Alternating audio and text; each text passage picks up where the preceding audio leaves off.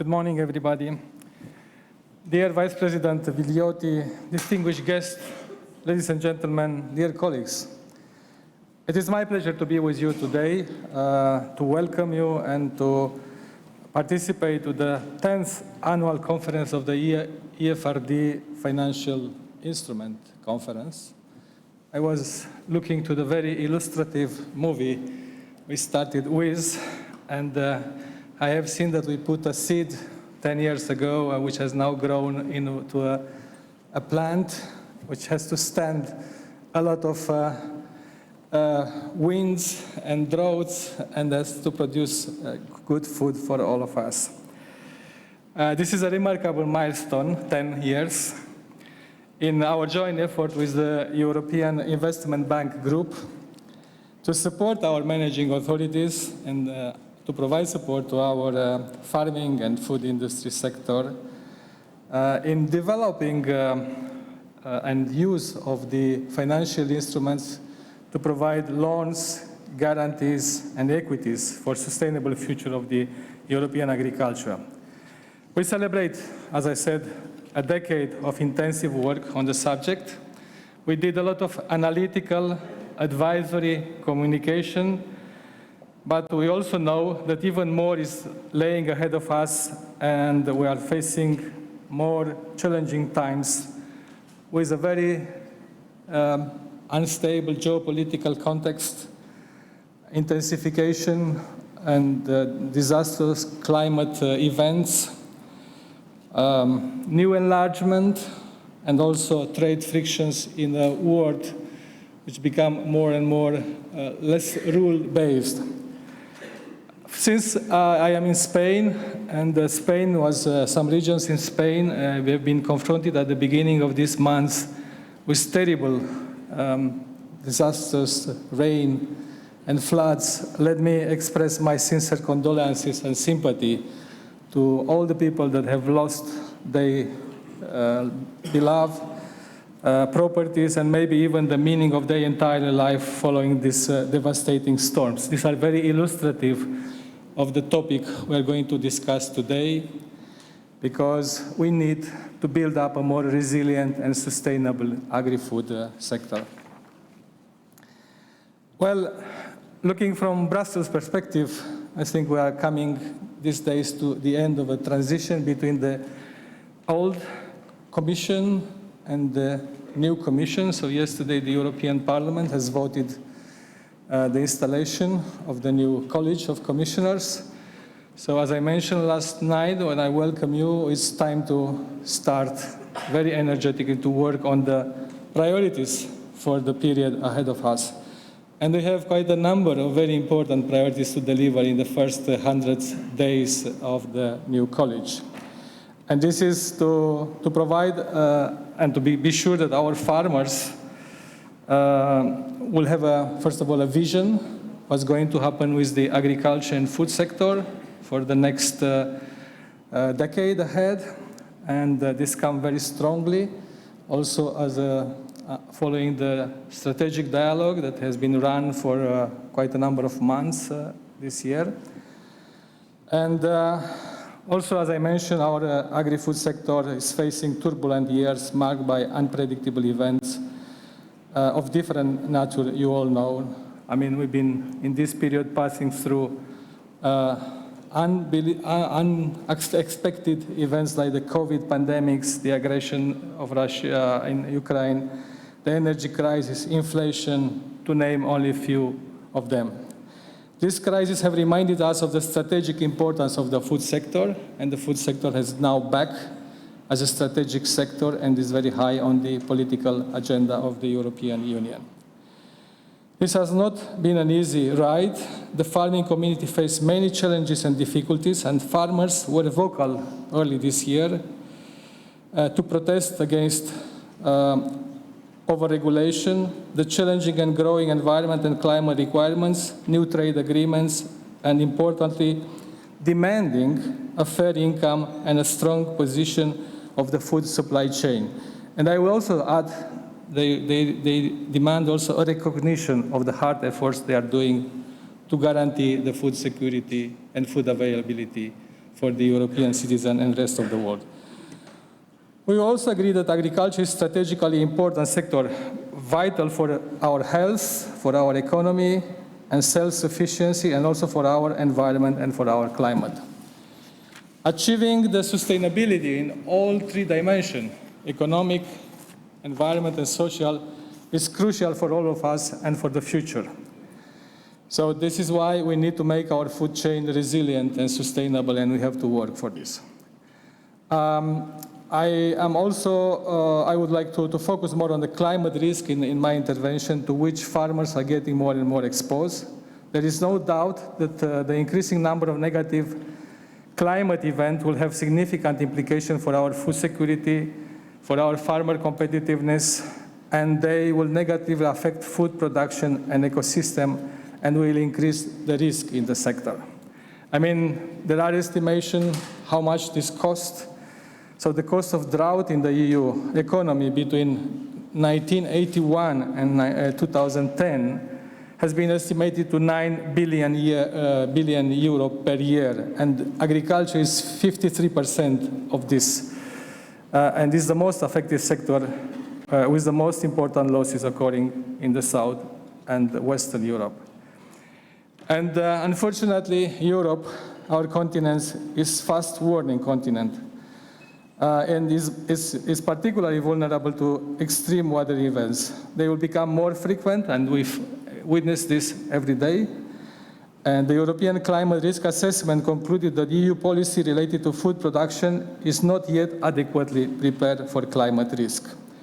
We also face water scarcity. I mean, we see more and more in different regions of Europe dispute about the access to water and use of water, loss of biodiversity, degraded soil.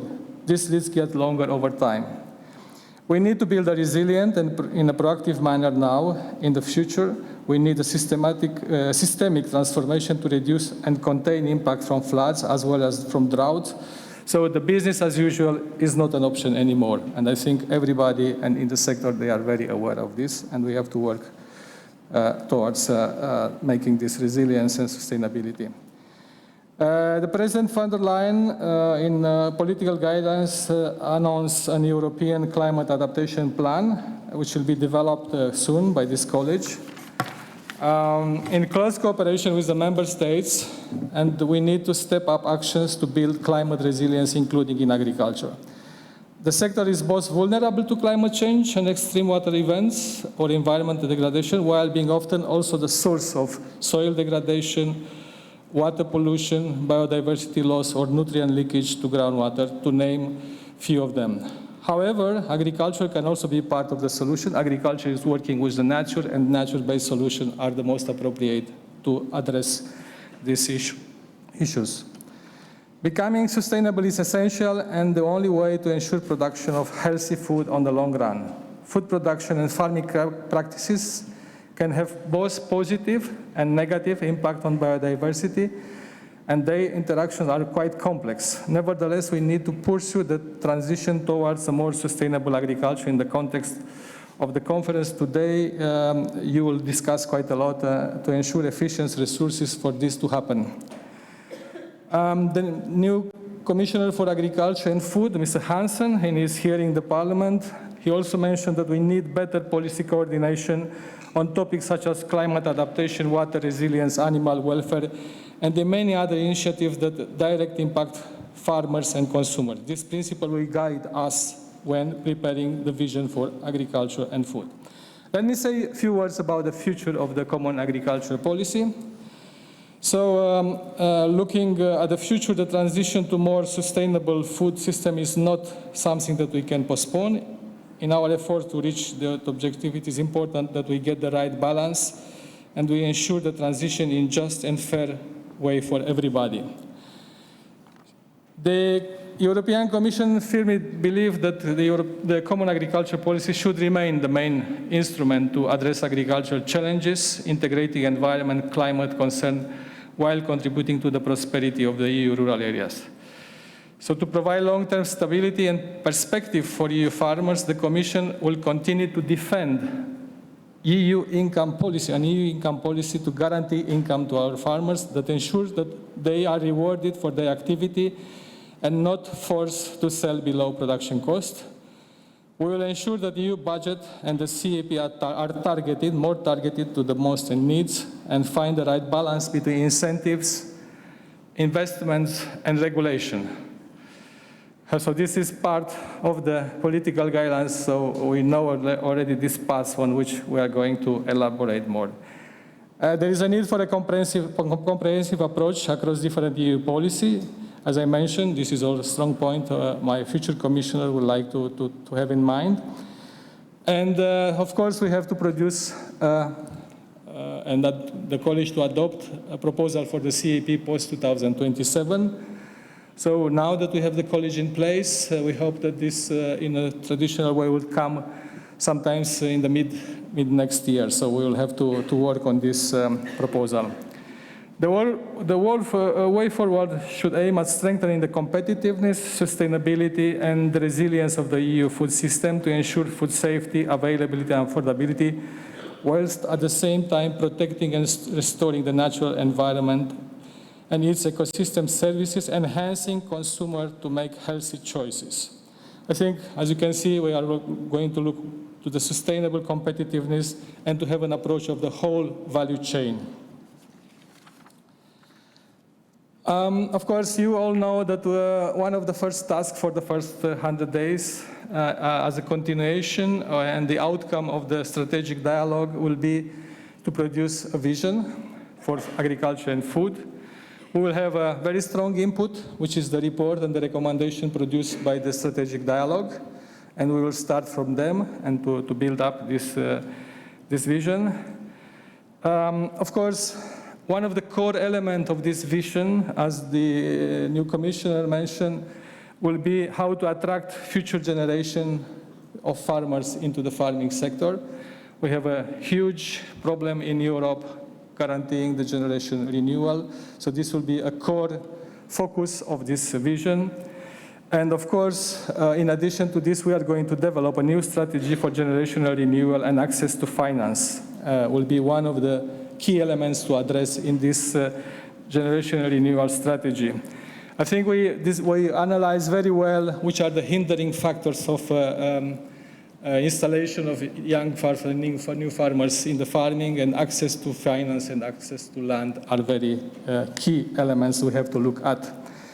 We need public and private investment to finance and de-risk the sustainable transition. We need new initiative. We trust that our cooperation with the EIB Group, for which agriculture and bioeconomy It's already a priority, and I think they made a good pledge into the report for the strategic dialogue.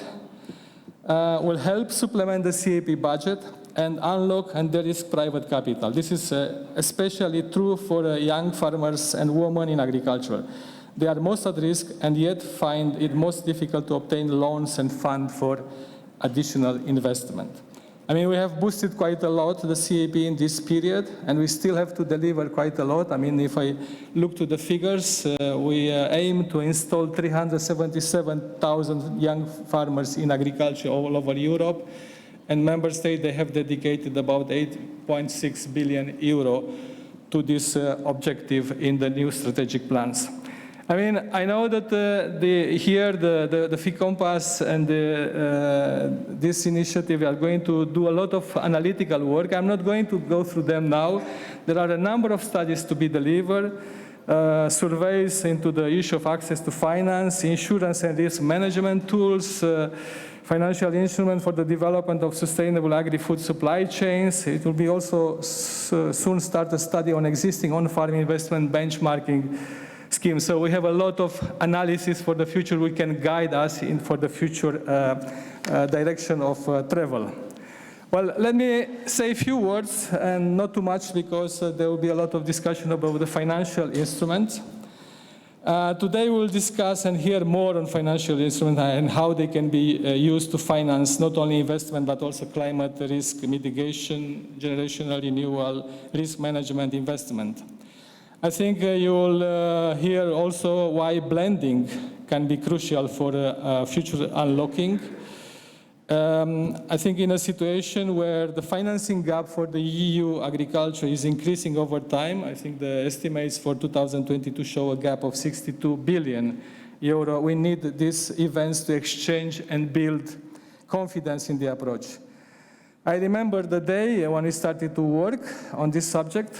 We are at very early days, and now, under the Common Agricultural Strategic Plan, we already have 1.1 billion euro program by 12 member states, and 65 billions, they've been declared expenditure already. That means that they have been already implemented and expenditure declared to the Commission. I think there are ongoing modification of strategic plans to introduce various financial instruments, and we are working, and my team in the Commission is working hard to accommodate all these changes. We also have money left from the previous period, and we have to spend them in time because they come to an end December next year. So there are a budget of 733 million plan for financial instrument, and 80% of the EAFRD accounts is already implemented and declared to the Commission. So there are still money to be spent there. So overall, we have available now, in the way they are planned, 1.8 billion total public support through the financial instrument for both periods taken together. Given all of this, I believe that we have a solid basis for expecting even more in the post-27 period. At the same time, other EU member states reinforce a national state aid scheme providing loans and guarantees. We need complementarity between the EU and the national financing, and we have one common goal. We also need the support of the national promotional institution, without which in many regions funding wouldn't be available. So incredibly, these developments would not have been possible if we didn't have the backing up of the Farmer Union, and I turn here to Pedro Barato, I don't know when he's in the room, and the Vice President, and Rudolf Pulkenstein, Vice President of SEJA, who will open the debate this morning. They recognize the usefulness and the value added associated with the financial instrument and call for their stronger implementation in the coming year during the strategic dialogue for the future of the EU agriculture. I also want to thank the managing authority present here in the room and paying agency for openness and for considering and implementing financial instruments under the CAP. I am grateful for the support of the EIB and FI Compass for all this support. That the targeting coaching of managing authorities, studies and survey conferences like this one, to name some of the activities, were very valuable. I do not have high hope for our future CAP, or I have strong hope for our future CAP, and our joint cooperation, and I hope that with this we can advance and find a new solution. Last but not least, I would like to thank the whole EIB Group, including the EIF, for the commitment to strengthen their work on agriculture. I think they have plans for the future, and I'm curious to listen to them today. Finally, I also like to reassure you all for the post-27 period, we are committed to simplify and strengthen the CAP. Everybody's complaining about the complexity, and unlock further the potential of financial instruments for our farmers. The Commission will continue to stand by our EU farmers who maintain EU food security and serve at the front line of our climate and environmental protection. I wish you a fruitful day and very good discussions today. Thank you very much. Financing needs of EU farmers and agricultural cooperatives. Please welcome to the stage Pedro Barato, who is the Vice President of COPA COGECA and also President of ASAJA, and Rudolf Polstenskis, who is the Vice President of SEJA.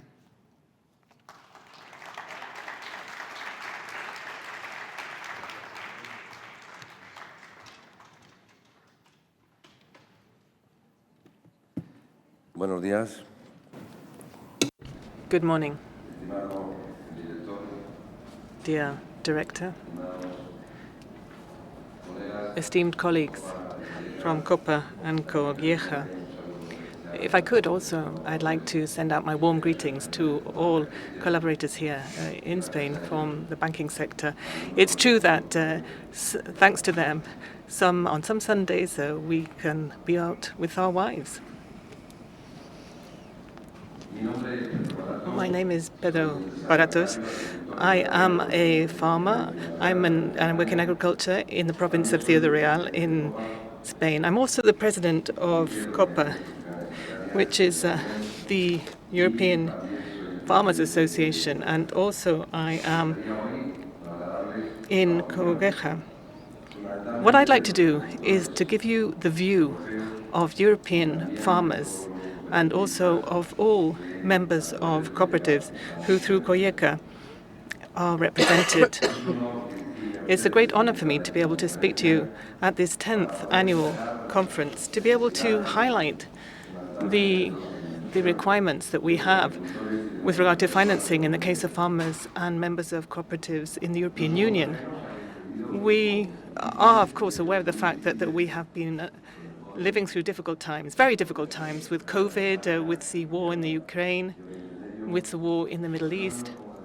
And as the director has already mentioned, the extreme meteorological phenomena that we've also witnessed over recent years, and I'm very grateful to the fact that he did also make mention of the problems that we've had in Spain recently, in Valencia, in that region, in Andalusia and Castilla-La Mancha. Thank you very much for your kind words, because the damage, the harm, the loss of human lives, it's been tremendous, particularly damage to infrastructure, to houses, to shops, to the countryside, and of course the citrus fruit season will have been seriously damaged, and there will be a loss in revenues. I believe that cooperatives and farmers have had to adapt to this new CAP over recent years. But when a CAP originates, it is born, and the date of birth is actually deferred 3 hours later because we haven't been able to implement that common agricultural policy that started off in 2020 and ended up being implemented in 2023 because of some shortcomings, some reason behind the fact that we were not in agreement. We were not able to agree. But I'd say more than that. The strategic plan that we have collaborated in is not the cure for all evils. Be careful with this strategic plan. What the strategic plan is, it's the start of conversations. But we can't say we're 100% behind the strategic plan. That's not the way things are. We have to talk about plant health measures. We have to talk about percentage. We do research studies. We have to talk about sustainability. You said it yourself, sustainability. If there is profitability, there will be sustainability. If there is no profitability, there will be no sustainability. You said many things And I'd actually highlighted them. Lots of things that we're already doing in COPA recently, and in fact this afternoon we will be holding a presidium in Brussels. And of course, we do have to do some of the things that you yourself have talked about. I think we have to do much more to develop competitiveness. We have to invest in rural areas. We have to apply market mechanisms. If we do not implement those market mechanisms, at the end of the day, we will see that there is an inequality in the change. The agricultural sector, in the European sector, is the first link. It's the weakest link. And if we don't endow it with more strength, then there will be abuse of that situation. We've seen that recently. We have to revamp, renovate. We have to invest in young people. Young people are entitled to make mistakes. You can't ask them to follow rules that we are committing to. But they end up having to pay off the interest on the debt to the bank before the state actually complies with its obligations here. We have these people here today. They're wondering about perhaps how to bring out a call for applications from young farmers, but the start date should be there, but we shouldn't have other issues that can be in that time period. And then in the Common Agricultural Policy, we have to simplify things. We have gone out onto the streets recently to demonstrate, not because of pricing, no. It's because of costs. Not because they were simply a whim. It's because the European agricultural sector is being drowned in papers that really are worthless. Take them off us, please. Make life easy and simple for farmers, please. It's said that the Common Agricultural Policy is a complement or a supplement to that revenue. That's the way it was before. Now, though, you have to actually pay up first in those co-regimes before you actually get paid. There have to be some balances there in the pillars we have for sustainability. Sustainability has to be the key for the three pillars that we've always talked about, economic, social, environmental pillars. We have to really give momentum to the European Union farmers. We're not against renewable energies. It has to be the solution, of course, for us. But be careful with this. There is land that is worthless, that is not producing. Why don't we put the renewable energy infrastructure there rather than in other parts of our countryside? You have to invest in rural areas. But it's not just about saying that. Do it, because otherwise we're going to talk about an emptied out, depopulated Europe and Spain, and we'd have to invest differently. And certainly guaranteeing fair trade policy is key to our sector. And then we talk about budgets. Of course, the CAP has a budget, or should have the right budget attached to it, and it should be accompanied, not like the one this time, but it should be accompanied by studies that are made public, that aren't kept away in a drawer, as Mr. Timmermans did.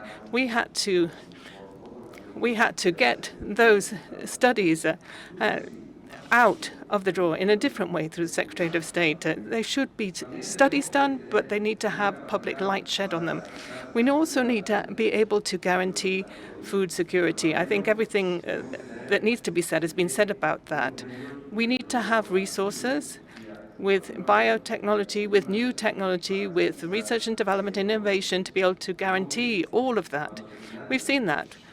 When funding is there for things that can help us to be able to eat, then that's a guaranteed success story. But we need to be careful with climate change, and the financial instruments have to play a fundamental role here. I'll wrap up now. We have to ensure that there is more specific budget for the next period of the CAP until 2027, and don't mix up things about the future with the common agricultural policy, please. We have to be ambitious and we have to adapt to inflation. The fact that we have this support is just 0.4% of the GDP of the European Union, actually, or 0.33% if you look at looking ahead. It's not enough for the important work and the contribution that we do and we make as farmers to the European Union. We have to have more synergies with other funds as well, with the next generation funds, with the social cohesion funds. Please don't ask us to work miracles. Don't ask us for digitalization, because if I don't have internet signal, if I don't have a signal on my farm, how can I do that? Simple things, please. But invest, please. Don't just say investment. Do it. And lastly, we need a proposal where the Fair Transition Fund and the Fund to Restore Nature can all be developed properly. It should be done well, with money and without any harm being caused. And lastly, we need an establishment with an effective, efficient framework. So what starts, that money that can be given through banks, that it should be made swift, agile. There are models in Europe for young farmers. There's financing with no problems where certain projects are financed. You don't need that guarantee. You don't need your brother or your mother or your father to give you that backing. Let's do things simply and straightforwardly, differently. I do think that we play a key role in the development of sustainable financing policies. So please listen to me. Trust the sector. And let's finish off with something that we say a lot here, and my banking friends know that. Said, when the countryside doesn't pay, it's because there's no money. But when it has money, the very first thing it does is pay off the debts. We are honest people. We contribute to development. So invest a little more in agriculture, in European agriculture, because these young people, these young farmers, are the future of Europe.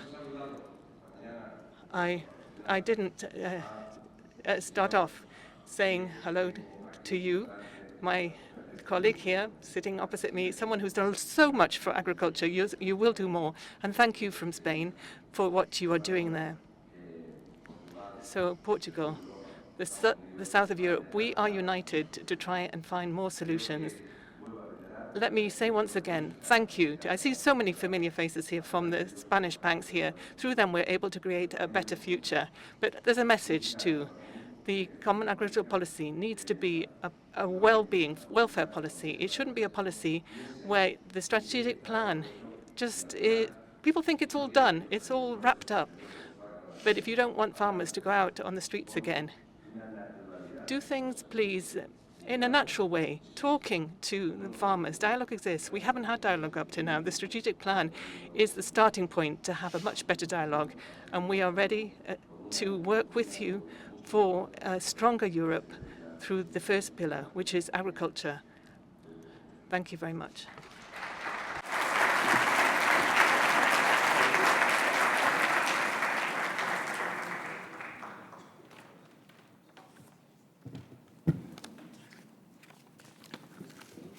So, good morning, everyone. I am honored to be here in the FI Compass Conference 10th. So, my name is Rudolf Pulkstenis. I'm a young farmer from Latvia. It's the opposite of Spain. It's the most east of Europe. So, I am a representative of CIJA. CIJA is Council of European Young Farmers. We combine 33 national young farmer organizations all across Europe from 22 member states. So for me, I started my farming in 2015. So I am almost the same age as this conference, almost 10 years. I started it together while still working in a bank for 3 years, while trying to establish it a full-time job. So it was a hard time for me, the first 3 years, but I would say it was even more harder the first 5-6 years, when last year I paid my first loan I took in 2017. So it was really a relief for me. So what was the success for me to go to the banks and to take out loans is I had a banking experience. I knew the banking system, how it works, what's the points that I can bring into the application. I had some practical experience as a farmer. I know my fields, what I can do there. I had some savings to invest, and I also had my most important collateral. It was my land given from my family, from my father and brother. So I was lucky to have this collateral, but I know many young farmers don't have it, and they started from scratch, from zero to a farming sector.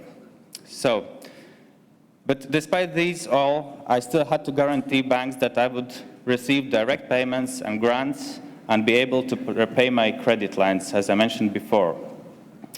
So, and the difficulty to access finance has been identified by young farmers across Europe as one of the top obstacles in the establishment and development of their activities.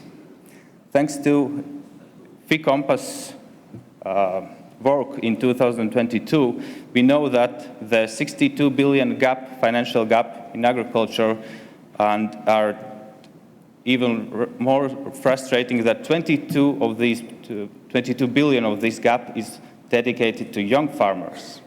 It's an astonishing number that we need to fix somehow. So, well, there is no one-size-fits-all. I would like to tackle 3 aspects. First, we need to address the perception of risks in agriculture. Banks have shown reluctance to invest in our sector due to the higher frequency and intensity of risks. And Michal also mentioned in the opening speech that there are many risks in agriculture. And I would like to mention some more. So we have market volatility. We have higher frequency and intensity of climate disasters, pests and diseases. We have low bargaining power in value change and long production cycles versus short policy cycles. All of these are jeopardizing farmers' capacity to get a return on their investments. And it is not surprising that young farmers find it even more complex. In a sector that is so capital intense, building a strong treasury able to provide cash flow, long-term planning, and risk management all at once in the early mission, all at once at the first years, it's almost the mission impossible. So, and when I go to the farms across Europe, I see that the young farmers that were young 20, 30 years ago, and then they are still working together with the young farmers right now, I see that the investments they made 20, 30 years ago in machinery or other assets, they are still using it. So farmers see investments as a long-term investment. It's for decades that we use our investments. And despite that, we see that we need to pay back banks these loans for 5, sometimes 7 years. It's a short period and it's a big stress for cash flow. We also need to address the perception of risks that starts with going back to the basics. We need public authorities giving the right signals to the markets, more specifically that there is a future in agriculture that is worth investing in.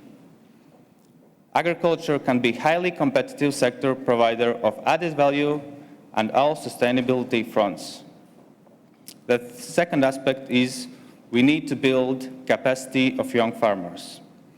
Young farmers have demonstrated their willingness to invest in the sector, equipped with an innovative mindset and a unique aspiration to entrepreneurship. Assessing the toolbox remains nevertheless a challenge. First, few specific programs dedicated to young farmers exist, and that is good. That is why CIJA is so welcoming of any initiative from European Investment Bank and other institutions that may nudge commercial banks to loan to agriculture at preferential interest rates and flexibility of repaying the loans, with mandatory of targeting of young farmers. Second, there has been an insufficient or difficult targeting of young farmers' investment needs, illustrated in the absence of clear signals sent to the banks by regulation, but also the limited set of tools available to align farm environment with regulation, specifically when setting up a farm.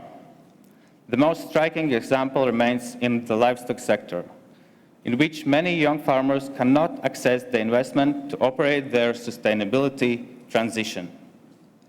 Third, there is an urgency to adapt existing financial models to agriculture.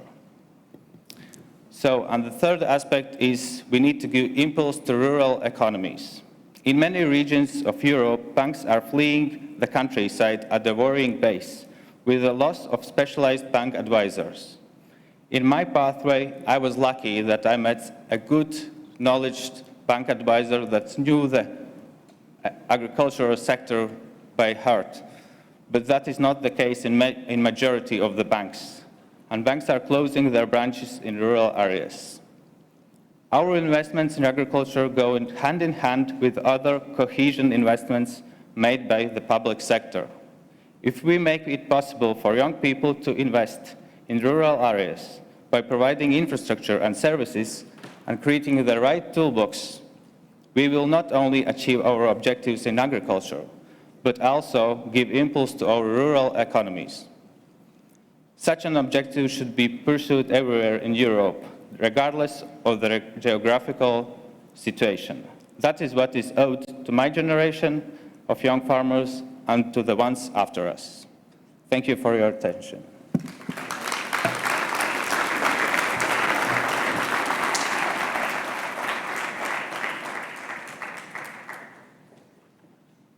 Thank you very much. Thank you very much indeed. I would like to welcome Minister José Manuel Fernandes to the room, who is Minister for Agriculture and Fisheries from Portugal, who has just arrived. So welcome to Minister. Now, our next session, I'm going to invite Elena Sico to the stage, Director of the Agricultural Department in the Abruzzo region in Italy, Sabrina Speciale, Director for Agriculture and Rural Development, Marche region, Italy, and Karina Barnowska, Senior Expert Rural Development Fund Support Division for the Ministry of Agriculture in Latvia. Each of them will give a short talk, and then if there is time before the coffee break, we will have some questions. But I don't want to curtail a coffee break. I know how important they are. So first, after the stage, please welcome Elena.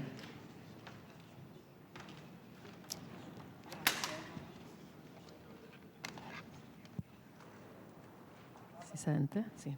Buongiorno a tutti. Good morning. Thank you so much for the invitation, this very interesting event. Right, let me talk a little bit about the financial instruments. Within our region, well, generally speaking, similar situation to what we heard at the previous presentations. We're in the center, southern part of Italy, and most of our farms are small, and they're generally run by farmers who are over 60. 44,000 of them are over 60, and it's only 3,000 that are actually run by individuals under the age of 40. Now, there's another point which we need to mention, that most of these farms tend to be small and remain small. They are run by individual or sometimes by family businesses. And generally speaking, they have trouble to access loans. But at the same time, they have good possibilities for investment.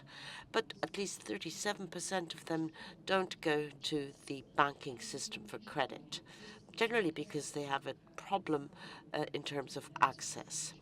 What we've seen by previous speakers, we have problems related to the projects, the increase of price in raw materials, especially of machinery and equipment, which are generally speaking difficult to purchase. Now, what does this really mean? Especially where we do go to the banking credit system, you have very high interest rates. whenever you do get a loan, the farmer very often hasn't got the suitable guarantees, because generally speaking, it is their own personal asset that is used as a guarantee. And then it is often for the credit institutions very difficult to evaluate the farms. They're generally small farms, they don't have balance sheets, and they don't really have any indicators of profitability and cash flow. So all these indicators are missing. And generally speaking, we can also say that the smaller farms are experience, well, the smaller farms are in the hands of those under the age of 30, and they're mostly in disadvantaged and mountain areas, and these farmers are often denied loans.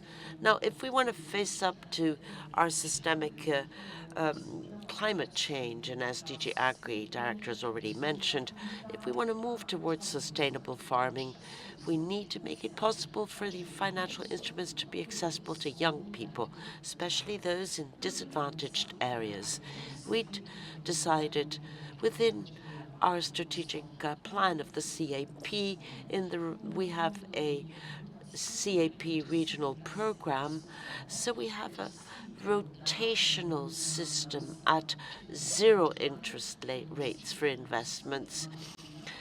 We have a company called FIRA, and we give loans at zero interests to those who are interested in carrying out investments. So this is a rotation fund for those farms that have good projects that have been assessed for investments, for, generally speaking, productive investments, not for capital flow. And then we have the 02 approach, which is especially for the well-being of animals and also the food processing and marketing. Now we need to select better projects within the framework of the CAP strategic program. But the monitoring committee, the regional monitoring committee, has also approved criteria which gives access to young farmers, access to the financial instruments, especially those living in the more disadvantaged areas. We tend to have a similar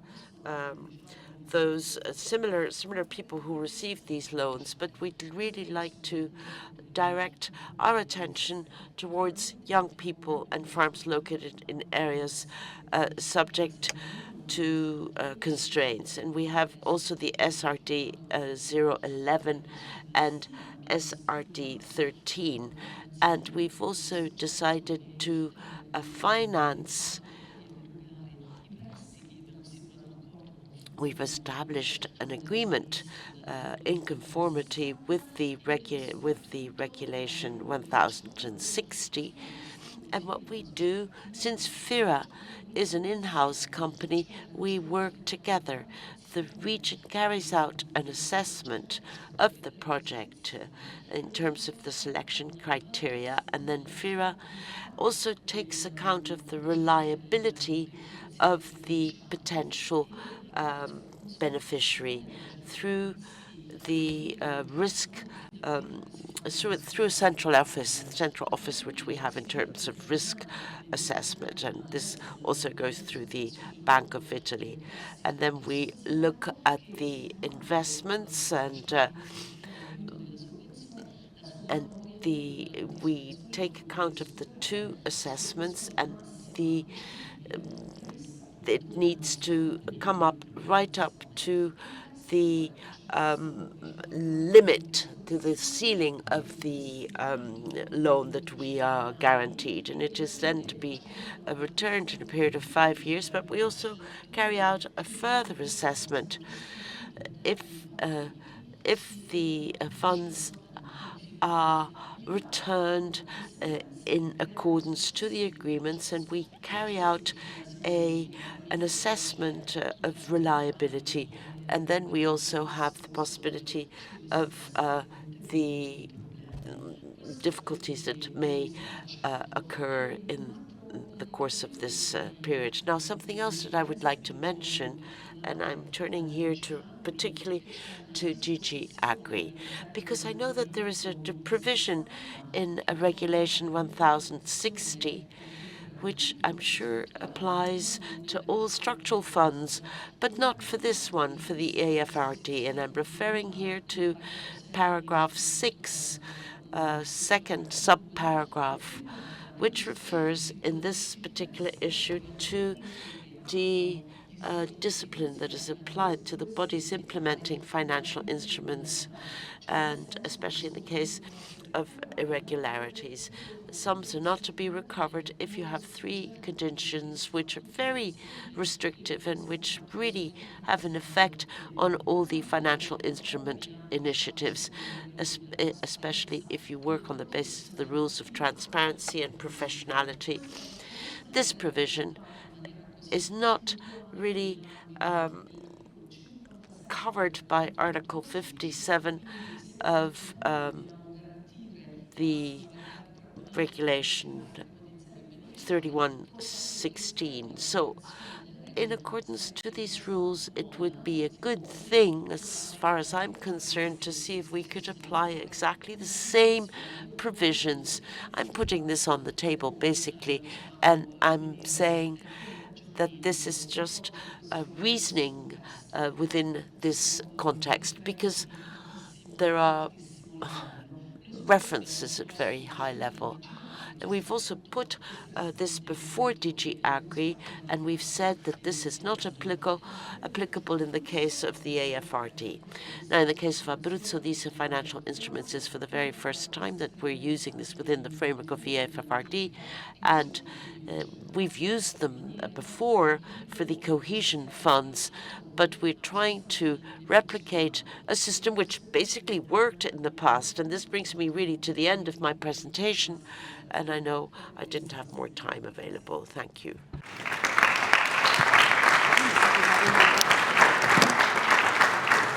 Thank you. Thank you so much, Elena. And of course, yes, Sabrina, you can use the lectern, of course.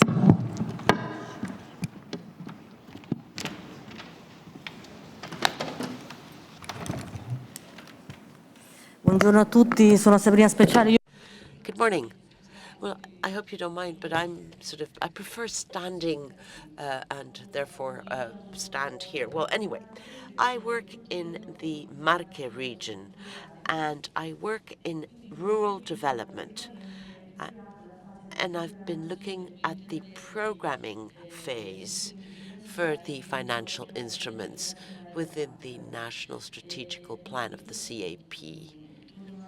And allow me to take a step back here. I'd like to tell you a little bit about my region, and unfortunately, there's a little map of our region, but it seems to have disappeared. There was a little map of our region, and you could see that we're a tiny region in the center of Italy. We're on the Adriatic Sea. It's not well known, and then our borders are with Abruzzo. I'm not going to give you all the data, all the figures which I included in this slide, but basically the problems of the farms and also of the agri-food businesses, but mostly farms in my region, are similar to what you've seen in Latvia rather than in Abruzzo. So I'm not going to repeat what has already been said. We are regions with very small farms, and in many cases, we have difficulties to have access to loans, and also difficulties both for the credit institutions to understand financial soundness of the businesses and farms. And as was already said by our colleague from Latvia, there's also a lack of specialists, of experts in the agricultural sector. So if you look at the data, and I'm not going to repeat these data, but if you look at the ex-ante assessment, which we gave to an external independent body, and in accordance with the professional organizations representing the farmers, we have found the two financial instruments that we believe are best for our companies. Two different instruments, as you can see here. For farms, which is SRT 20 within the CAP, that is at the top right-hand side, and this financial instrument is for farmers.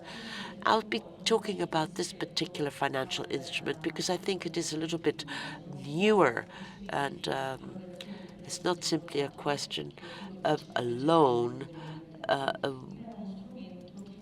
as such, but it's an instrument that combines a financial instrument and a grant. So how does this work?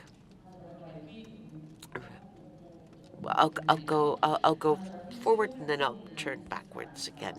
So basically what we have here is, well, the financial instrument is given to farms that are admissible to funding for SRD 01. That is the classic instrument, really, within the framework of this strategic plan. These are generally businesses or farms that have already been assessed for their technical reliability, and they have access to this financial instrument, and it gives them a counter guarantee, a second level counter guarantee, and also a grant, which is the reduction of the interest cost of the loan and the reduction of the guarantee costs. Because one of the big problems that we've seen in the sector, it's not just a question of high interest rates. It's a problem for companies to receive their loans because of the real guarantees. So if you could work as a kind of, if you have a kind of counter guarantee, a public counter guarantee, this would make it more viable, and it would be the FIDI consortium that actually gives this type of guarantee. So basically, you get the loan, which is what is not covered. So at the maximum, we would give a 40 to 60% loan. And then, obviously, the sum of the two contributions of the combined support to the farmers, which is the final recipient after all, cannot possibly go beyond the maximum support rates provided for by the regulation. Okay, let me just show you an example here. So here we have an example of an investment of 250,000 euros, the average investment, and then there's a 40% contribution by SRD 020, so they have an average loan of 150,000 euros. On this loan, the equivalent grant of the counter guarantee is 12,000 euros, and then the grant, taking into account the GGE grant, is 21,000 euros.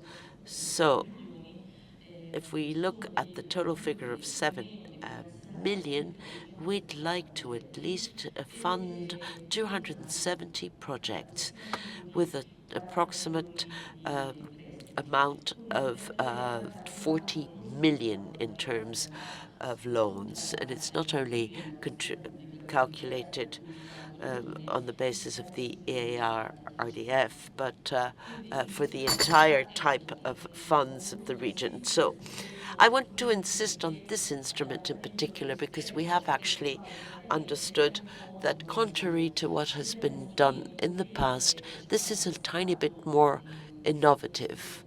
And allow me now to go back and, I mean, we didn't sort of make this whole thing up, actually, but we have acted in cooperation with other funds, especially the equivalent funds, which are the Marche region funds, which already generated similar instruments, and they had already demonstrated the efficacy of these instruments, especially in the crafts sector.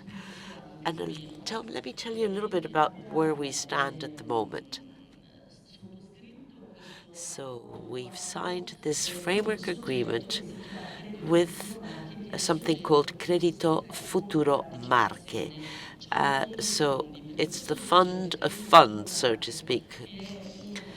It's a group of companies undersigned or guaranteed by a bank, and we've done this on the basis of EU procedures, and this is going to generate this holding fund. And it's not just the ARDF funds, but also the social fund and the community or European Union funds that act in this region can be covered by this. And then we have a framework agreement which has already been signed, and then we will be signing specific agreements for the agricultural sector, for artisanal sector. In the case of ERDF, we're a tiny bit behind because we've had to, we're a bit slow. So we need to go back to the simplification because it's been so lengthy. You know, in the ministry, we sent our request at the end of December of last year, 2023, and we received information of the change in March 2024, and the strategic plan was approved at the end of September. So clearly, in the meantime, well, we continued working together with Credito Futuro Marche for a lot of the technical aspects which are important in these types of data processing systems for the companies or farms to file their requests. But this delay has meant that in the meantime, we have taken the package for young people in particular, and downstream of our strategic plan, we have the regional complement too. So we actually managed to approve this really quickly, and we hope that at the moment we'll be ready to prepare the measure which will be tabled in a few days for funding to the body that will be managing the fund. And we'll also be preparing the measure for farms to access this financial instruments. And I think I'm within my time allocation. Thank you. Thank you very much. And now we have Karina.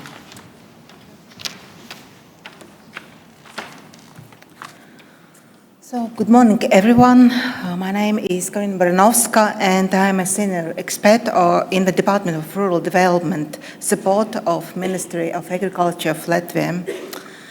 And I'd like to say that this is a great honor to be here and to share our experience with you.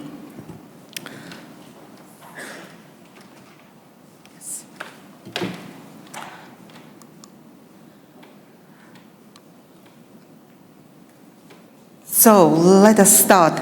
I will start my story with information that financial instruments in Latvia are implemented since the year 2022, and both loan programs and credit guarantees are implemented, and loans are meant for small and middle agricultural holdings, young farmers, and who processes agricultural products and non-agricultural activities, and credit guarantees as well for agricultural holdings, which process of agricultural products and non-agricultural activities.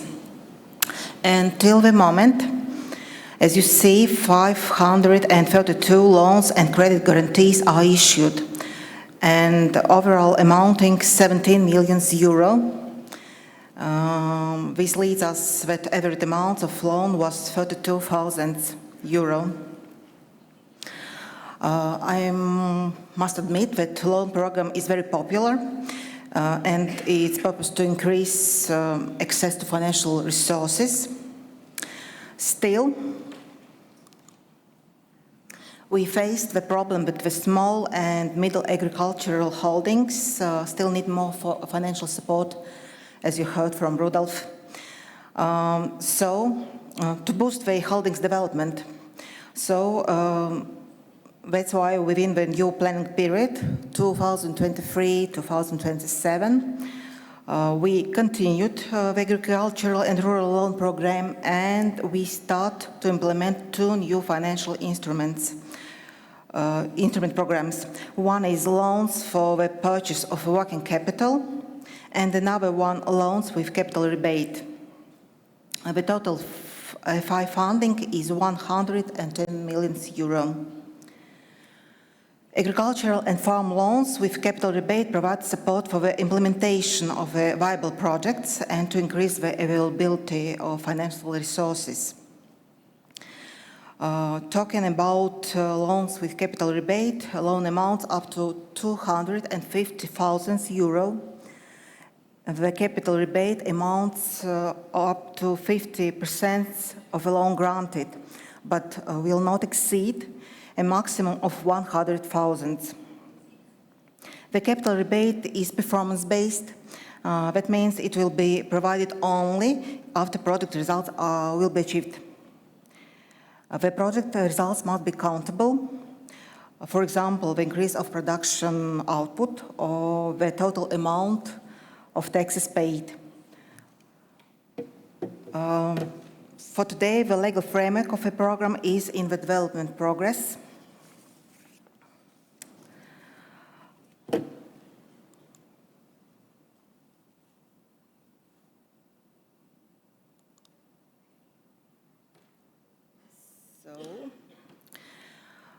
What about loans for the purchase of working capital?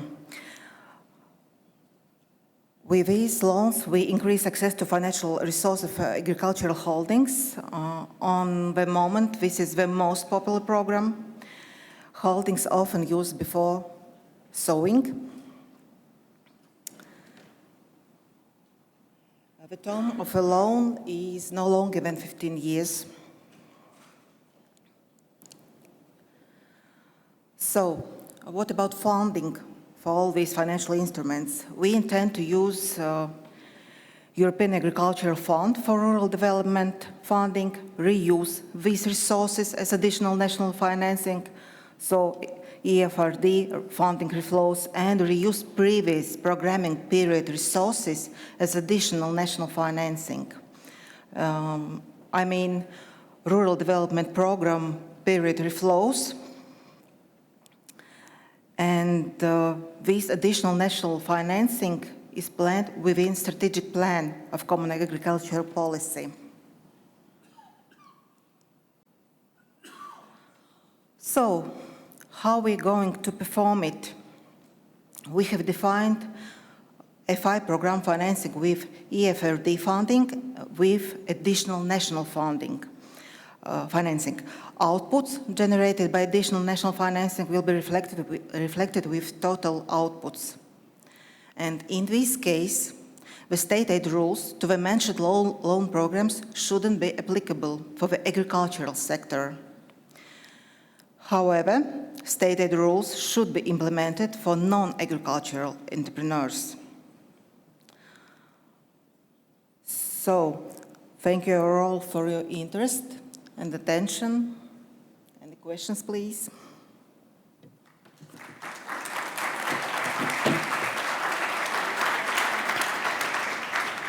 Well, thank you so much for coming in under time. I didn't think we were going to have time for questions, but we have about 5 minutes, possibly 7 minutes for questions.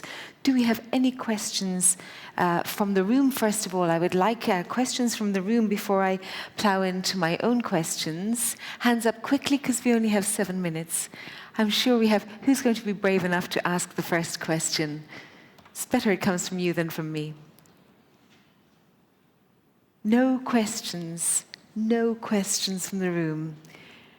We have a question in the front row. And if you could introduce yourself and where you're from. Thank you very much. Good morning. I'm Virgilio Buscemi from Rotanzio Kibs. I have a question for Italian managing authorities, because we often say that the financial instrument can boost the quality of the project. I'm curious if the Italian managing authority think that the implementation of this instrument can be a boosting for the quality of the project that is in Italy often a critical issue. So would you like Elena to start with this question? Sorry? Elena. Yes, also to Sabrina. Both. Thank you. Allora, secondo me sì. Well, the answer to that is yes, because I really do think it can improve. I mean, the financial instrument is going to make it more flexible, especially for those who generally are excluded. That's the main purpose. And if we turn to the young people who tend to be more innovative and to bring new things into the sector, I think we can get better projects, which generally would not be promoted because they don't have access to credits, to loans. So if you select certain selection criteria, which we have approved through the monitoring committee, well, I'm sure that we can do better than before. Thank you. That's the idea behind it anyway. Io aggiungo che Allow me to add, no, not just from a technical point of view, because the validity of the project from a technical agronomic point of view, of course, that already exists. So technically speaking, we select those kind of projects. But I think it's a question of a financial economic situation, that is to help the younger and less young farmers for them to look at returns on these investments. Generally speaking, farmers are not very aware of this. It's not always something that they focus on. So to help farmers to face up to these more economic financial aspects, I think also helps the project to be better, to be more effective. Any comments, any feedback? We have a question at the back of the room. Sì, una domanda. Thank you. Could you perhaps explain the capital rebate use in the last presentation? You talked about capital rebate. Could you perhaps explain that a little in more detail? Thank you.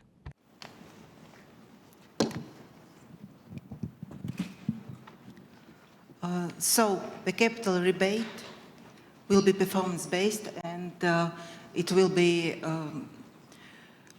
used only when project is finished and and results will be evaluated. And the capital rebate is up to 50%, no more, but not exceeding 100,000 euro. And which details do you hear more?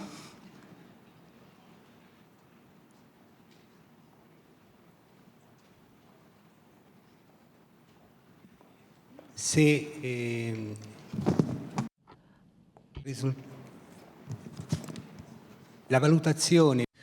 Well, and then the assessment is carried out on the basis of the farm actually returning the loan, or what type of indicators do you use? Well, the farm, before get this loan, performing a plan with planned results, performing results, and afterwards, after a product is completed, FI implementation body will evaluate if planned results are assessed and completed. Now, this panel discussion, and first of all, there will be some short talks, is entitled Insurance and Financial Instruments for Risk Management and Climate-Related Hazards, Insights and Perspectives. And you can see the panel are already engaging and jumping on stage. Oh, you might as well join them. Let me introduce them. We have Felipe Ortego Schlingmann, who is Head of Division Projects Directorate at the European Investment Bank.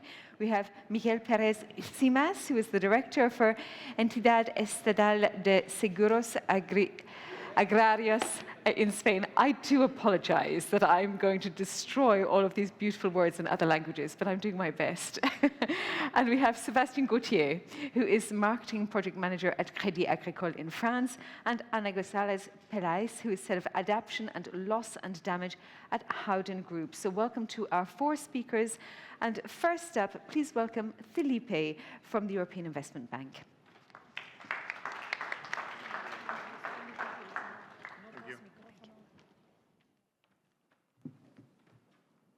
This works? No? Yeah.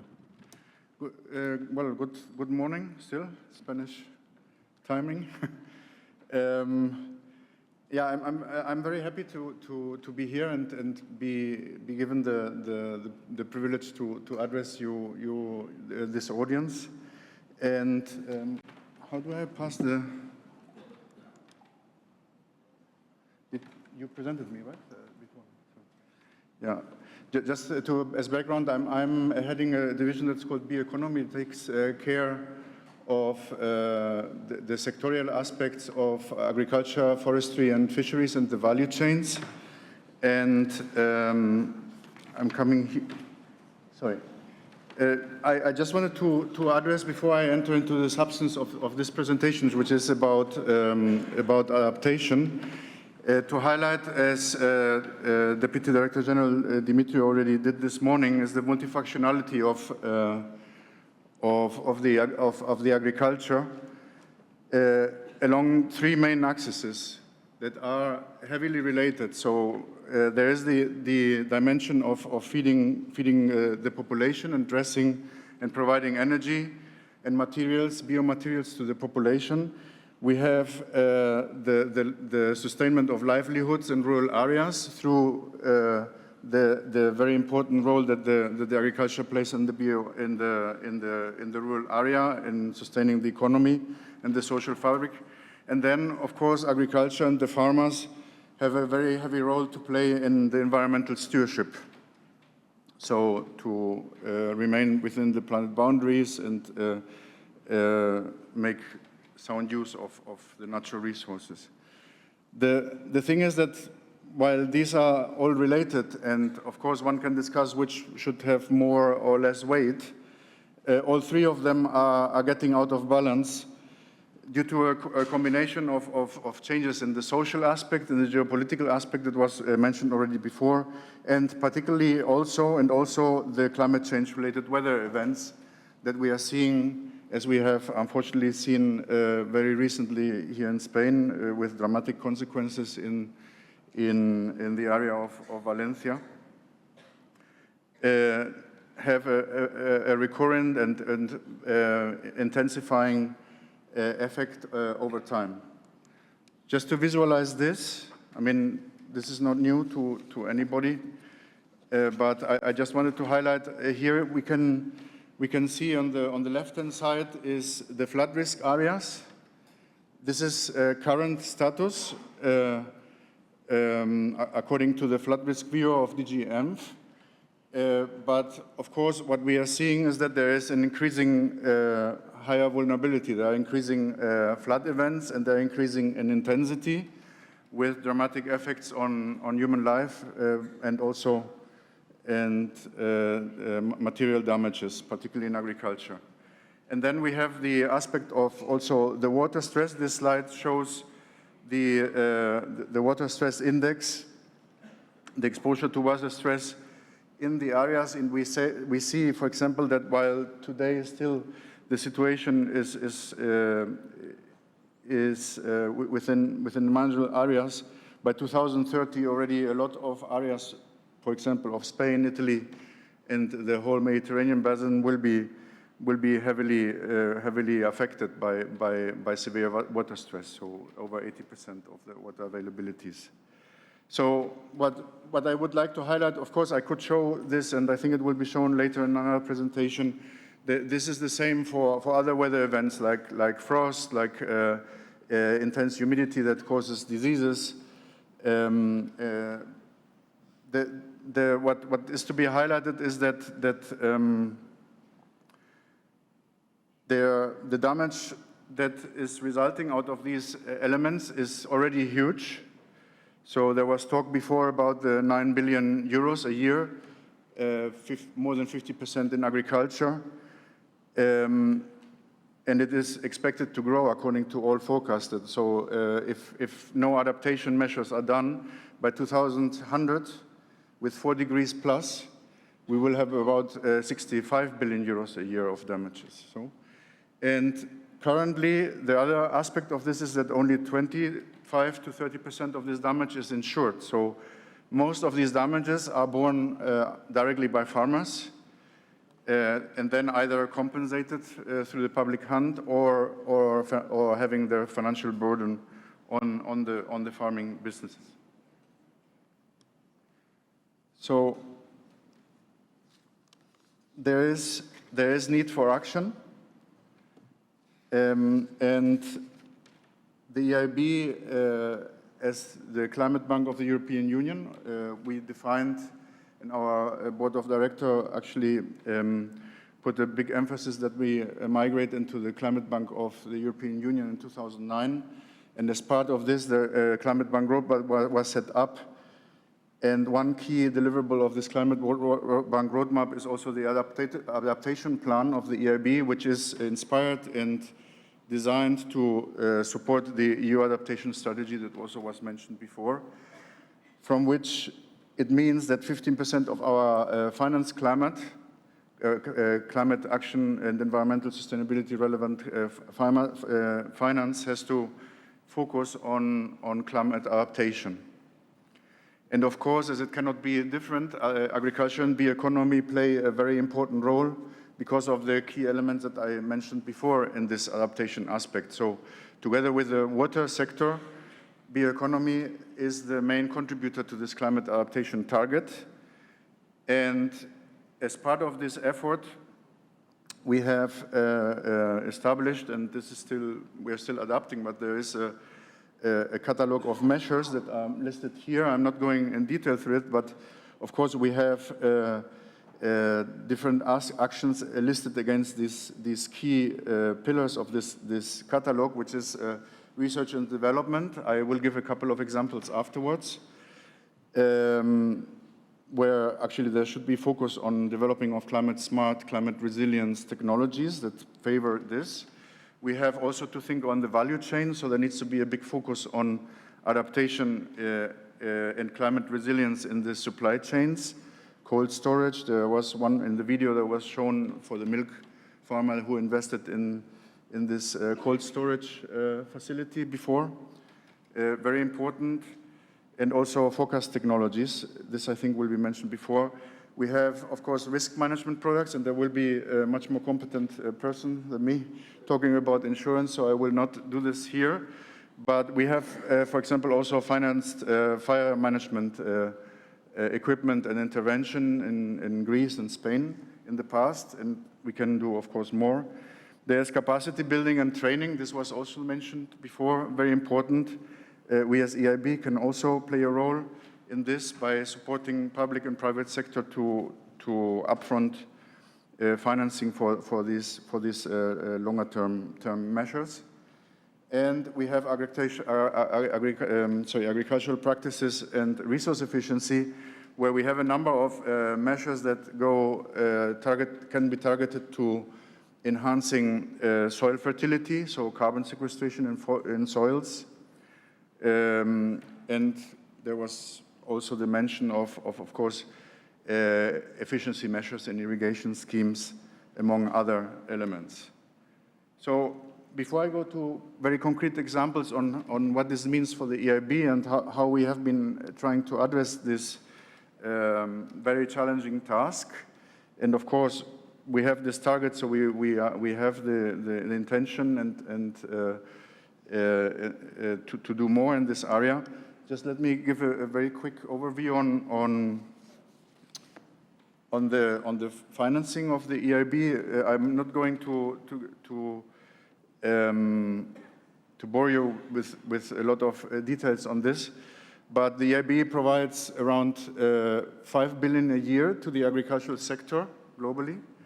Around 80% of this is in the EU, and most of the financing is channeled through financial intermediaries and other intermediated finance institutions to the smallholder, to the SMEs along the agricultural value chain, and particularly also the farmers. But we are also focusing strongly on direct operations I'm going to go a number of examples afterwards. And currently, more than 50% of this financing is already meeting criteria along sustainable finance to the sector, so climate action and environmental sustainability. So now let me go a bit to some more practical examples. I talked about RDI. Of course, the plant breeding, the development of better plants and better plant varieties plays a key, an utmost role, not only for the introduction of traits that can enhance the resilience of plants to weather events, to more moisture, to water stress, to other events that are going to increase in severity, but also because the breeding companies, they maintain a germplasm bank, so all their varieties are based on this germplasm, and there is a natural development for this underlying genetical material in all the varieties towards higher resilience. This is an ongoing process. They do it all the time. So all this financing, and we have had quite a number of operations with quite volumes lately, are all contributing to adaptation, of course, and we are ready to do more of this. Then we have also financed, we have also financed across Europe. Here's an example of Spain, but we have also financed across Europe regions and countries to come with their own country contribution to the EAFRD funding in the strategic plans. So under this, we can, for example, provide finance to regions to support certain measures that promote investment, that promote cooperation, that have a climatic relevance, for example, afforestation strategies, or modernization of enterprises, which we have also seen before. Of course, under these plans, there is a strong focus also on adaptation and mitigation. I highlighted here in this, sorry, I don't know how this happened. Sorry, this was the plan. So there's adaptation mitigation, and we of course focus also on financing irrigation and improve water storage facilities, afforestation, and modernization in all the facilities. Another example is we can, through our intermediated finance, which is very important, I showed it before, focus on certain actions or a certain investment focus. This happened again, sorry, I don't know. Let's see if it keeps constant. So this is an operation, it happens to be in Spain, could be also somewhere else, which is an intermediate finance targeting a broad number of activities, not only agricultural sector, but in general, and where we have come to an agreement to actually focus 20% of this financing on the modernization of irrigation water associations, which in Spain are very important to manage the efficiency and the optimal use of water across the country, and where there is a big focus on investment needs. Again, of course, this is very relevant for climate adaptation, and it also scores in the amount and in the share that we are financing towards adaptation. And more in this area can be done. It is not easy because, of course, these irrigation associations many times come with an enhanced perception of risk, where actually more blended finance could be of benefit. I'm finishing, sorry, just the last one. This is a project in Greece where we are actually financed the capture of stormwater to address, of stormwater. So it's the financing of a water reservoir which captures the irregular water which has a target in flood management downstream. So it's a hybrid project between the water sector and the agricultural sector. But of course, with this water that you're capturing, you can also replenish or substitute for unsustainable water extraction for irrigation mainly, and also create new irrigation areas if the water is sufficient. And last but not least, we can also finance or have been involved in financing. This is not in the EU, but it's also relevant for the EU, is where we have a technical assistance plan to develop strategies and adaptation, a set of adaptation measures in a delta area, which is very much prone, like the Nile area, where we have many examples across Europe, where this is also the case,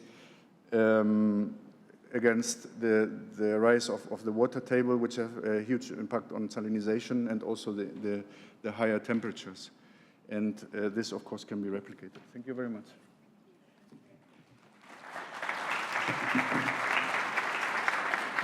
Thank you very much to Felipe. And next we have Miguel, who is from ENESA in Spain. He is the director of ENESA in Spain.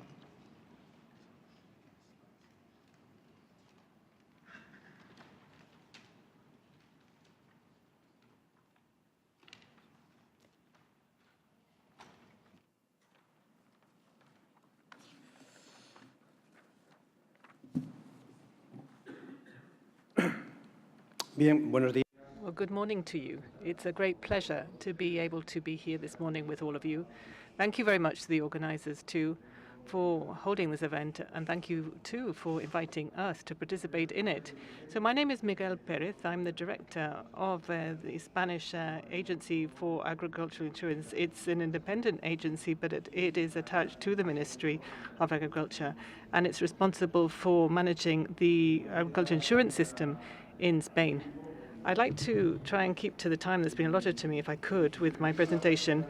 And I'm going to divide my presentation up into 3 short sections. The first one is the section in which I'll explain to you, those of you who probably don't know what it's like, the system itself. I'll talk about the challenges that we have faced over the 45 years that we've been running in the agricultural sector. And then I will turn to the future and the challenges that we will be facing as we move forward. So let me start off with that first section, the main characteristics.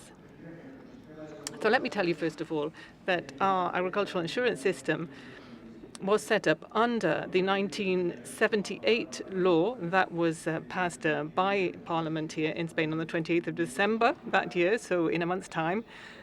That will mean that we will be, 46 years old. The law set out a public-private mixed system for insurance, and I think it's a successful system here. I think it's a wonderful example of public-private collaboration in Spain, both because of the outcome that is achieved and also because how long we have been collaborating, as I said, going back to 1978. So let me explain the public-private split there. The public part of it is the Ministry of Agriculture, Fisheries and Food, and the State Agency for Agriculture Insurance, that's us, ENESA. We grant the insurance policies there, and we coordinate the system. still on the public side, there's also the CCS, which is the Insurance Compensation Consortium. It also is attached to the ministry, it's the economy minister there, and that is essential for the stability of the agricultural insurance system in Spain because it does the reinsurance of the insurance policy, which has been so important over recent years. We also have the Director General for Insurance and Pension Funds in the system, which is the supervisory body for all insurance policies. And lastly, still on the public side of the system, the regional governments, the regional or autonomous communities they're called here, that also participate in the design of the insurance system and in the financing, the funding of the policies with the supplement on top of what is given by the Ministry of Agriculture. Turning to the private side, the insurance companies that work together and they coordinate what they're doing through a combined entity, which is Agrosuro, which is an association working on behalf of the insurance companies. They collect in the premiums, pay out, etc., etc. There is also, of course, a big role played by the farm sector's representative organizations and the cooperatives. They are also involved in helping to design the insurance system itself. And they can also help with outreach and work as intermediaries in the sale of the policies. So still explaining the main characteristics to you, it's basically a production insurance. What does it cover? The most of the relevant climate-related risks, as well as those linked to pests and animal diseases. That's the livestock production side. There is national funding, of course, to get. So it's not necessary from Europe, but all of the, shall we say, the reduction in the cost of the insurance policy comes from Spain, the Ministry of Agriculture on the one hand, and to the regional government authorities. Let me give you some figures. I would say for a premium volume in 2023, for the very first time, that was more than 1 billion euros in premiums. There were 400 million euros given as a subsidy from the ministry, plus another 120 million euros from the regional governments. So about 40% of the premium was paid for by the ministry, another 12% by the autonomous regional governments, those authorities there. So that public funding is extremely important because it's just over 50% of the total cost of the premiums. It's necessary, it's important, but is also very much linked to the risk of the policies and the cost of the policies, of course. So the insurance is managed through annual plans approved by the government right at the top, by the cabinet. Then we develop an agricultural insurance system, which is also submitted to all of the stakeholders in the sector. And once everybody has signed it off, as I said, it goes back up to the Council of Ministers. Right now, we are finalizing what will be the 2025 plan, and that will be passed, hopefully, by the Cabinet in December. So there is a high degree of participation by all of the stakeholders. Everybody is involved in developing and designing the lines of the insurance system, both on the public side and the private side of the system. And there is coordination there. That is what we do in ESA. That is absolutely essential. We coordinate everybody working in the system. And another of the key characteristics of the system is that it is permanently under review. Every year, every single one of the agriculture insurance policy lines are reviewed. All of the areas, basically, that are of interest to the country are insurable. And there are about 45 different lines there in the system. So those 45 lines are reviewed every single year with the input from all of the stakeholders. The conditions of the insurance policy is checked out by the ministry. So it is a system that is under constant, ongoing review, which means that we can adapt it and tailor it to the reality of things today and changes as they come up.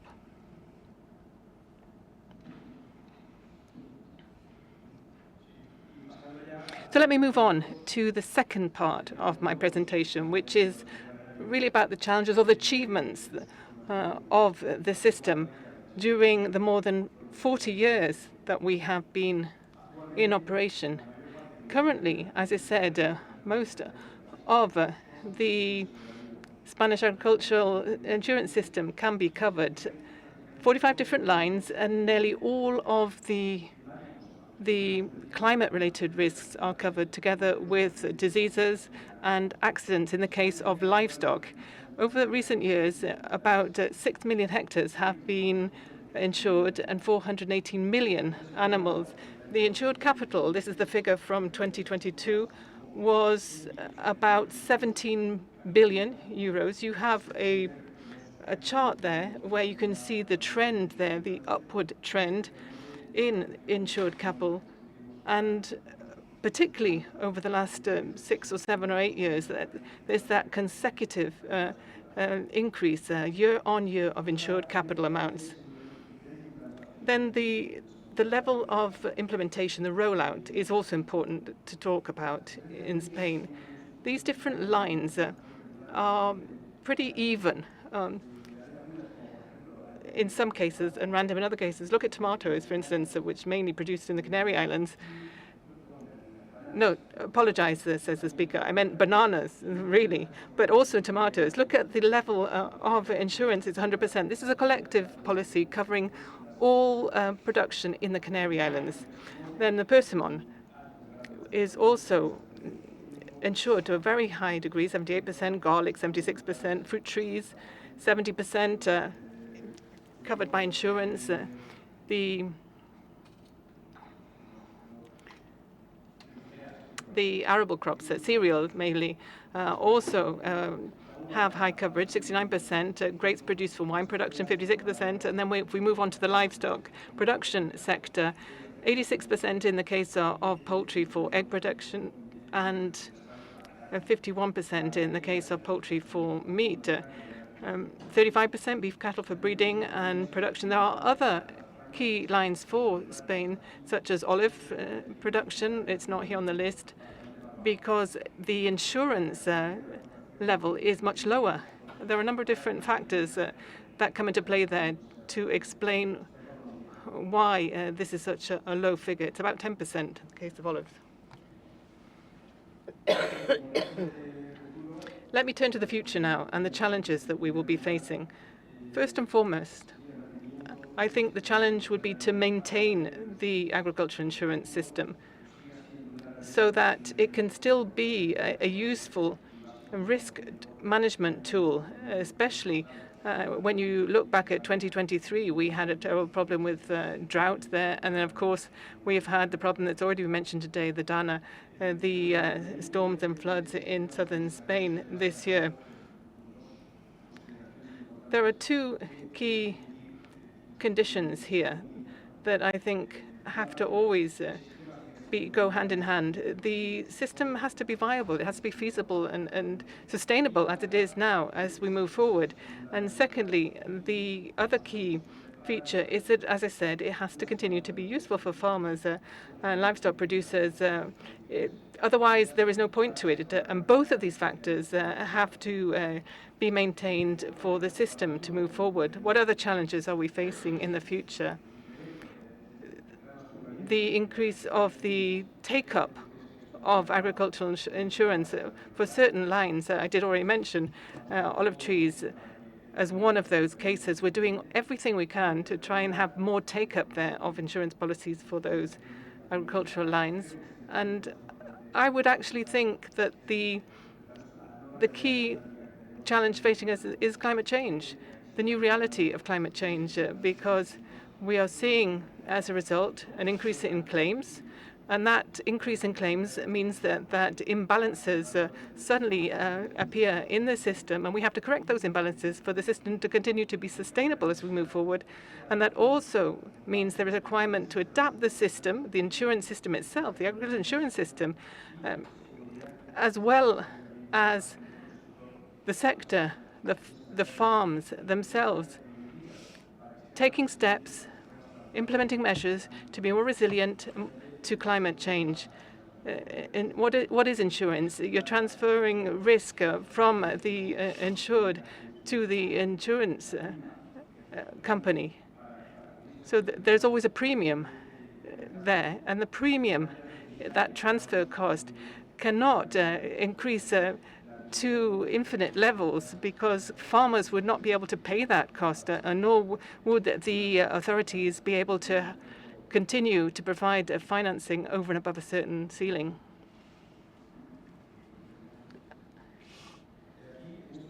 Now, what I'm showing you on this bar chart is the evolution of claims over the last few years. And you've got an average there, a mean figure. No, I think I'm actually showing the wrong screen. Yes. This one is the evolution of claims in the past decade. It's not the mean, which is the next one. You can see that the rate of claims, annual claims, has been increasing. And look at 2023. Look at that figure. Over 1.2 billion euros in claims. Why? Because of the extreme drought that we suffered last year. Nobody could remember a drought like that one. 2023 then is basically, if you add together 2019 and 2020, if you add up those two figures, you end up with a figure for 2023. So we have 2 years that have been the amount that we had claims for in just 1 year in 2023. In absolute terms, this figure perhaps doesn't tell us much, does it? Because what you have to look at is the capital insured and look at the ratio. So this is what I'm showing you on this slide, where you can see the claims as a ratio of insured capital. It's a percentage here.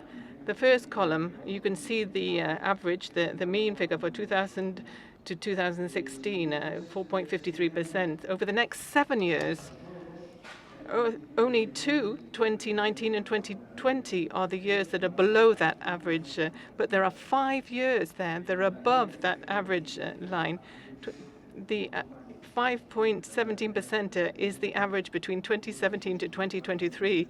You can see the difference there. If you look back to 2000 to 2016, 4.53%, look at the different percentage terms. You can see the effect of climate change.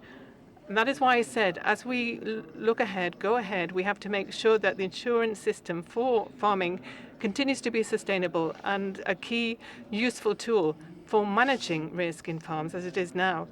And also, farms themselves will have to take those steps to become more resilient and ensure that they can't just rely totally on insurance for years such as 2023 when we have these imbalances that are created. But the system is still working. It will continue to work over the next few years. And if you have any questions, that's the end of my presentation. I'd be delighted to answer them. Thank you.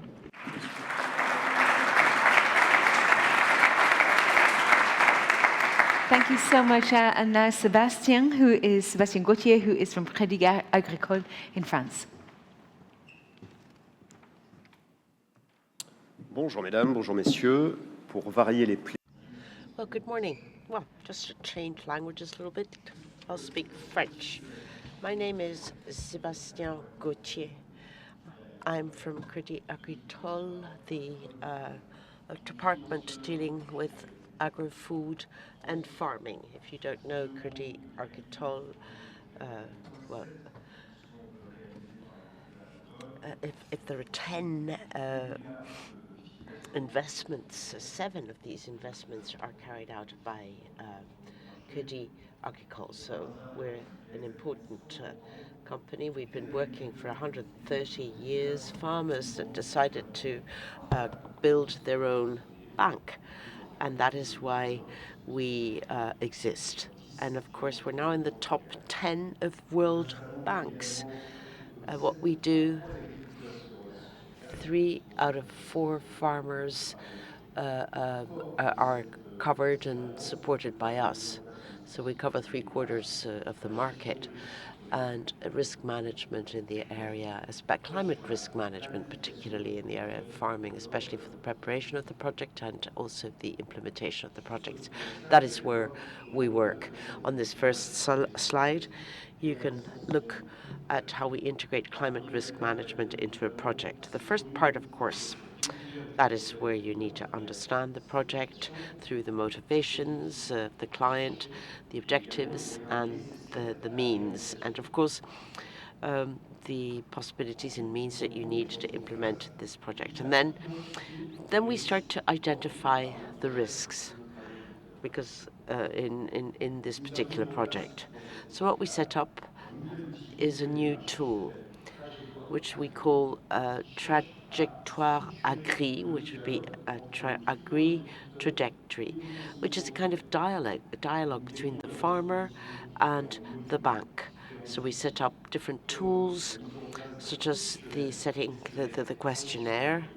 It's called Agri Transition, and it just puts questions to the farmer on issues related to sustainable development, on climate issues, on economic issues, and the actual weight of the farm and its impact in the region. And then we prepare a simulator in order to look at the figures, the turnover of the farm, in the case of a climate risk. So you've understood this. These tools are there to help the farm and the farmer to understand the risks. We also develop other tools, maps, created by a scenario to personalize the risk. So once we've identified this risk, then we support the farmer in the choices that they need to make in terms of investment, possibly new tools to protect the farm against climate hazards, or the company could also introduce other options, hazard options. I know my colleague talked about this. This is more or less the same as what we have. Our provisions are a tiny bit different on the French territory. But in any case, your customer needs to understand what the plan B would be in order to face up to climate change. Okay, so this brings us to funding, to the actual financing. And what we do is we integrate options into this, and I'll come back to this in a minute. So in the course of the project execution, in terms of climate issues, we have the first response, which is to see what the customer is capable of financing when faced with a risk, which is going to reduce his or her risk results. Because if the economic performance of the farm is satisfactory, well, there is a provision in France which calls upon the farmer to carry out a kind of savings initiative, and that allows him then to reduce his fiscal pressure and social pressure. So the farmer can then reintegrate this in order to face up to a climate risk. So if I continue, I talked about these options could really be in two ways. That is the pause. You put a pause in the which could go up to 12 months, a full month, a pause in the repayment of the loan. But the farmer could also choose modulation of the maturities. That is, to keep it until below -30% or -50%. if this is especially true for a young farmer, the question then, of course, is that the length of the loan will go over to plus 3 years or 5 years. The maximum loan extension is 3 to 5 years. This is used very often by our farmers, especially, unfortunately, this year, because of all the climate issues we've had throughout the summer. And right, now that you've helped our farmer acting on outstanding loans. And then, of course, we need to go by giving new loans. We need to help with the immediate treasury of a farmer. If we have a farmer who can cover a climate risk within 1 or 2 harvests, well, we would have a short-term need and therefore short-term amortizing loss. But if not, we need to go for a much longer period, and it would be over a longer period of time. And of course, there are regions in our country, thanks to the FEI actions, we can help farmers if they are faced with a climate hazard or health hazard. So therefore, we set up different activities. So I've talked about the tools, planning, and the execution of the project. Now, of course, we also talk about the human aspects. Apart from the tools, the techniques, you also need to make sure that your bank consultants understand the issues, because in the case of problems, the bank needs to stand side by side with the farmer. So that is it. Thank you. Thank you. Thank you so much. And thank you for particularly finishing early so that it allows more time for potential Q&A. Anna to the stage next, who is Head of Adaptation, Loss and Damage at the Howden Group. Hello, everyone. Wonderful being here. Thank you so much for this invitation, to my fellow panelists for such an inspiring opening, and of course to wonderful Lisa. And as well as my life in insurance, for me is particularly just emotional, I could say, to be here today. I come from the north of Spain, from Asturias. I grew up in a farm, and years later, I also did a doctorate where the common agricultural policy was the backbone of it.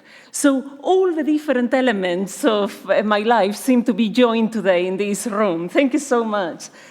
And I'll just, start my presentation. Not sure the slides. What do I do? Next. Oh, yes, okay. Okay. Yes, so we have been at Howden, we have been invited by the European Investment Bank to conduct a risk analysis of agricultural insurance systems and other forms of pre-arranged finance for agriculture, now and into the future. And then, it's just not sure how many of you are familiar with Howden. I won't even ask the question. But so, why us? Because to carry out this assessment, there are 2 skills that are needed. One needs to have neutral access to the markets, and that's the insurers, the reinsurers, but also other risk capital markets entities. For example, we arrange catastrophe bonds that I'll come back to them later. Then we are risk management advisors and brokers, but we don't underwrite ourselves, so we are neutral. We manage on behalf of our clients near $40 billion of annual premium. And our fiduciary duty is to protect the interests of our clients in the reinsurance and in the risk capital markets. We are transparent with our risk modeling to our clients, and we work with all sorts of corporates, governments, NGOs, public and private financial institutions. And the second skill needed for this exercise are the analytics. So to conduct this assessment of agricultural insurance systems across Europe, we need to quantify, to have the analytics, to quantify current and future risk, but with the metrics used in these risk capital markets. There are many methodologies to understand risk, but only these ones translate into financial protection products for all types of stakeholders. It's the same for farmers, for lenders, for aggregators, for supply chains, for governments. And this alignment is crucial to unlock credit, as I will come back to that. So our objectives in this study, and they are first to map existing insurance schemes across the European Union. This is a crazy paving of public-private insurance systems with many different variations at national level, different coverage types, different crops. Then, once we have this mapped, we assess the role, the performance, the strengths and weaknesses of these systems to protect the agricultural systems. And then, of course, with all this quantification, the ultimate objective is to have an informed, quantified understanding or to explore the role of a variety of financial instruments to support the resilience of agriculture. How do we achieve this? In two main phases. First, we are doing a risk modeling of climate risk trends to agriculture across Europe now and in 2050.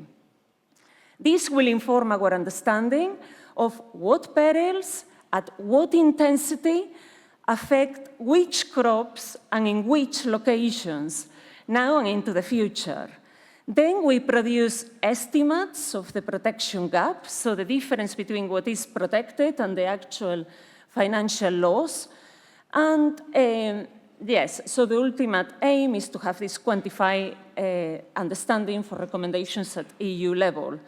The second part is to carry out risk-based assessments or stress testing of current climate risk and agricultural yields in relation to insurance systems. Sorry. Excuse me.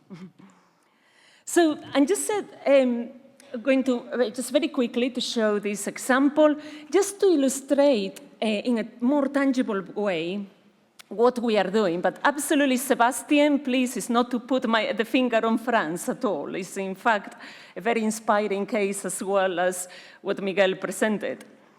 So the first thing we are doing, so we had to do this in France, but we are doing this across the European Union.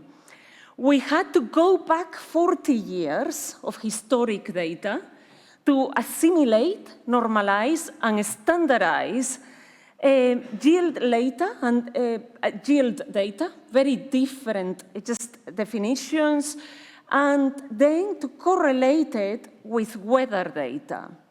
Then all of this gives us the historic baseline to train the loss equation in our risk models. We then condition these models with climate data, now and into the future, and run a probabilistic quantification.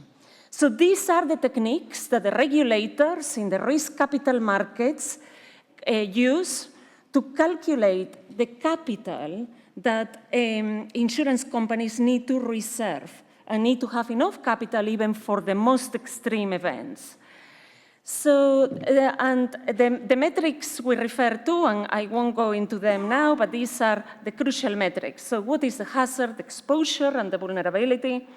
And this quantification gives us the annual average loss and probable maximum loss.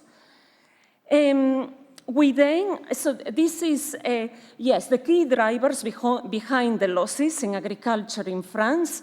So different perils affect different crops in different ways. And this pattern we see more or less around Europe as well, in how different crops are affected by different drivers. And the next, so we also analyze, when we look into these insurance systems, we analyze the historic record to just understand also what has been driving losses, and that gives us also a better baseline for a more accurate assessment of where we are heading into and what patterns climate change is starting to introduce. Then we look into the insurance system itself. So how the insurance system in the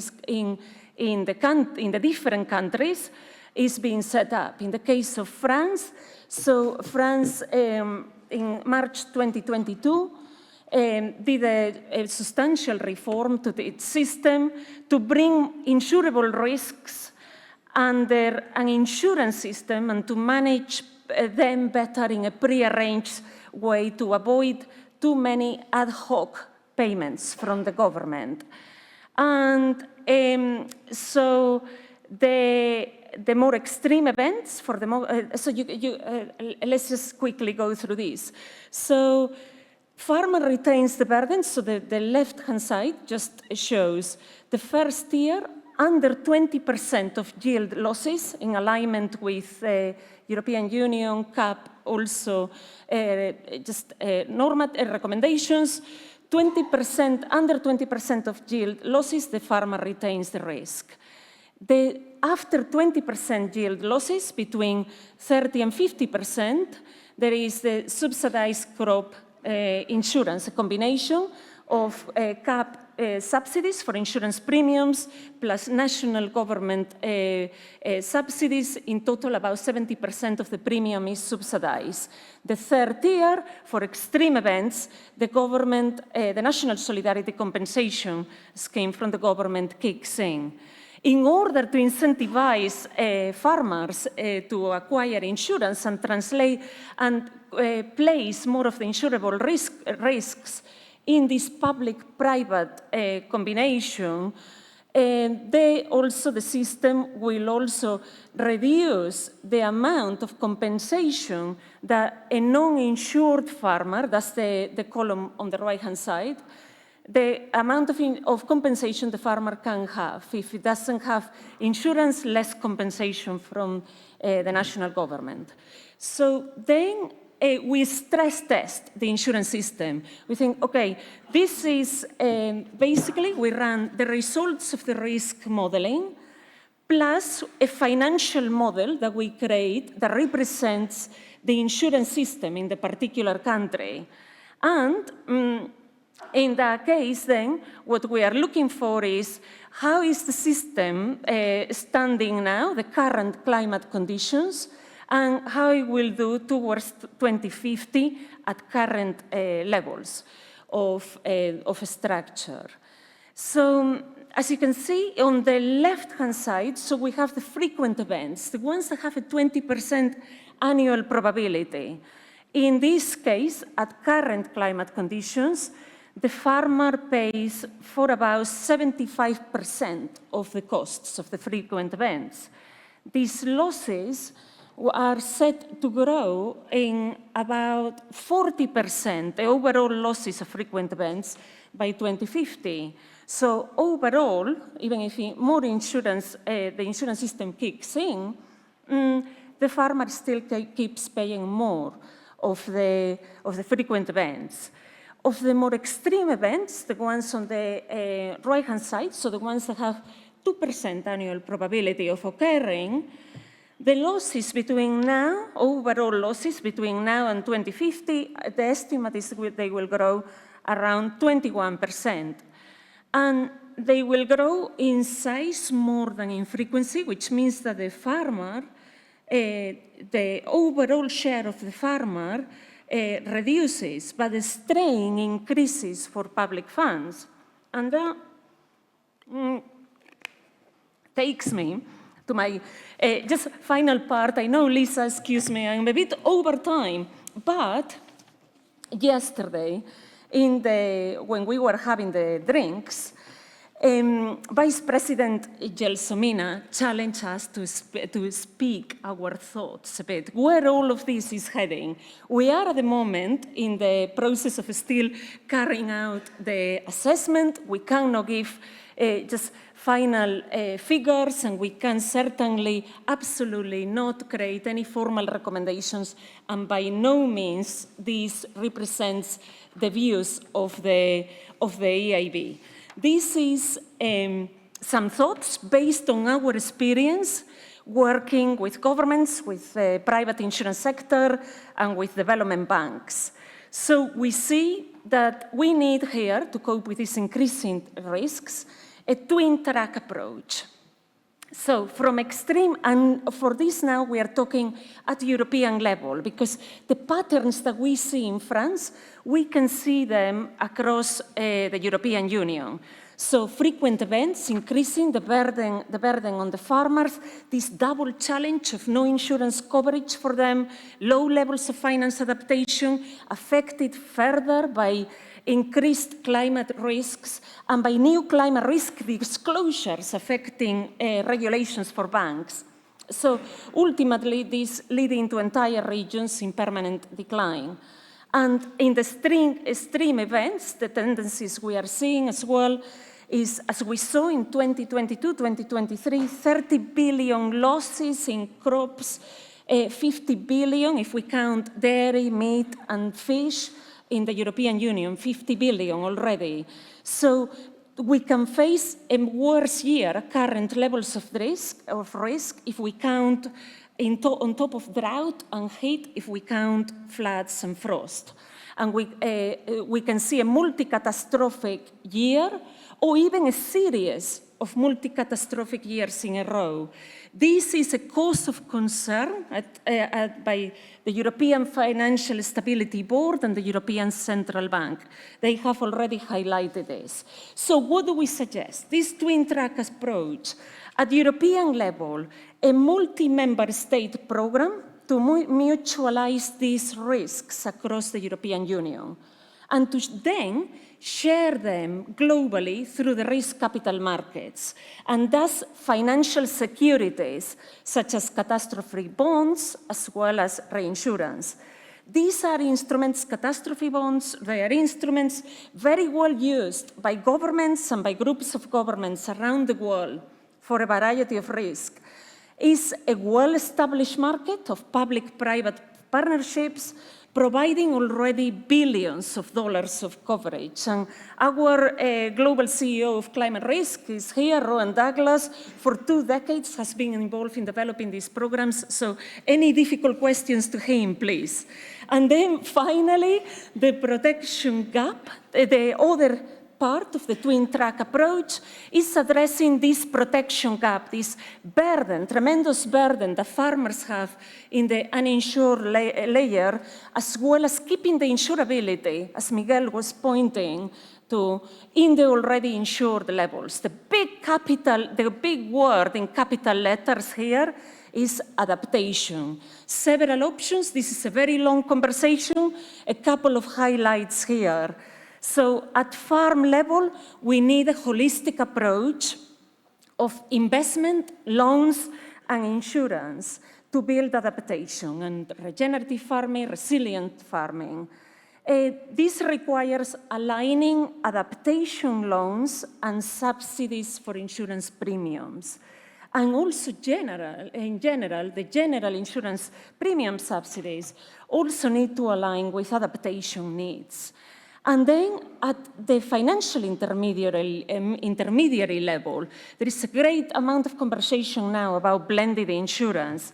So we need concessional finance available to financial intermediaries to supply credits to farmers for adaptation, but also aligned with premium subsidies, with any form of blended finance at portfolio level, so that this risk is shared across the chain. And we work at Howden with some examples on this with some development banks. So, and as Rudolf was saying at the beginning, one of the big problems that young farmers face is that they haven't got land as a collateral to access loans. Insurance as a collateral can be a big help. I leave it here, and thank you, Lisa, for not kicking me out. This is your challenge last night. Thank you. Thank you so much, Anna. You bring wonderful color to the stage, so I would never do that. Plus, I have to let you into a little secret. It wasn't you that went over time, it was the first couple of speakers, but we'll keep that to ourselves. And in fact, the wonderful tech team carved off a few minutes. So even though it said 0, it wasn't a real 0. So we'll let you off. Thank you for your compassion. We still have 8 minutes for questions from the audience. I have questions, but, oh, yes, that was a hand up. Very quick, sorry, I've caught you. There we go. And we have another question there afterwards. Yes, good morning, Nivelino from DG Agri, European Commission. A question to all of you, how much costs an average insurance of a normal farm? I mean, how much a farmer has to spend if he needs to cover his business from, let's say, the major events that may occur? And I have a question, if you can elaborate, Anna, a little bit more on this proposal for Well, maybe let's just stick with the first question, because you said the word average, which is a very tricky word, perhaps. Let's say in the context of Spain and France, because we spoke about those two countries. Okay, I still think they might have a problem with average, but okay. Let's start with that question. Lisa, we are going to make you part of the team. Indeed. So, yes. So. It's on, I think. It's on already. It's on. Okay, fantastic. No, thank you for the question. And as Lisa said, I so wish I could answer it. It's just so many different risks can be. They can be insured, not insured. Each farm, it's its own world. Subsidies vary in terms of every country. So it's just, I just couldn't give a figure now. But it's just at a particular country level, if this is a marker that is important, we can include that in our research to just try to establish, or in our calculations, to try to establish a general average. Sebastian, the same question was put to you, perhaps, as well. Okay. Alors, mon tour de vous remercier pour la question. Well, thank you so much for that question. I'm afraid I'm not really an expert on insurance, especially a premium by hectare, depending on the crop. So all in all, I think it depends a little on the historical series, on the production over time, and then the franchise of the farmer. Of course, the farmer has a choice to take a certain franchise, and all those conditions establish a personalized premium. May I remind you that when you talk about a franchise, you talked about 30%, which had to be covered by the farmer, and I talked about certain precautions, steps, or which could, of course, help the farmer to alleviate those burdens that they have. Thank you. Sí. Yes, no, in my case, I don't think I would dare to give you an average figure at all. And there's a reason for that. In Spain, farmers have lots of different insurance options available that they can choose from and give them the coverage that they'd like to have. That's the first reason. And secondly, risk. Risk is so different. Depending on what crops you're talking about, what production you're talking about, there are some crops that maybe have 2-3% rate and others 15-18%. So it does really depend on the crop production and the insurance policy. So to give a figure by hectare or by animal or crops, I don't think it's the right thing to do. Sorry. Much. Yeah, I knew the minute you say the word average and you're talking to mathematicians, there'll be an issue. But you had a second part. Yes, very quickly. In the context of your banking activity, in the context of your institutional activity, what role do you see of the European finance? What can European resources do in order to help you with your actions, activities, and support for the farmers in the context of insurance risks and possibilities to... And is this to Miguel specifically? To both of them. Okay. Bien. Well, thank you for that. In our case, talking about Spain, agricultural insurance has no funding under the CAP because right from the outset, it's always been state financed, national financed, and it's always, of course, subject to the guidelines and rules for state aids to the agricultural sector. So we don't have community financing at all. It's all national financing for us. Alors, si, par rapport au risque climatique. Well, if you're talking about climate risk, of course, today we do have certain provisions in certain regions to get a treasury and finance if there's been any kind of risk, of a health nature or of a climate nature. And this is, as a matter of fact, as a banker, there could be limits as to the lending capacity. But you can imagine that the financial instruments could cover this guarantee. But a much broader subject, which I think we'll be talking about this afternoon, are new farmers, the access to certain tools, because unfortunately a lot of the younger farmers don't have any own very little, so it is very difficult for them to provide a guarantee. So we need to be extremely flexible there, because this, of course, could have an effect on the risk side of this type of initiative. Thank you. Good morning. My name is José Antonio Morantes.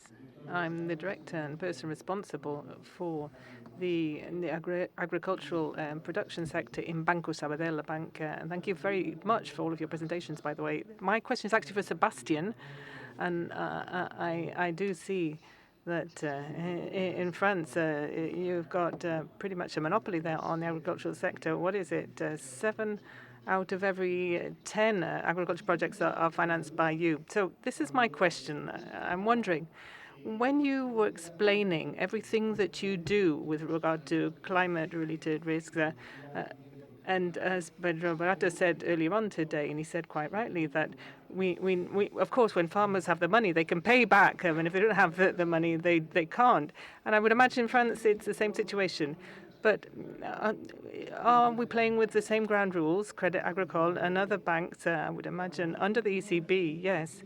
And when a farmer comes on to us and says, look, you, Mr. Morante, this year, because of climate circumstances, I won't be able to pay back my loan, and then we have to extend out that loan. We have to give them a holiday period or refinance that loan. The ECB immediately puts us under the obligation to put in a provision for that funding. We can't actually go back and explain the problem is the farm, etc. The rules are the same for everybody. So how do you manage to make sure that you're not dragged down by all of this financing, because you will have to do restructuring and refinancing? There's no other solution, I think. So how do you do this in France? Thanks. Well, thank you for the very impassioned question. Et passionnante. Well, let me try and answer this in the best possible way. I mean, when we talk about regulation and common rules that need to be applied to all banking institutions, well, of course, we apply these rules. So I don't know whether I'm the right person to ask when we talk about common rules. We're really working about the execution and the building of a particular project, but not so much in the area of rules. So that's not my expert. So we give some 50 billion, 10 billion a year in execution, and this year systematically in the contracts, in the loan contracts, there could be pauses that are introduced by farmers. So we have decided that very often, of course, our customers suffer risks. We were created by farmers. We are still today being run by farmers. The president of the Group Agricole is a farmer, so therefore farming is important. So again, we try to adjust to the exploitation cycles of our customers, and we don't want to burden them year by year. So we do this over a much longer period of time. So the average, on average, we look at the possibility for the farmer to repay the loan, and I know we try to accompany them with, depending on the the highs and lows of the farm. But I'm sorry, I really don't have a possibility for answering your question. Thank you. We have one last quick question before lunch. Hi, I'm Martin Schielein from Germany. Could it be a way if the farmers implement climate solutions so they have to pay less interest and less fee on the insurance? Is there anybody? To all of you. Okay. You have the microphone. You might as well go first. J'ai gardé le micro, alors je... Okay, I have the mic, so I will continue. Okay, so here I talked about the questionnaire, the Transition Agricole questionnaire. The farmer explains his project to us, and you can use this as well when you do analysis post-harvest. And if you look at the transition and, of course, risk appetite, it depends, there are human risks as well, not just climate risks. So we continue financing the whole agricultural production and all the models. And if we have a customer who reacts favorably, and I talked about this in the area of insurance a little while ago, we always try to value his action by dropping the rates that we will be applying. So we encourage them and give them more favorable conditions. Thank you. Sí, bien. Well, agricultural insurance, there are certainly differences depending on the coverage that the farmer might wish to have and the subsidies that are given by the state or the autonomous communities. That's also variable. It depends on the type of farmer we're talking about. There are some additional subsidies, big ones, when the farmer is a young farmer or a professional farmer. The subsidy is higher in those cases, and then the premium cost is brought down, it's reduced when the farmer does implement protection measures to be able to address climate risks. Yes, the premium cost would go down, and there would be a discount offered by the insurance company for those measures. So, a perfect question for us. We are passionate about the content of your question. In fact, we have just launched something called the Resilience Lab, where we are working on modeling resilience interventions as part of the risk modeling, and then to see how that resilience intervention, when it reduces the risk, should then also yes, be rewarded by the financial products. And absolutely, we are working with insurers to see how that can be included in the long term. And also, another aspect very important as well is not only for insurers to do this. This is something that is just all of you around in this room can really help with until regulators do not start to introduce and reward resilience, both in terms of credit and in terms of insurance.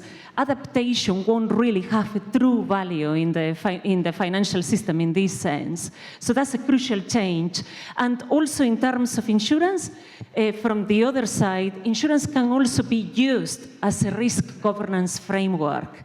So adaptation measures can be part as well of the conditions of insurance coverage. But of course, this has to be in synergy with climate, with credit, and with insurance, all working at the same time. Thank you, Anna. And Felipe. Yes, yes.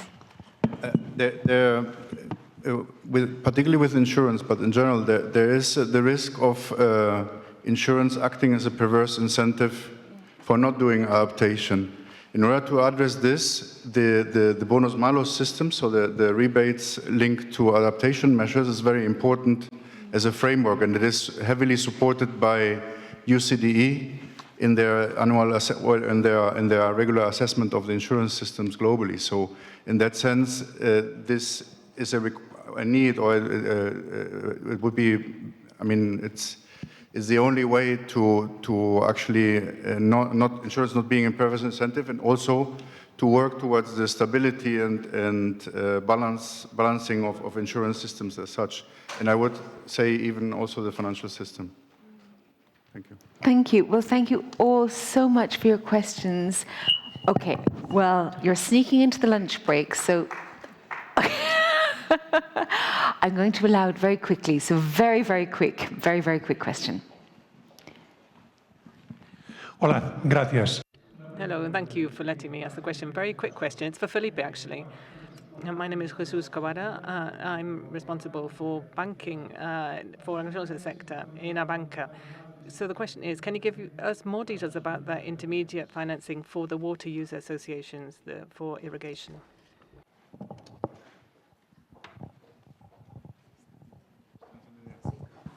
Con respecto a la operación, I can't give you many details of the operation itself because we're finalizing its implementation at the moment. What I can tell you, though, is that we have done something before on this. We have a lending envelope for grouping together loans, which was pretty much linked to financing for these water user associations for farming irrigation.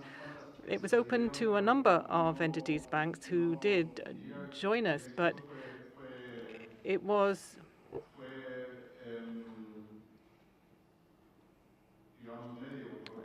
only fairly successful, I would say, for a number of different reasons. And one reason is that, as I said before, the instrument wasn't linked to incentives for guarantees or for any incentives for any reduction in risk perception for those water user associations. Generally in Spain, they do have the capacity to pay back loans, and I think that's true, isn't it? It's well structured, but risk perception is important for implementation of specific projects, though. And that is where perhaps there is a little reluctance on the part of intermediaries to give more financing for this particular line of financing agriculture, which is interesting. And they're also, by the way, eligible for financing through subsidies. So there's a bit of a trade-off that has to be, or a balance has to be struck there, and it's not always very clear whether or not there are incentives there for the water use associations for irrigation to ask for those credits. That, as you can see, 2 o'clock back here. Enjoy your lunch. Bon appétit. Thank you, everybody, for being back in the room. Thank you so much. I know there'll be a few people joining us in just a few moments, but let's get started because next up we have a very, very interesting panel. It's a Spanish panel, and we're going to discuss the EAFRD financial instruments here in Spain. First of all, I'll invite 3 speakers to the stage, and they will give short presentations each. And then I will invite another 3 speakers, and there will be a panel discussion. There's a few questions that I can ask, of course, but as always, I would really appreciate your involvement. And so far, you've been very involved, and I'm deeply thankful for that. It's always very, very good to have the audience interaction. So without further ado, I would like to introduce the first 3 speakers. Now, we don't have Isabel Bombal, unfortunately, but in place of Isabel Bombal, we have Carolina Gutierrez, who is the Deputy Director for the dynamization of rural areas. This is a word that we don't use much in English, I'm sure. So I think it must come from the Spanish. And it's for the Ministry of Agriculture, Fisheries and Food here in Spain. We have Pablo Pomba, who's the President of SAICA in Spain. And we have Jose Antonio Guerrero Garcia, who's the Director of Corporate Banking Area in Cajamarca in Spain also. So please invite those 3 to the stage.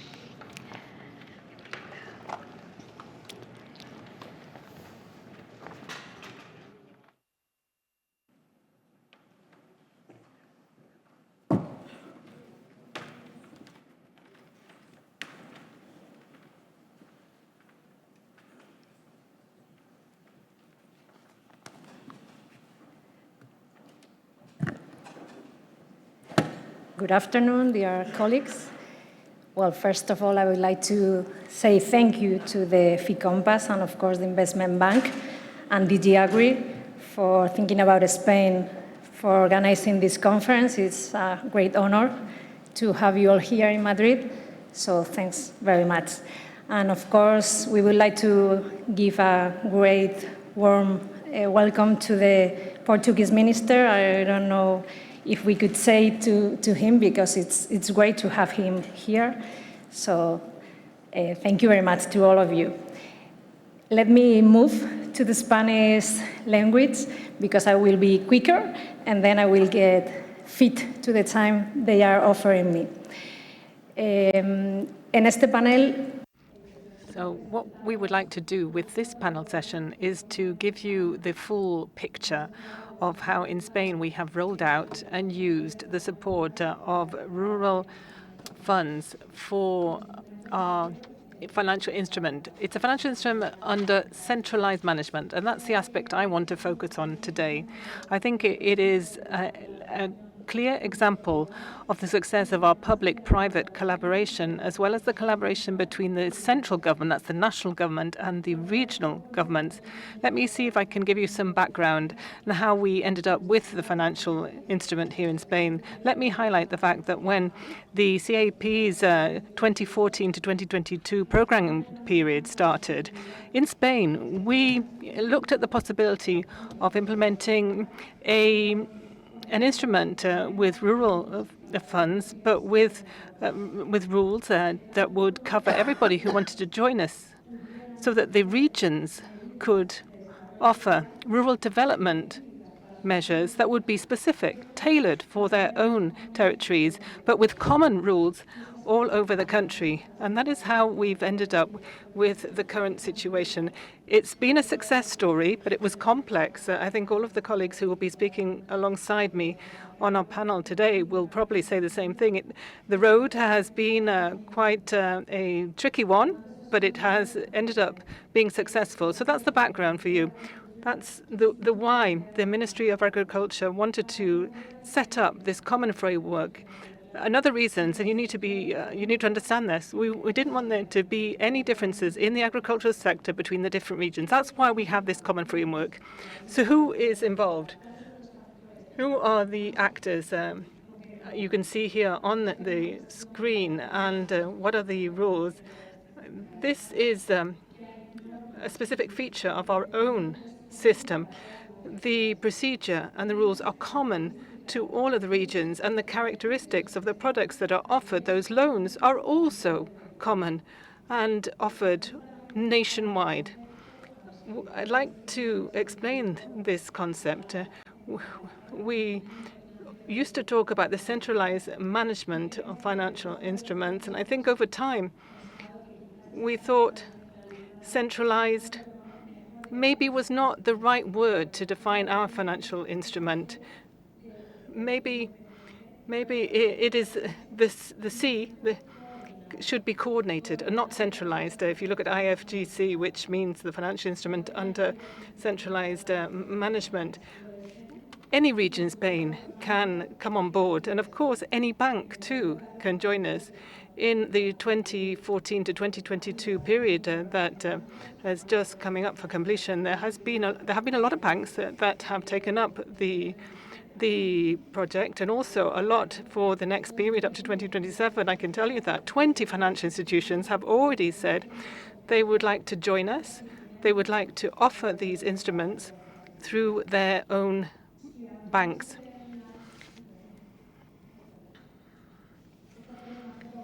So this would be a complete overview of the actors.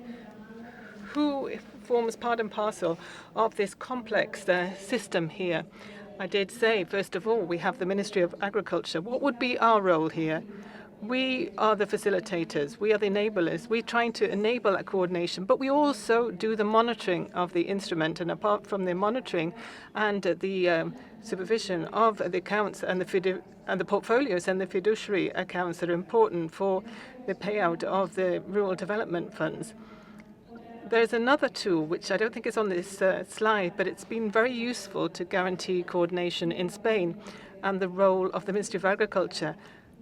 And that has been an IT application that we have rolled out for all stakeholders, central government, regional governments, and banks. All of us use the same IT application. That's also been a complex thing to undertake, but it's also been one of the reasons behind the success of the financial instrument.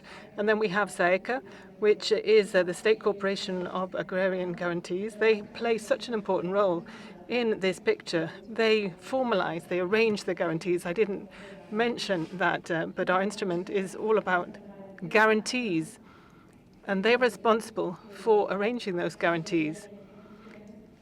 And they would also be executing those guarantees. Who else is important here? The regions themselves. They have an array of different measures, and they can decide if they want to offer these financial instruments, and they also decide on the terms and conditions for eligibility of the beneficiaries. And last but not least, we would not be able to do this if you as banks had not decided to join us in this financial instrument. What about the products that we offer? I did say already that this is a guarantee instrument, isn't it? With a limited or capped portfolio. The multiplier that we use here in Spain for each euro that is contributed would be 6.25. That is the multiply effect for every euro that is put in to the instrument.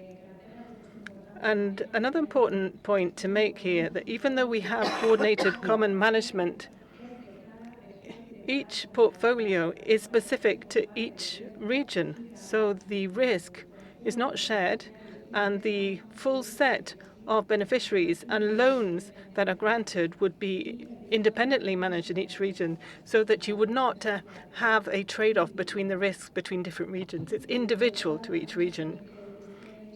And this instrument, what it also does allow us to roll out the financing in one or two operations. We could combine these grants with interest rate subsidies.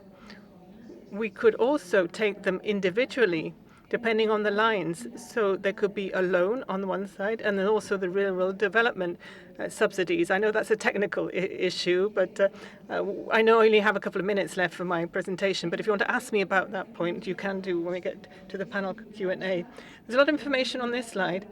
I would suggest you just have a look at the map on the bottom right of the screen. That map helps us to understand how the interest has increased here in this financial instrument and how success has become. In the dark green, you can see the only regions that initially decided to incorporate these rural development funds for the financial period. That's the period we're just about to complete, 2014 to 2022. Extremadura, Castile, León, and Galicia were the only 3 regions that wanted to promote the use of these funds for these instruments back then. However, turning to the new programming period, there are 10 autonomous regions, those communities in Spain that have decided to come on board with this common instrument. That just shows you the interest there is in the instrument and the success of the instrument. If you look more to the left, I know that it's hard to read that table, but these are the 10 autonomous regions on the top there, in the top row, and we've cross-referenced them with the array of measures that are under the CAP that allow these measures to be employed. Originally, there were 9 measures with the financial instrument during the 2014-2022 period, and that's now 40 that were probably included under the financial instrument in the new period.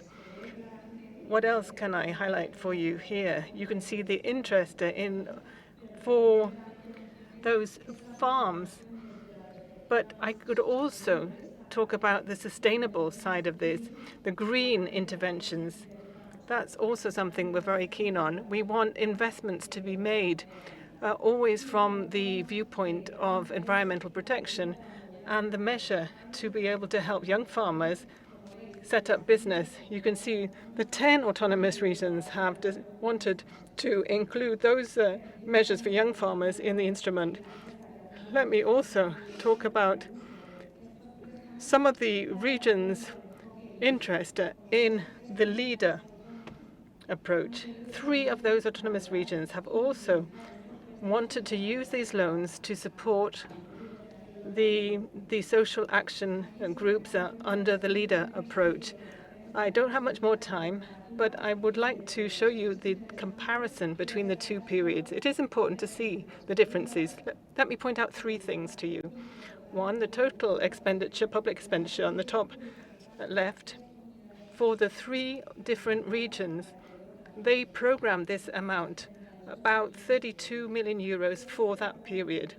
Now that value allows us to provide loans totaling about 239 million euros. Compare those figures with the new period. Total expenditure scheduled for the 10 regions is now more than 100 million euros, and that will allow us to support loans that will be granted for a total of 600 million euros. These figures show you the scale of the support we have for the next period. And if you look at the rest of the screen, I am finishing, I promised you. Once again, it's a comparison between the 2 periods here. 3 regions before, 10 regions now, 16 banks before, 20 now, and we are hopeful that more banks will join us to offer these loans. The number of beneficiaries, too, has increased. More than 1,000 people are benefiting from these loans. They are now the recipients. So it's 1,200 loans, and the investment total, I've mentioned that already. I have to pick out one of the advantages from the list on this screen, and I would point you to the second last one, the great agility, the speed for the applicant there. Sometimes it only takes a month, and after a month, the applicant has already been granted that loan. If only we could actually cut that time down. I know a lot of you in this room know that sometimes when we're providing the grants, the subsidies, we can't do it as quickly. But in the case of the loans, this is an extremely fast, agile process, and I do think this is one of the other positive aspects. That's why so many people are interested in applying. That's the general overview, the photo for you. And I'm sure my colleagues in the regions that you'll be hearing from in the panel session will be able to tell you more about the success we're having in Spain with these funds. Thank you. Thank you, Carolina. Thank you. And now, Pablo, please, to the stage.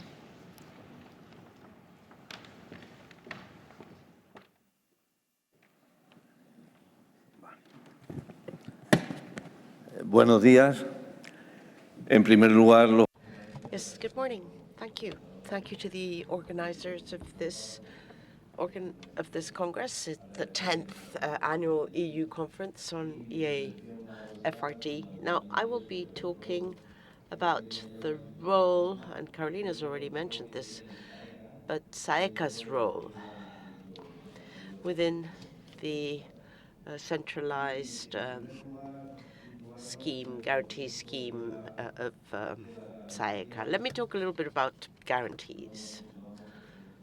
Well, let me see if I can get this to work, the slides.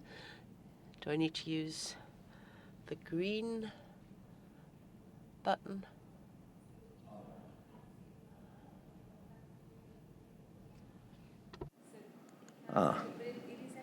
sí está, perdón, sí está en pantalla, pero no está en no está visualizado.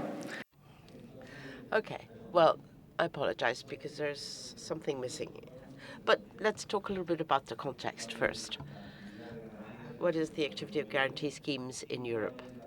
And compare this with other countries or regions, such as Latin America.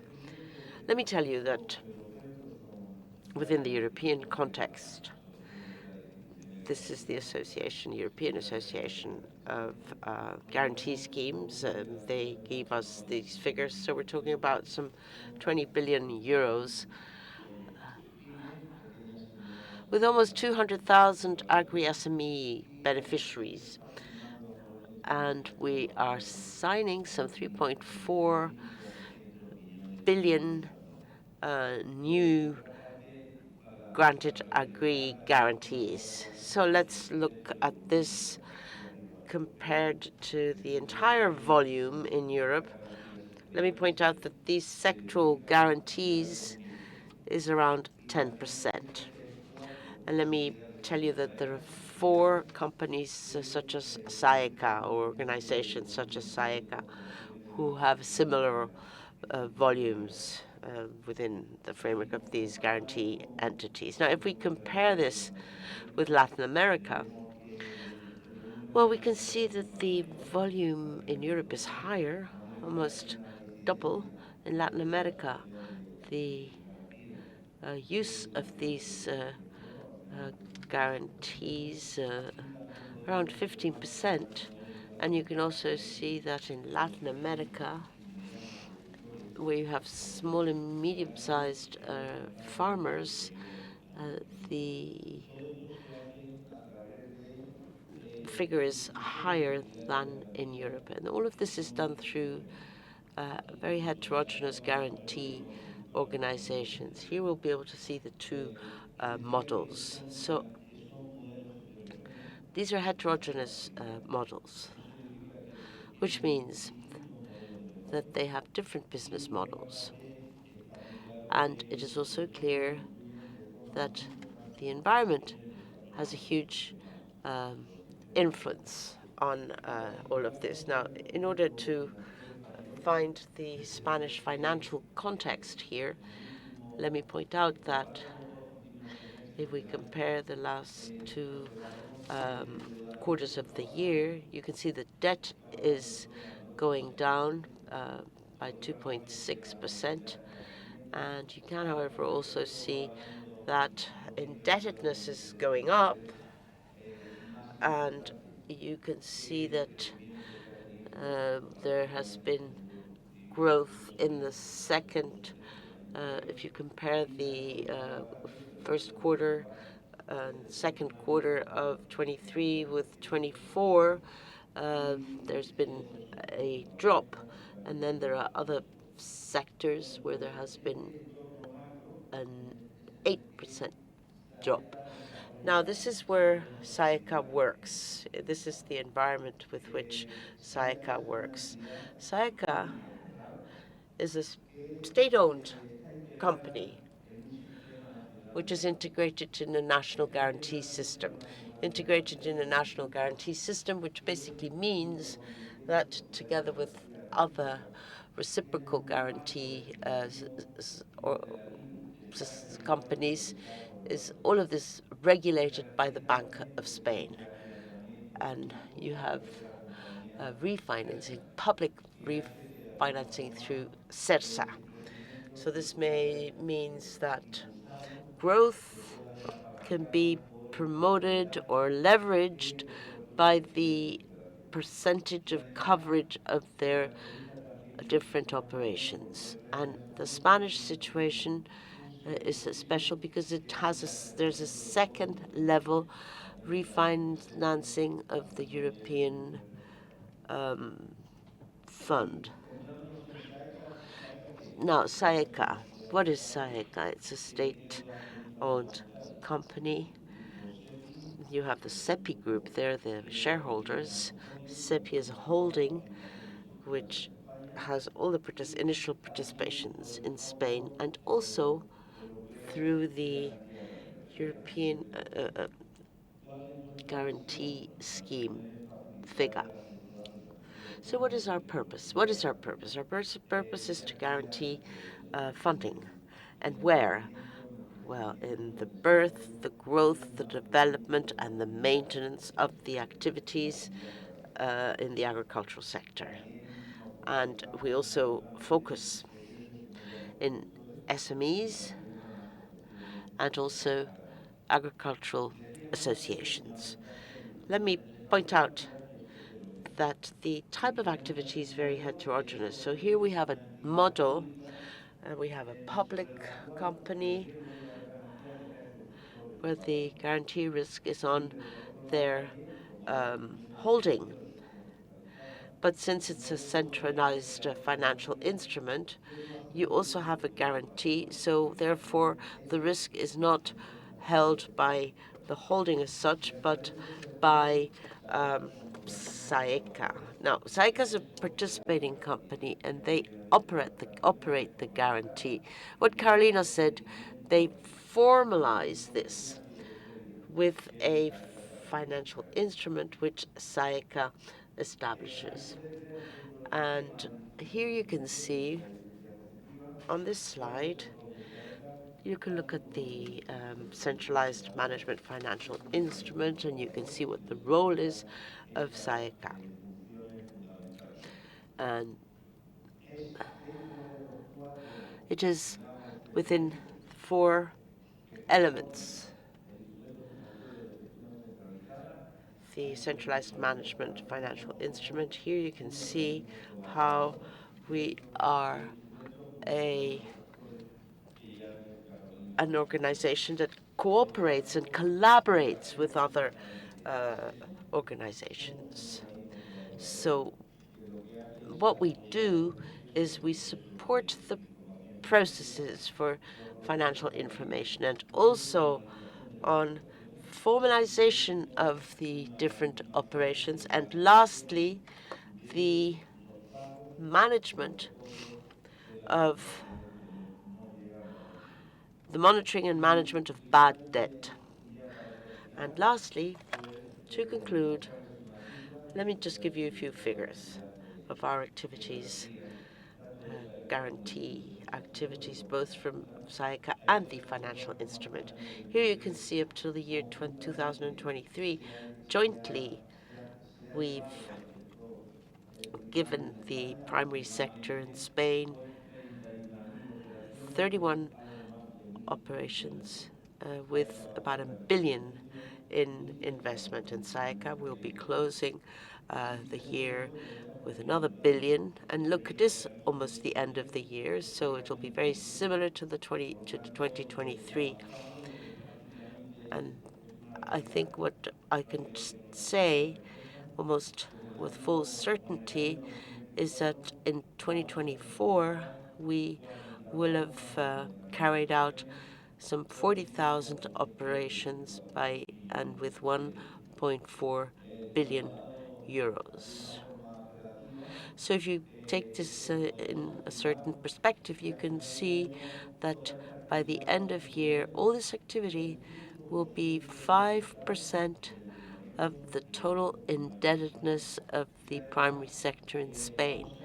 and I think we will have an impact of 2.2% of all of the farms that exist in our country. So that's really it for me, and I'd be at your disposal for any questions. Thank you. Thank you very much. And now, José Antonio.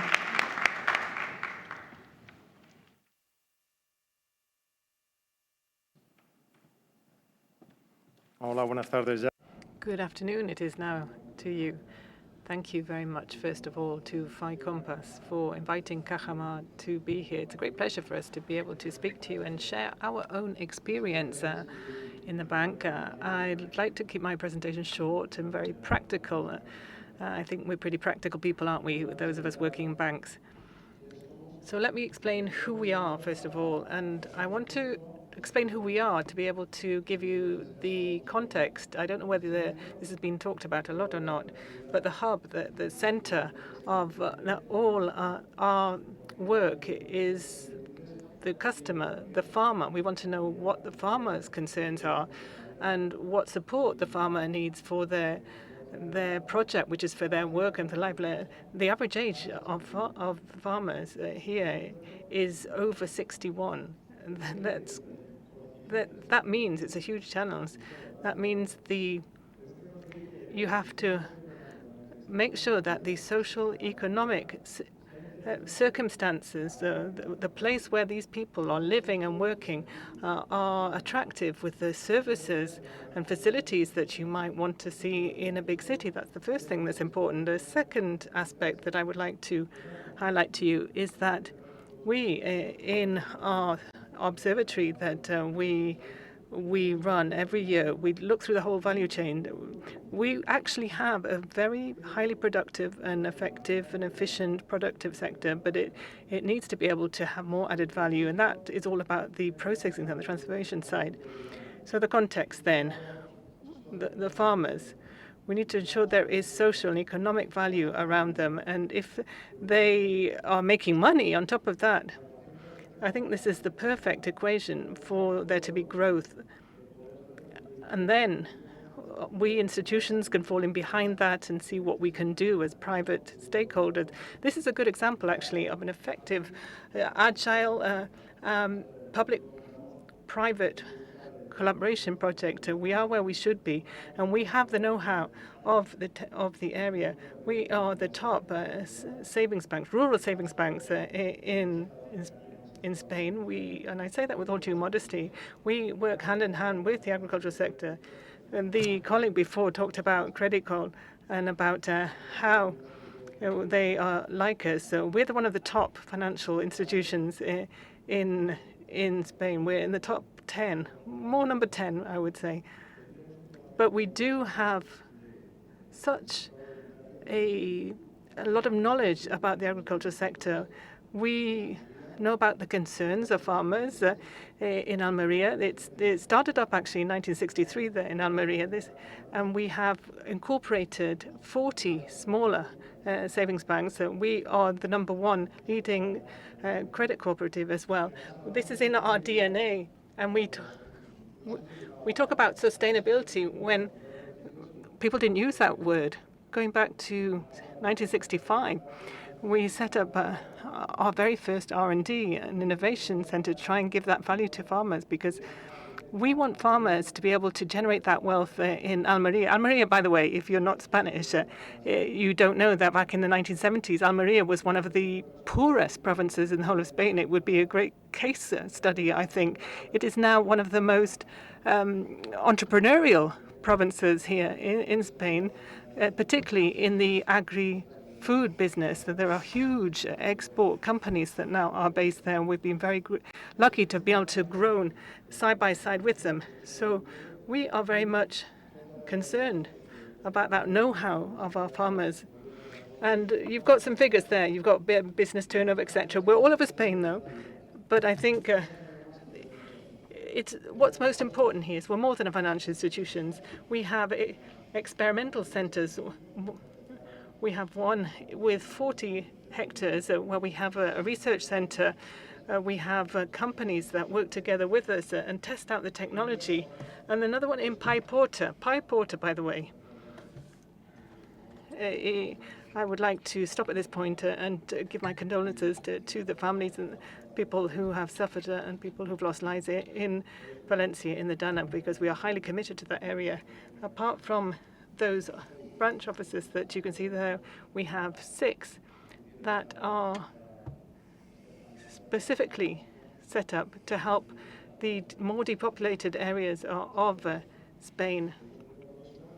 So we are committed to those areas. And let me go to the why of the instrument. This is a financial instrument that has allowed us to finance more than 95 million euros in more than 620 financing operations, both for investment, for working capital. Investment is fundamental to provide sustainability and a future for agri-food farms that now have to be more and more competitive. The profile of consumers and customers and households are changing more and more there. The ecological, environmental sustainability requirements are constantly changing. So farmers are not able to run their business in the same way as their parents or grandparents did 10 or 20 years ago.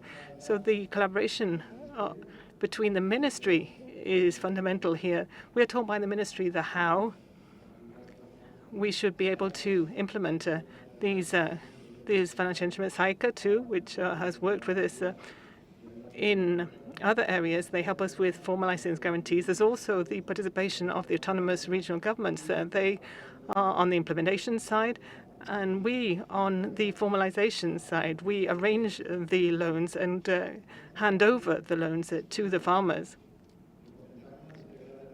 I think the biggest percentage of financing has been in Castile and Leon, in that region, and capillarity and the structure that we can offer of all our branch officers in those small villages and towns. Why? Because we have the local know-how. Those branch officers in Castile and Leon are the proximity element. They can also help the people to come into the branch office to work together with the branch manager. The branch manager knows these families, has known them for years, and we're able to explain the hows and the whys of the financing for that farmer. And that helps with the speed, the agility of making sure that the money gets to the people and they have the working capital as soon as possible. That is one element in the success story. Let me give you more examples later.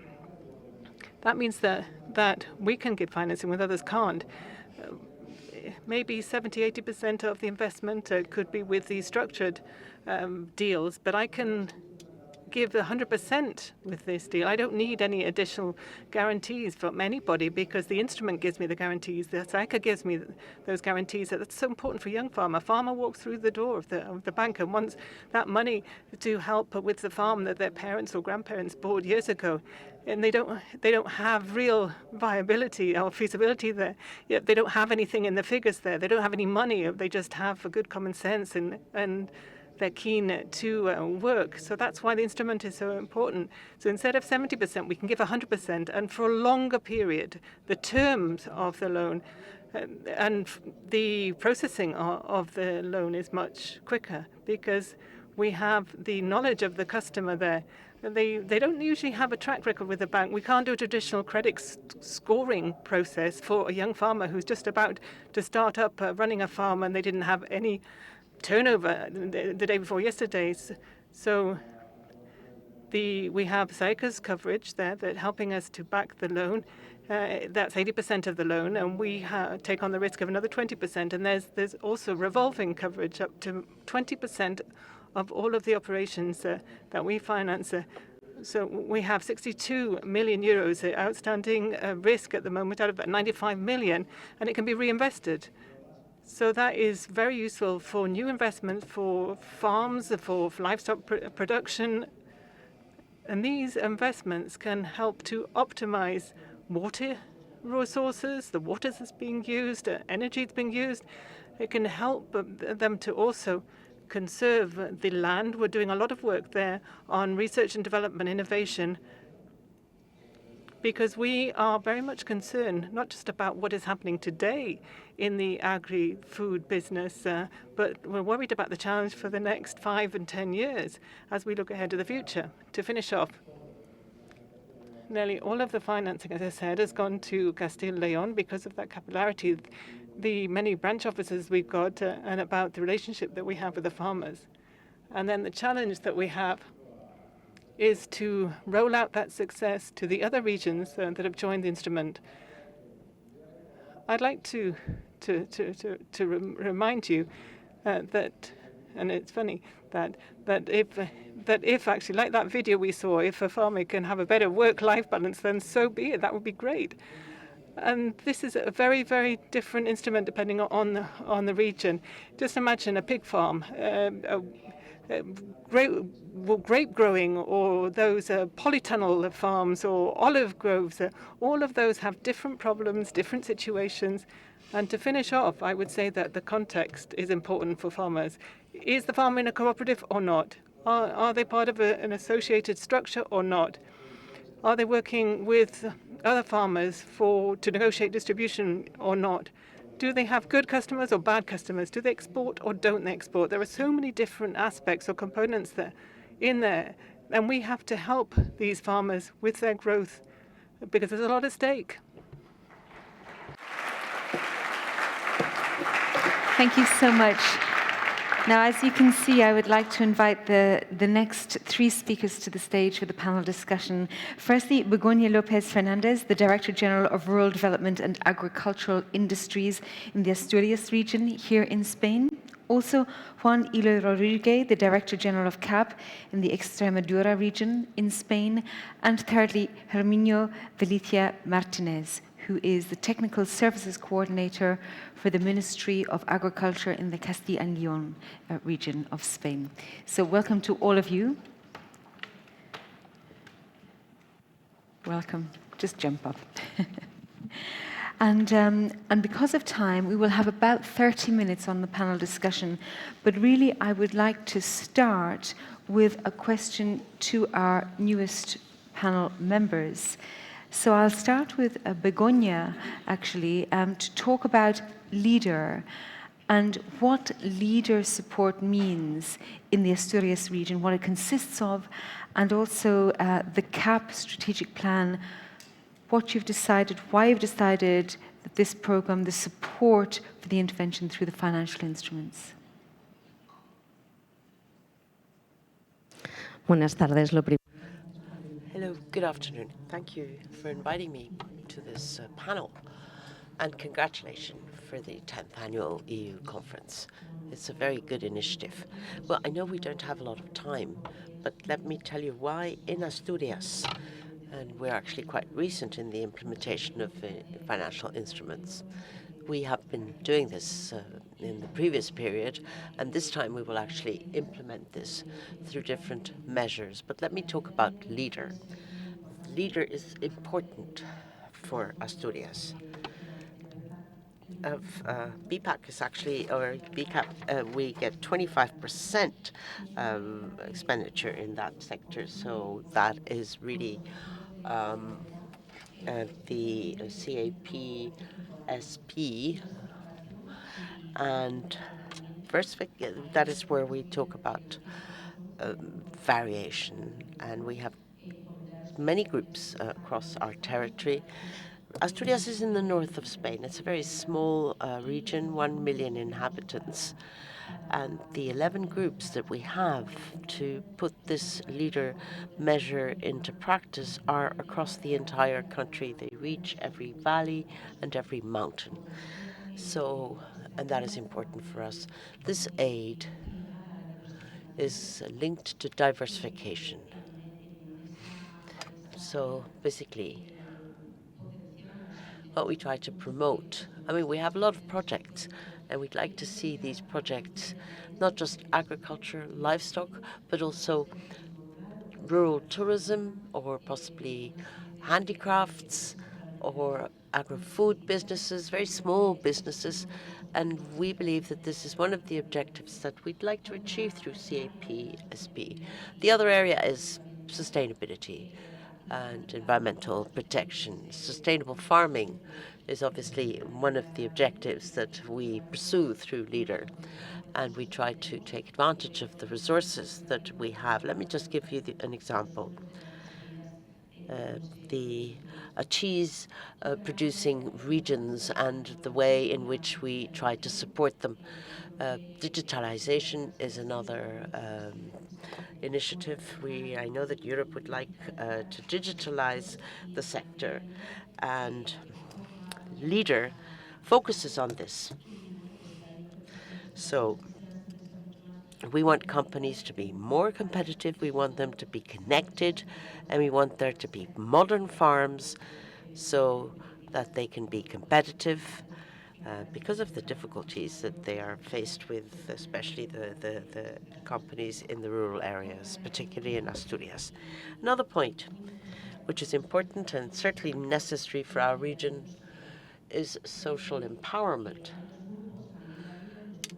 The local action groups through LEADER play an important role because they base or try to promote associations for people becoming associated, from the central services, from the central government. We don't really know who lives where, and these groups allow us to understand and play a role in the rural area and to know what needs exist and to actually attract new people to come and live in the regions. And then another point is to promote social cohesion.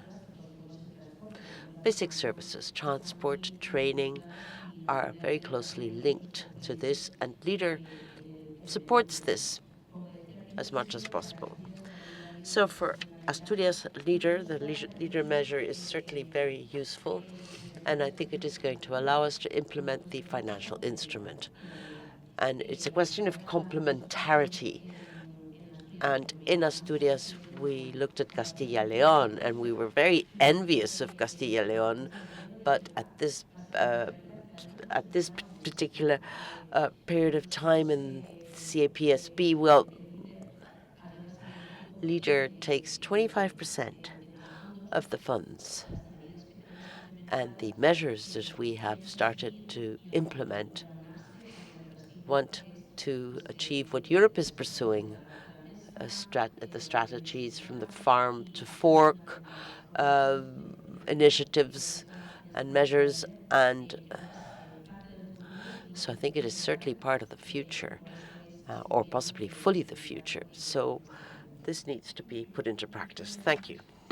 Moving to Juan, I would like you to talk to us about the implementation of the IFGC and how that's incorporated to the very important increase and the incorporation of young farmers in your region of Extremadura. Well, good afternoon to you. First of all, thank you very much for inviting me to join you at this event. So how has this financial instrument helped us in Extremadura? I think the main contribution that has been made, and we've said this earlier, is to facilitate financing for young farmers. It would have been tricky or even impossible for them to get financing without it. So I would say that the key advantage is the fast and easy access that they get to financing to be able to start up their farms. In any other case, it would have been impossible. So what does that mean?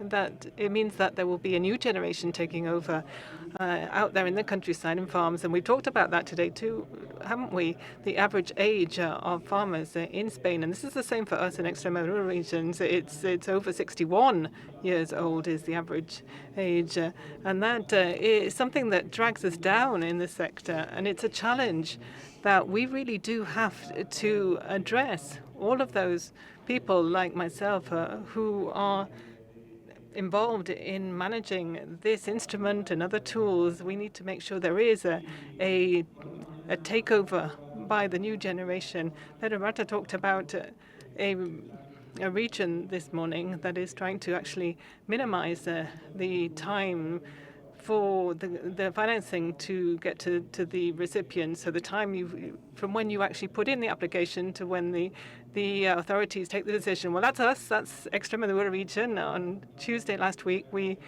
submitted a royal decree draft, which we hope will be on the statute book by early next year. And what we want is to have an open call with direct awarding of grants. So from the moment when the young farmer puts in the application, we would hope that we would be able to actually complete the dossier in a couple of months, and that would be a great help to bring in the young farmers that's so necessary in the countryside today. And as well as doing that, we will have an enhancement plan. So our goal is to bring out the new financial instrument line in a way that will allow us to have these people immediately getting the finance. So any young farmers who would like to start off set up a farm, they will have the financing from the financial instruments. They'll have an enhancement plan too. We have to try to do what we can there. The financial instrument that we will be implementing in this new period will be getting a bigger budget than before, and there will be an interest rate rebate there, 2.5% of the interest rate for young farmers. It was already good before, and we're always doing our best to improve. That's what we want to achieve. And now, Herminio, your region, the Castilla and Leon region, was the first to implement financial instruments. So that's very, very special. Talk to us about that and what it meant for the region.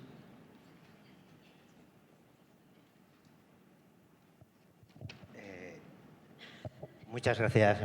Yes, thank you. Thank you so much for inviting the Castilla and Leon management organization to this conference.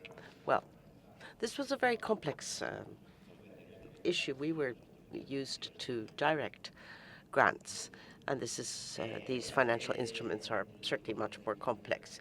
But once the financial instrument was introduced in the program, we had to decide what instrument to use. We looked at different options. We looked at the EIB, we talked to the EIB, we also looked at other guarantee organizations in Castilla y León, but at the end we decided to use the instrument that Carolina talked about, that is the IFGC. So we had, we're like their only customers for the use of this instrument, and to decide how to put this into practice, what body to use, we decided that SAECA was certainly the right organization. And then we reached an agreement, which we signed in 2017. So when we put this program in motion, which was in 2015, well, it took 2 years to actually start working with this. And then we had to call up the grants or the loans. And what we wanted to do is for this to be agile. And it was not easy because of all the procedures. So at the end of the day, I think we're really good, because at the end of the day, we talk to the financial institutions. So the request is done at the financial institutions. And information is introduced through a form, all digitalized, and I really recommend this to the autonomous regions, because agility is the most important point. So put the data into the forms, the banks start working on the loans, we get information, and then we need to decide whether that particular loan is viable or not. And you must understand that the financial instrument, and Carolina already said this, the financial instrument wants to be used for young people, that is for those who may not necessarily get a loan, that is more people who would find it more difficult to receive a loan, and I think that this instrument has certainly worked. So we started to call for tender, and the ball started rolling, and the measures that we have been putting into practice: modernization of farms, investment, working capital, agri-food business, and loans to young people, young farmers. In Castilla y León, we've also made it possible for young people to buy land through our help. We're very happy, very satisfied with the way this has worked. So we also make it possible for there to be a compatibility between grants and loans. We have actually lent some 1.79 billion in loans, and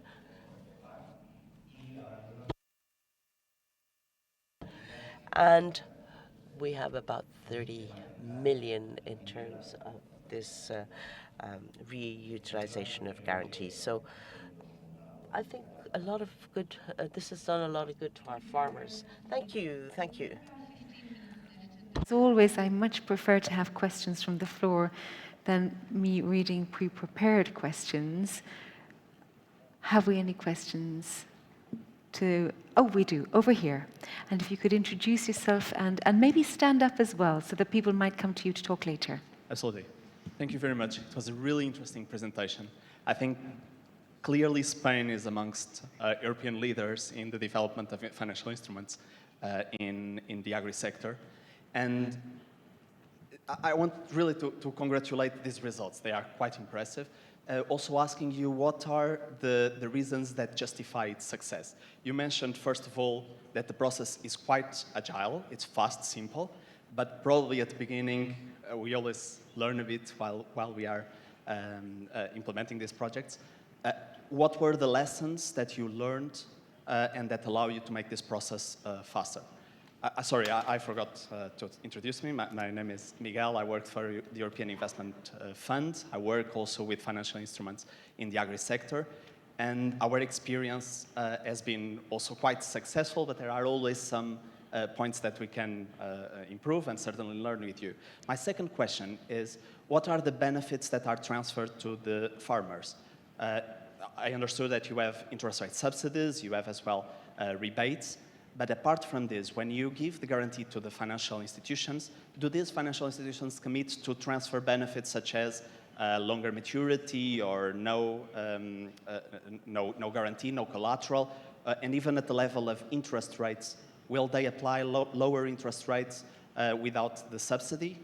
These are very interesting features, so if you could explain to me how it works in Spain, it would be very valuable. Thank you very much. Thank you very much. So if I can summarize the two questions. The first one is agility, how to increase agility, and the second is really the benefits, the envelope of benefits to farmers. So firstly, on agility, you spoke about agility, I guess. Anyone else would like to speak about agility? We'll throw it back to you. Thank you. Yo creo que Well, I think one of the secrets of the fact that things have worked so well in Castilla y León is, as I said before, we've included the financial institutions as part and parcel of the procedure. So as soon as the farmer comes into contact with the instrument, they are immediately recorded on an information basis. It's all put into the application, the bank, and then it comes to us in the administration. And that is great because that means that the money gets into the farmer's pocket as soon as possible. That's one of the secrets to the success in our procedure. We state that in 1 month, in just 1 month, that we need to be able to take a decision on the loan that has been applied for. And our idea is that the farmer should get the money as soon as possible. And people, I think, start to hear about that, and that is one reason why things have worked so well too. ¿Se escucha? You can hear me, can't you?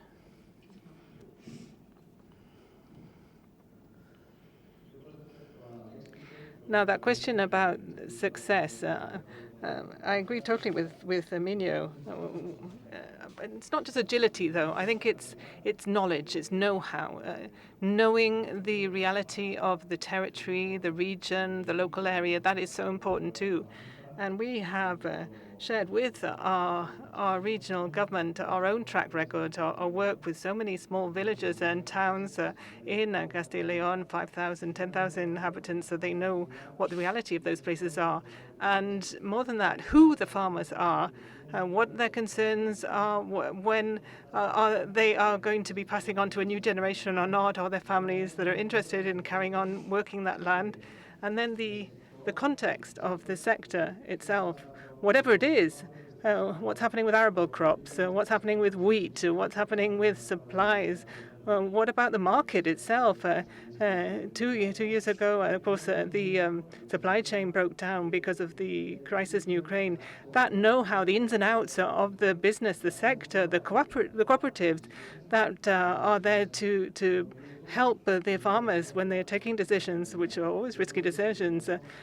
And then if we had to say, where's the success? It's there. And if I have to say, when has it not been successful? Well, maybe it's a farmer who doesn't know really what this is all about, the pros and the cons, and that is so important. There's a qualitative element there, that know-how. We've got that. We've been there for years. Thank you. What I would like to highlight to you is a point that I briefly touched on in my presentation, but now that I can see that there are a lot of banks, financial institutions in the audience, I would also like to say thank you to your engagement and involvement in the process. You see, the regional governments and ourselves in the ministry hold meetings regularly, and there are 20 banks that are currently working with us on this instrument, and we managed to reach an agreement with them. Common terms and conditions are negotiated for all of the products and all of the regions with them. I don't know whether that is usual. Is that something that you usually do in the financial sector? But certainly with our financial instrument, we have managed to understand each other, sit down with you as financial institution, and establish those common conditions. And so certainly I would say from the viewpoint of the Ministry of Agriculture that this is so important. It is not straightforward for you as banks to do this, that you together can take an agreed decision, a decision that is a common one. It's important, I think, to highlight that. Your engagement as financial institutions, and that you're very keen to collaborate.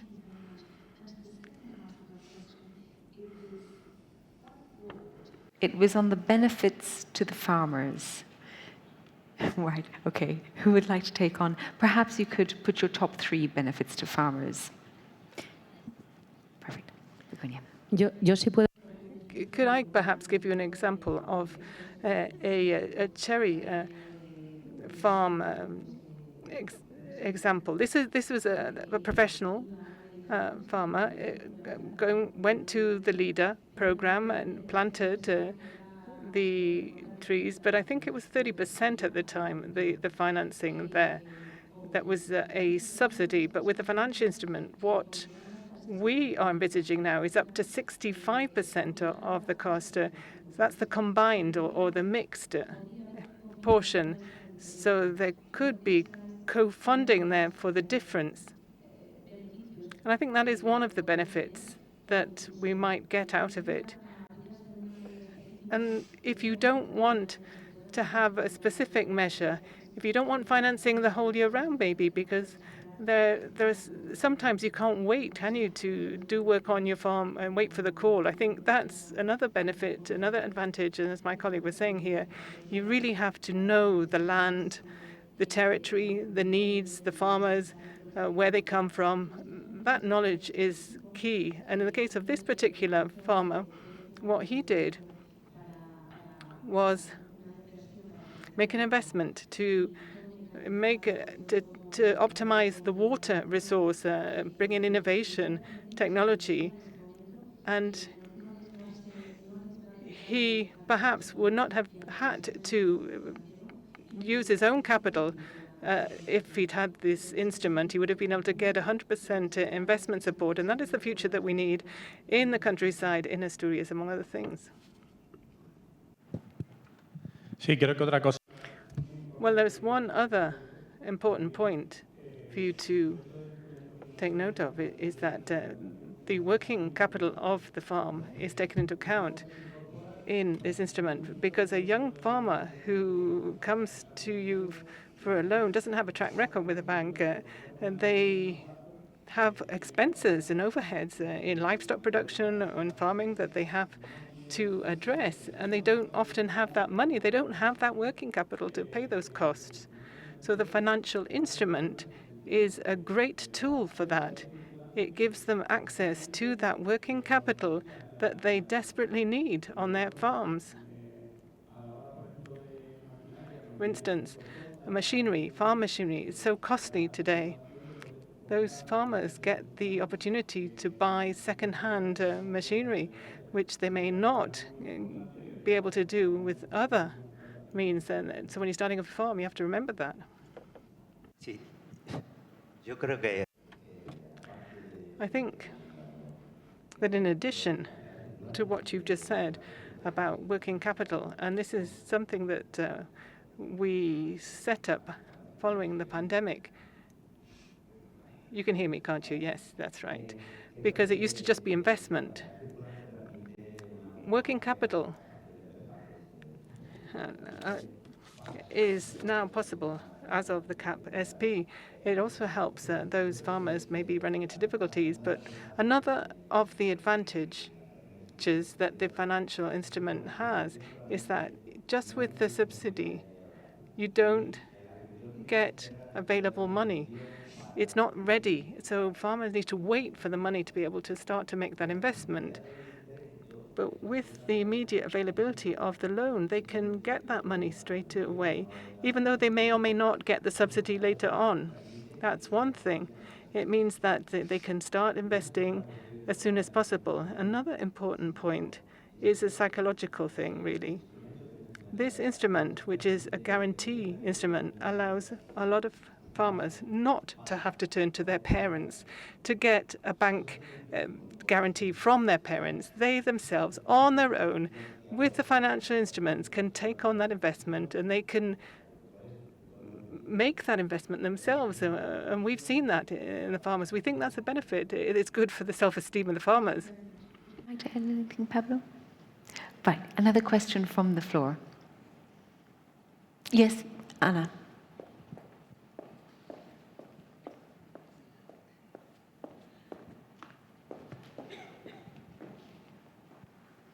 So, Ana González from EIB Group. Me interesa mucho lo que... Well, I've been listening to José Antonio, to Begoña. You've talked about sustainability, about environmental markers. Now, what sustainability metrics do you use? And how do you monitor this? I don't know, Isabel, if this is something that you actually coordinate centrally. For us in the area of insurance, sustainability, environmental metrics are always very complex. We never really know how to deal with them. What do you do? Excellent question. Who would like to take? Perfect. Thank you. Well, thank you. As far as metrics are concerned, I think all financial institutions are trying to develop the model within the risk and scoring metrics, the question of environmental impact, the question of energy impact, but we're actually working on this at the moment. The carbon footprint, of course, we're still working on this. We're still very efficient, but there's no common standard, really. We have a set of objectives, and we are, the ECB is really especially working on this and the risk models, and we need to add in a risk analysis, we need to talk about the sustainability impact. But as far as the metrics are concerned, I think we each have our own. Carolina. Well, let me tell you a little bit about the framework in which we're moving here. Here we're talking about rural development funds. We're talking about rural development programs, which part of their funds want to be extended in the form of loans. Those of us who are familiar with these programs, we know that there's a set of indicators, there's a set of programs for the evaluation and follow-up of these programs, and the environmental part of this, well, you make sure that this is measured through the indicators for rural development. Of course, you could develop some additional indicators which could be complemented to the compulsory ones. Of course, DG Agri and the European Commission, of course, they call upon us as managers of these funds to take this into account. And of course, we do want to measure the result, the environmental result of all these programs that are being implemented at a rural level. Another question from the floor. Have we any comments to one another on the panel? Any comments to one another on the panel? Any questions to one another on the panel?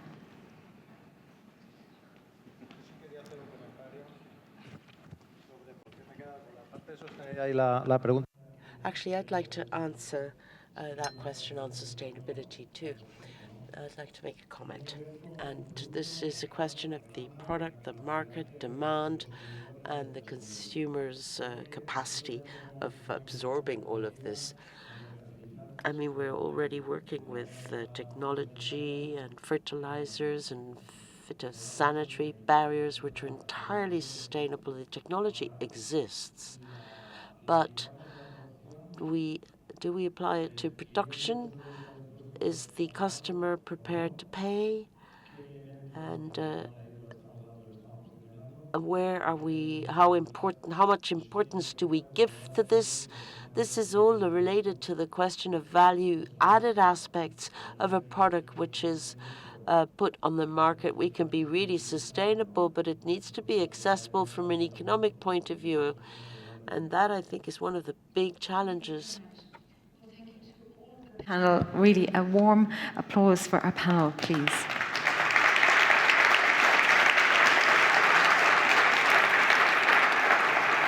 Hello, everyone, and welcome back. We have three wonderful speakers now, and an extremely important topic. It's why we're all here, of course, financing EU agriculture. And it's a great pleasure to welcome firstly to the stage Gelsomina Vigliotti, who's the Vice President of the European Investment Bank.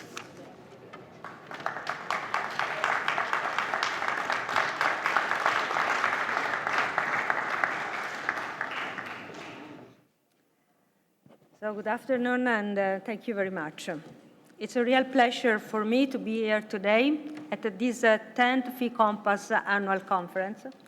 It's my second year now at this event, and I'm here again today with a stronger message of commitment to financially and technically supporting the agriculture and the wider bioeconomy sector. That is vital for Europe's sustainability, strategic autonomy, and future growth. Today also represents an opportunity to underline the critical role that financial instruments cannot play in delivering more investment in line with the common agriculture policy. As the demand for investment grows, whilst public budgets diminish, financial instruments will need to be even more mainstreamed into the use of EU and other budgetary funds.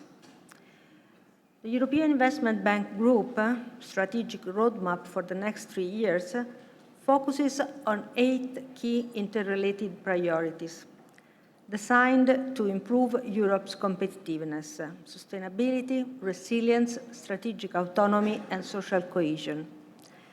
Agriculture and bioeconomy feature prominently as a cornerstone of this strategy, reflecting its critical importance in connection with food security, environmental sustainability, and economic resilience. Over the past 5 years, the EIB Group has provided financing both directly and indirectly via banks and specialized financial institutions of approximately 25 billion euro to the agriculture and bioeconomy sectors, with 80% of this funding inside the European Union. And through our subsidiary, the European Investment Fund, using mandates like InvestEU and the European Agriculture Fund for Rural Development, provides guarantees to financial intermediaries to help unlock over 27 billion euro in investment firepower to SMEs in this sector. At the heart of our efforts is the strong and effective collaboration with DG Agri. Together, we have forged a partnership that drives innovation, mobilizes investments, and provides essential support to Europe's farmers, agribusiness, and rural communities. We were grateful as well to have had the opportunity to contribute to the strategic dialogue on the future of EU agriculture, which was launched last year in January 2024 by Commissioner President von der Leyen. This dialogue brought together key stakeholders to define a comprehensive policy framework for the sector under the new Commission. The financing needs of the sector, as we all know, are immense. 62 billion euro gap was identified for 2022 in farming alone, as highlighted in our Fee Compass survey from last year. Smaller scale farms and young farmers in particular face significant barriers, such as lack of collateral, high interest rates, and exposure to climate risks. To meet this demand and demonstrate our commitment to the sector as one of our core strategic priorities, the EIB Group is now intensifying its efforts to enhance financial flows to the sector and to make the entire agriculture and bioeconomy value chain more resilient and sustainable, strengthen climate adaptation, promote circular economy, foster innovation, and support rural areas. The EIB Board of Directors recently approved a 3 billion euro dedicated lending envelope for the sector. This new lending envelope that will be made available via our intermediary banking partners in the Member States, we hope to also complement with more guarantee mandates, advisory support, and smarter combination with EU funding. This combined package of support also forms one of the main items we proposed as part of our contribution to the strategic dialogue. This 3 billion euro lending envelope aims to address these financing gaps with a specific focus on empowering more young farmers, advancing more green investments, supporting the EU Green Deal's sustainability goals, and last but not least, promoting more gender equality in the sector.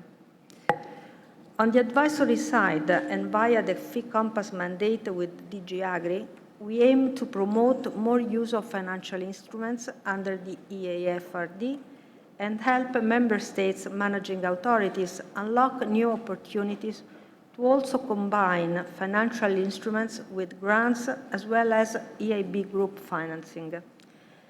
This helps ensure that available resources are used strategically and efficiently to mobilize more private funding to meet the sector's growing investment needs.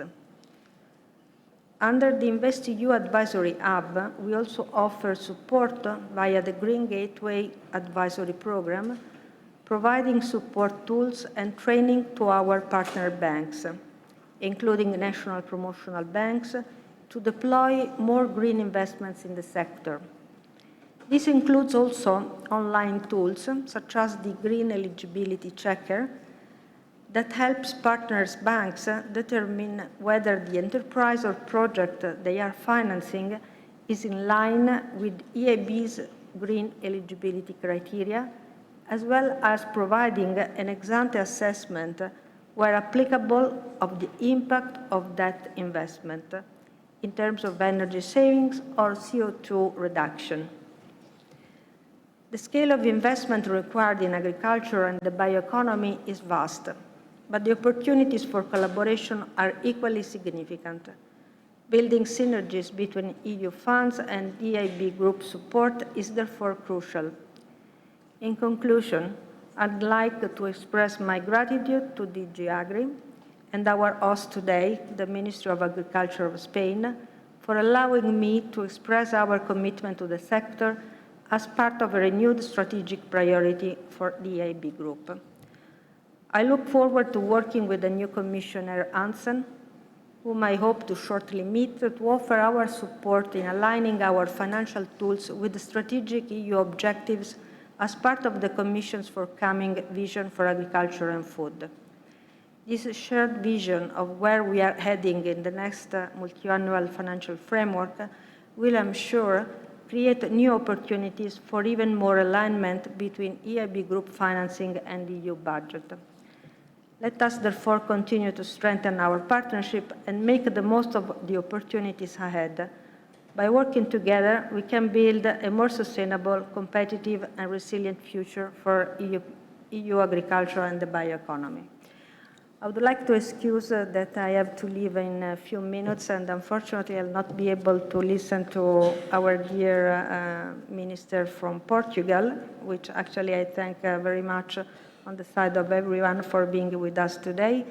And I thank you very much for the vast participation today, very important contribution, and I really hope to meet you next year at this event, or I think more frequently in other occasions. Thank you.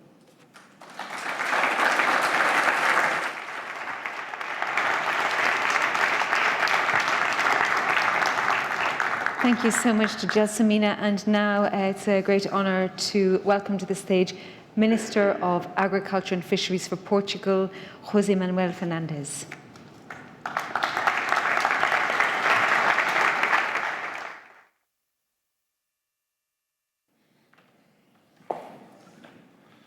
Buenas tardes. Good afternoon. I'll speak a bit of a mix of Spanish and Portuguese, and then a little bit of English, and then I'll speak French. But I should really start by saying that we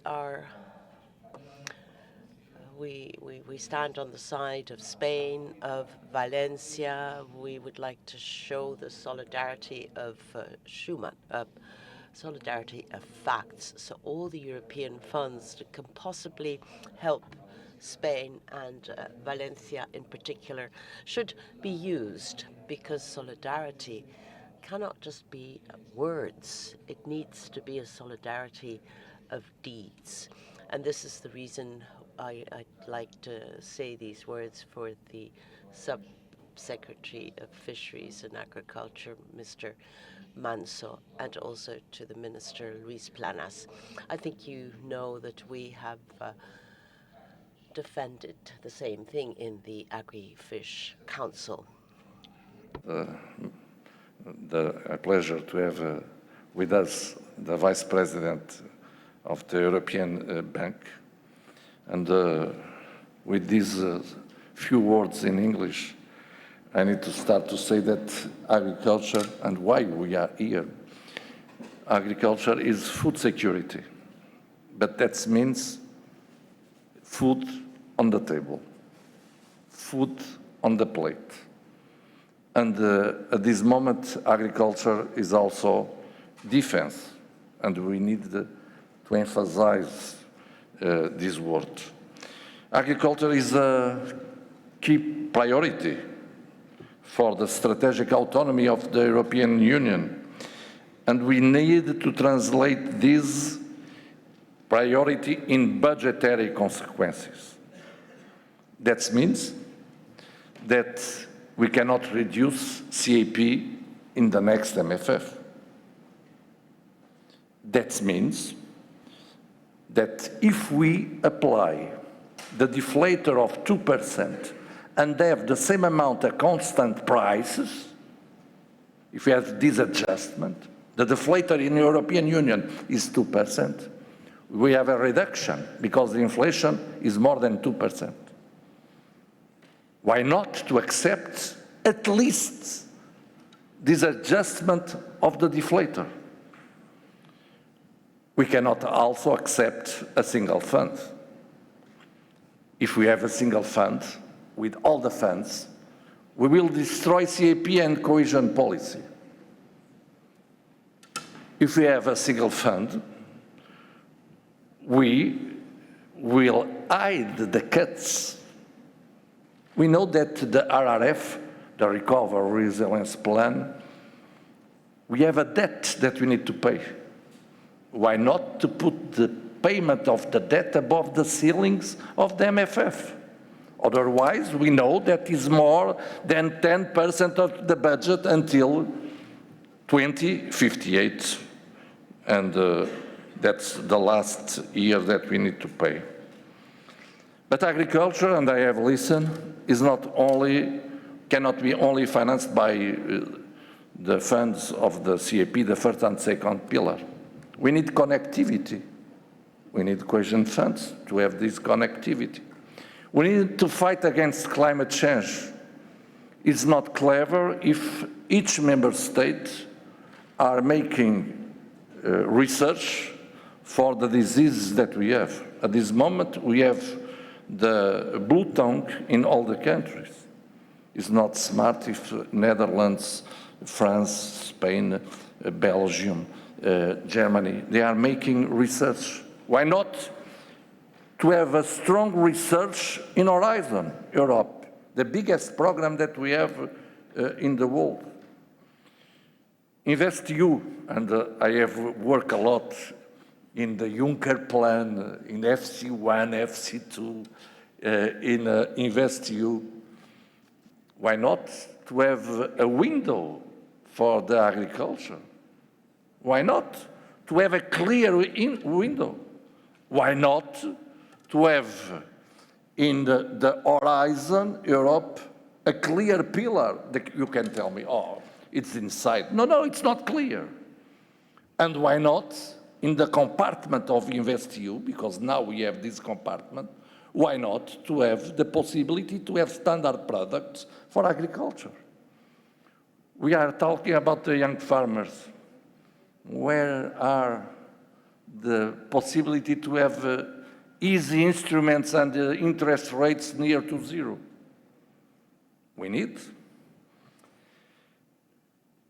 I need to be clear also that in the 15 years that I had in the European Parliament, when we talk about simplification, the result was more bureaucracy and complication. Is the truth. I'm afraid that when we talk about simplification and when we talk about simplification, it's not the fault only about one institution. It is the fault of all the institutions. But we need the simplification, and we need also the solidarity that I have talked in the beginning. Solidarity, the solidarity with the facts. The solidarity with action. For common challenges, we need common solutions. And I defend a lot of times, and I continue to defend, I think it's a good idea to have a European guarantee for reinsurance. We can have this guarantee now, because in the budget we have what we call headroom that we have used for the RRF. We don't need to provide the guarantee. It's a virtual guarantee, but it's work, and we have AAA. Why not to have this European guarantee for reinsurance, and after we add the EIB, we add the national schemes also for insurance. To fight against climate change, to have common solutions, to have competitiveness, to have cohesion, we need not only 1% of the GNI for the budget, when the budget in the United States is, the federal budget is 20% of the GNI. And all the member states are beneficiaries of the budget and are beneficiaries of the internal market. I will switch to French. Au Portugal, on a...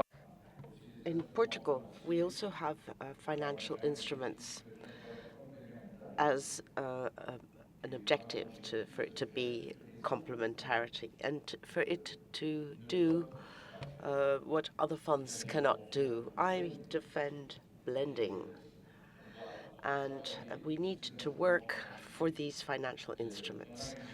I mean, we have a line, and I would like to thank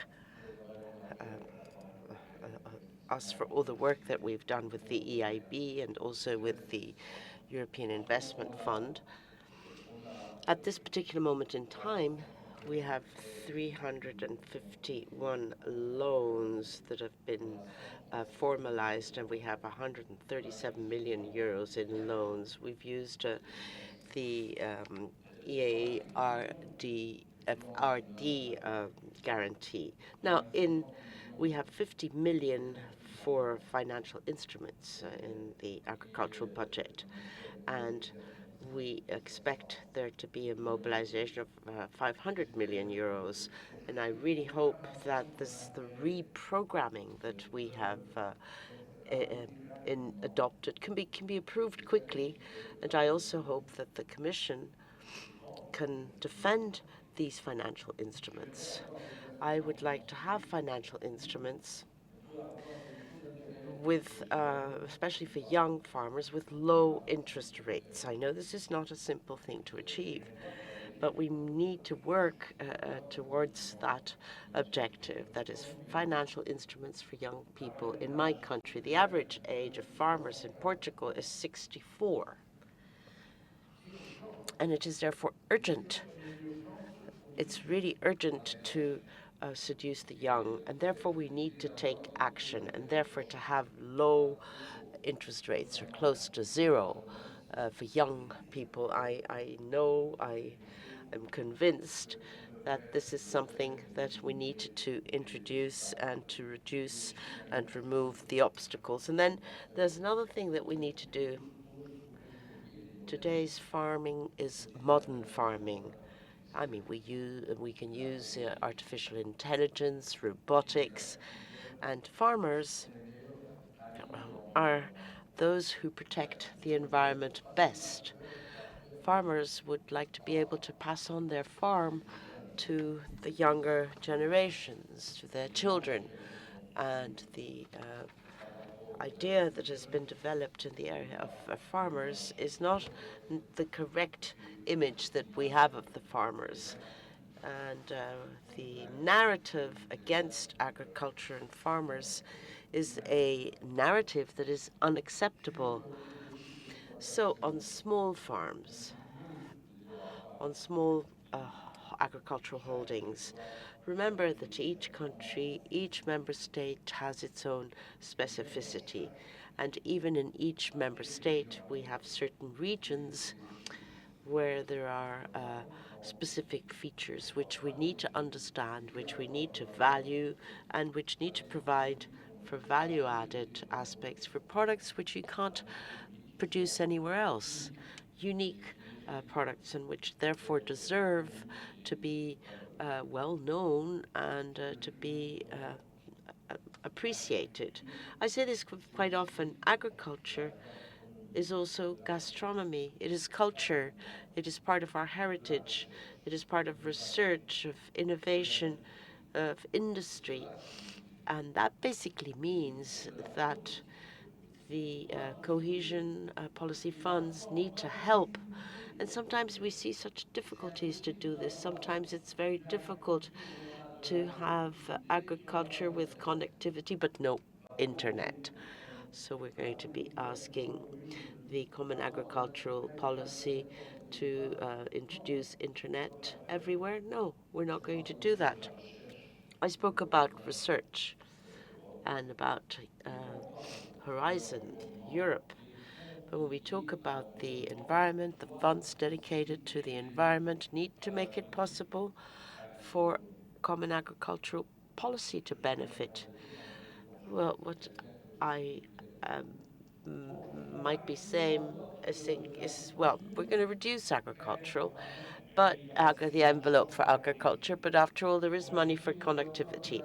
We will stop the spending in the area of agriculture, but you can get money for biodiversity. No, that is not what I'm trying to say. I'm trying to say that agriculture is a priority, a strategic priority, as I said at the beginning, and we need to keep this, we need to strengthen it. Territorial cohesion, competitiveness, and the sustainable are questions that we need to achieve together. Climate change, we're familiar with the risks, and there's somewhere that we are making progress in Portugal with an initiative which is water that unites us. We're going to store this water. We're going to distribute this water in the most efficient manner. And we have an objective for human consumption, for agriculture, for the protection of citizens, and for the environment. And I hope that here we will need financial instruments. And thankfully, the EIB in its priorities does focus on water. And because of climate change, I believe that in a few years' time, all member states will will fully understand the importance of water. Because there were member states who thought, oh, fires, well, that's got nothing to do with us. But today, with climate change, well, fires could also happen in their countries. Member states who said, oh, water, well, that's not our problem.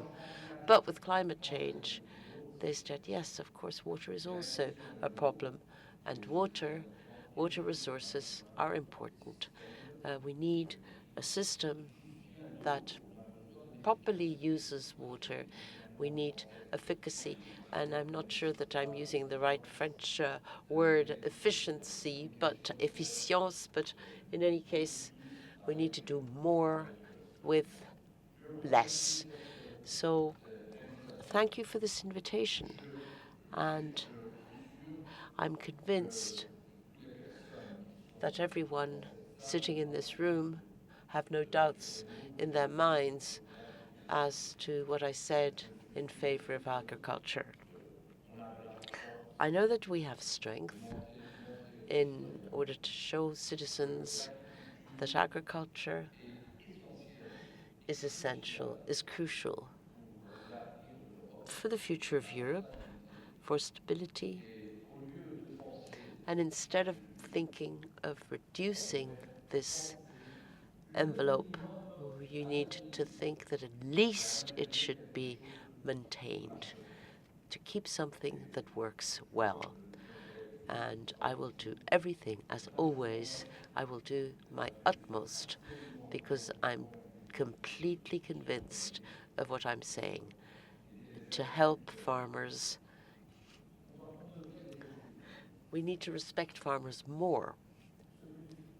And maybe we need to respect them. Perhaps I could skip the word more, because when farmers receive less than 40% of what the average of wages are in other professions, well, there's something wrong there. And how are we going to tell young people to come and work on a farm? So this is something that we need to solve. We need to make sure that the wages of farmers are sufficiently high. Anyway, there are other subjects, but they don't fit within the remit of this particular conference. But let us hope that we can have more investments. And I think there needs to be a window for agriculture with a stronger Horizon Europe and the pillar for research.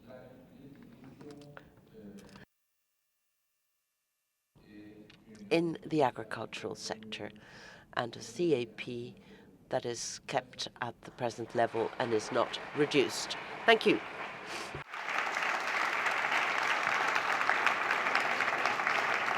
Thank you so much, Minister. We're very, very happy to have you here, and thank you for that wonderful talk. We're also incredibly happy to have Ernesto Abati Garcia Manso with us, who is the Undersecretary of Agriculture for the Fisheries and Food Ministry of Agriculture in Spain, and due to last-minute commitments is replacing Luis Planas. So please welcome him to the stage.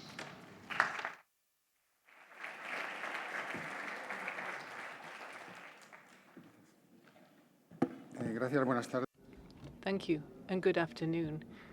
Thank you, of course, to the EIB for inviting me. I do have to apologize on behalf of the Minister. He would have loved to have been here, but the latest events referred to by the Minister from Portugal have filled up the Minister's agenda, and unfortunately he couldn't make it today. I do want to start off by thanking the Minister from Portugal for his solidarity and his support in these difficult circumstances that you know about. The difficult circumstances have been going on for about a month. It seems that it was just the other day, but 30 days have gone by since the event happened. And we do know that both Portugal and the whole of the European Union supports us and stands by us, but I did want to specifically mention the Minister there. So in this case, in this disaster and in other circumstances, financing is a priority area that the Spanish government is working on to help this area that has been devastated by this disaster get back on its feet again. This has been an unprecedented event for Spain. Financing is one of the priority themes of our agriculture policy. Agricultural policy is all about giving momentum to the production of food. The production sector, producing food, helping with food security, and that support to the production sector producing food, so that is the farming and livestock sector, has another important factor attached to it, and that means that we will be able to actually keep people living on the land in certain areas of the country that are at risk of depopulation, with the environmental, social impact that might have if they leave those areas. Financing is also an adequate policy instrument in a sector such as this one, agriculture, the primary sector, because it's a sector that is facing a certain number of risks. One, because of its ups and downs and in profitability, fluctuating because of market circumstances, and also because of events outside our control in other countries. You all remember what impact the Ukraine crisis had on this sector, not just in Spain, but in the whole world, and also because of climate-related risks. I unfortunately had to mention one just a moment ago, but also there was the drought we suffered in 2022 and 2023, and that was not just a drought that affected Spain, but it affected other countries in the EU. Now, all of those circumstances turn financing into one of the pillars that we need to underpin the agricultural sector. I would say that that financing is perhaps even something that goes beyond the traditional method of financing, direct subsidies. They still exist and are needed, but with this financing, we're able to multiply the effect of all of that support, and it helps to keep those people living on the land and working the land as well, and stopping people leaving in droves these rural areas, and I think that's probably happening all over Europe. The agricultural sector, for those of you who are not in the sector, perhaps are not aware of this, is a very dynamic, buoyant sector. According to the Bank of Spain's data for the second quarter of 2024, almost 20 billion euros was the figure there for the sector. That's 50% of GDP. And we're talking about 60% up on 2023. This is the figure for debt, but it is much higher than it should represent. If you look at its weight in GDP of the country, because it's a sector that does turn to lending much more than other sectors. And we've seen that over the last 3 years that the figures for the indebtment of the sector they're starting to decline. Why? Because of external factors, the Ukraine war mainly. And previously, we had the logistics difficulties, and then after that, we had the major drought because of extremely high temperatures. So there was a change in the trend, which meant that there was less recourse to these debt mechanisms, and that meant that public support measures were something that was turned to more. So we're working on lines that will help to support financing for the agricultural sector so that the farm sector can quickly, flexibly get access to financing lines in good conditions too. And by developing those lines, those facilities, we want to work with the real stakeholders, the people who are involved. We want to design a collaboration structure for the participation, first of all, of the government at the level of the Ministry of Agriculture, also the autonomous regional government authorities. They also have an important role to play there. And then traditional institutions such as entities that are perhaps attached to the ministry. They're not directly dependent on the minister, but the SAICA, the guarantee entity. And then there are other public sector financial institutions, the EIB, and I talked to people from the EIB about this before, can also help us out. There is also the investment fund in Europe. We also benefit from experience, from proximity to customers that our banks have. They are the ones that have more knowledge than anybody else of the customers and can help them in the selection process. So we're now simplifying this split of roles. We are interested, above all, in defining who we're working towards, who's the target recipient. We know that when we're promoting financing, we can promote figures that the Minister from Portugal talked about before. We can promote young people, young farmers. We can help with that takeover of new generations in farming. And we can also ensure there is easy access to financing for those sectors that are more exposed to climate-related risks, sectors that are exposed to drought, such as the one I talked about before, or to the storms, the Dana, and floods in Valencia. That's also a major agricultural area, and with a huge tradition there. Just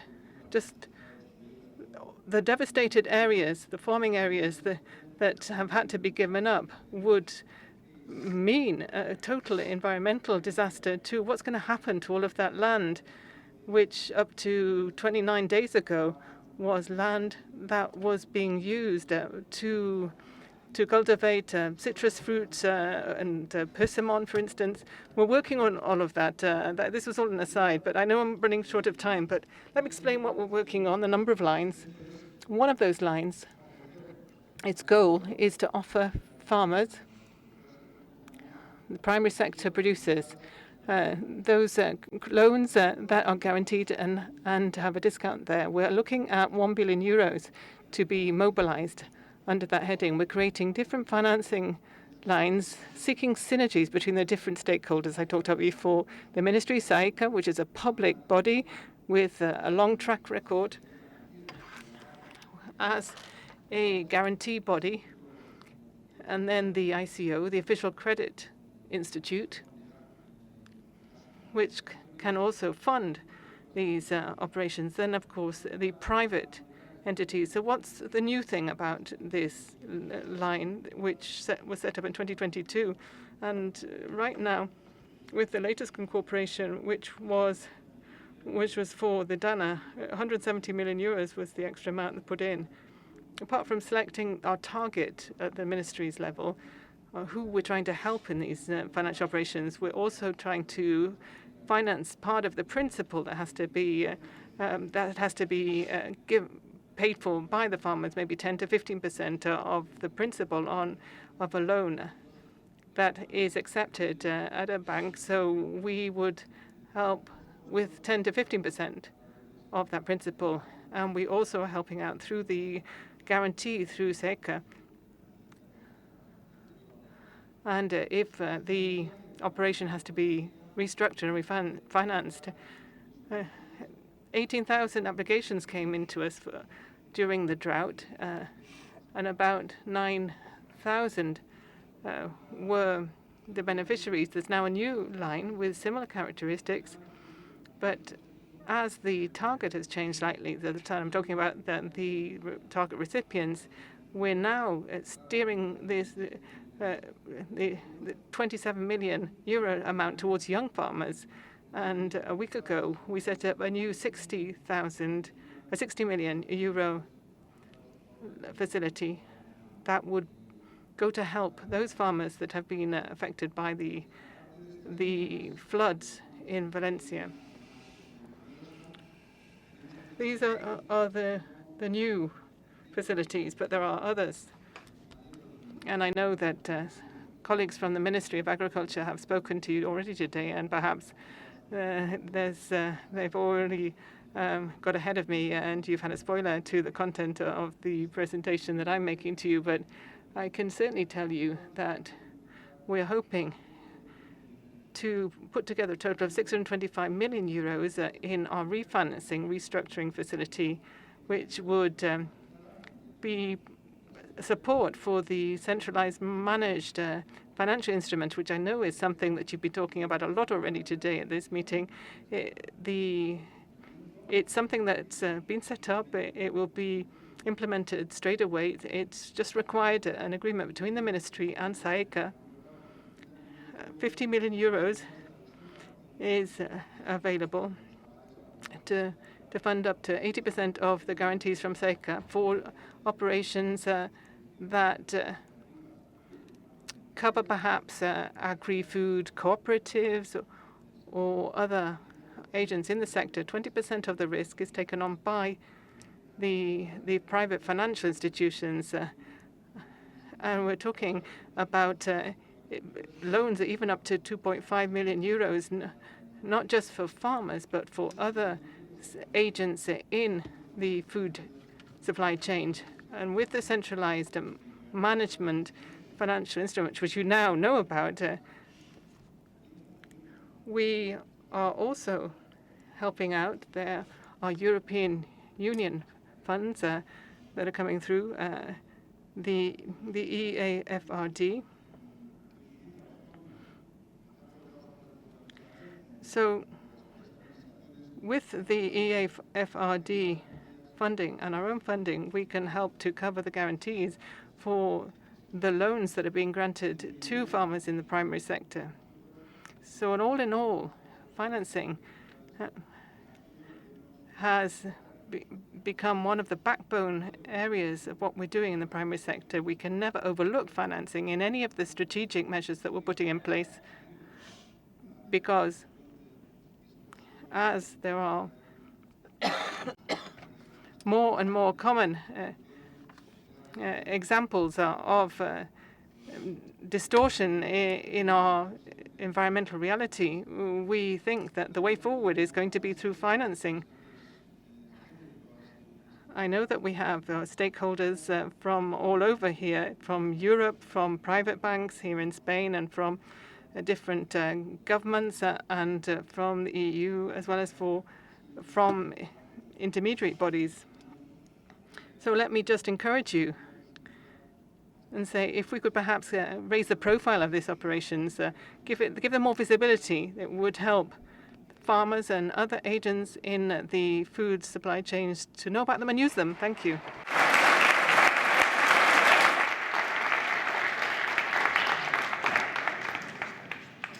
Thank you so much. Now moving to the next section, it's financial institutions' perspective on financing agriculture, experiences and challenges. So for this, I would like to invite onto the stage Mireille Bombelt, who's the Director for Food System Transition at Rabobank from Belgium, Carlos Sierra, Business Development Director at Agrobank Spain, and Cristina Mobilia, Retail Sales and Marketing Manager from Banca di Asti in Italy. And when they're all on stage, I will firstly invite Mireille to give the first talk.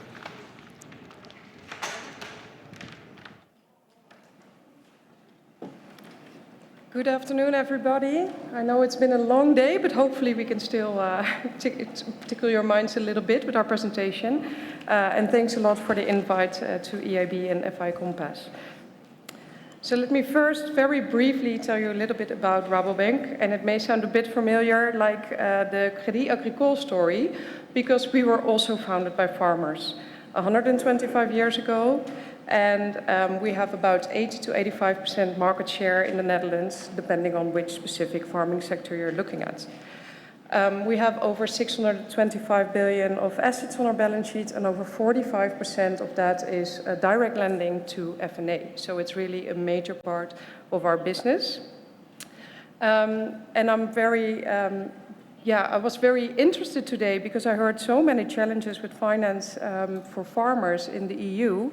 And I'm a bit proud to say that in the Netherlands we don't really have these problems. There's good access for farmers, also for younger farmers, for a whole different array of types of farming. So that's something that made me a bit proud, but also something that really tells me that there is a big urgency in the EU to do something and make sure that this is a common practice throughout the EU. The only issue we face basically is more or less about new land acquisition, but it's mainly spurred because the fact that the Netherlands is so small and so busy, so the competition for land is enormous. So it's not really a financing issue, but more that the prices are so high that it is very difficult to make an economic case out of it. So let me go to our visions, because I guess we have really a vision that in the Netherlands we have our Agri-Food Vision 2040, and it's really about the true value of food. So what we believe is that food should not only be priced merely on the fact that you plant a seed, you grow a potato, and you put it on the shelves, but also the environmental services that farmers can actually provide.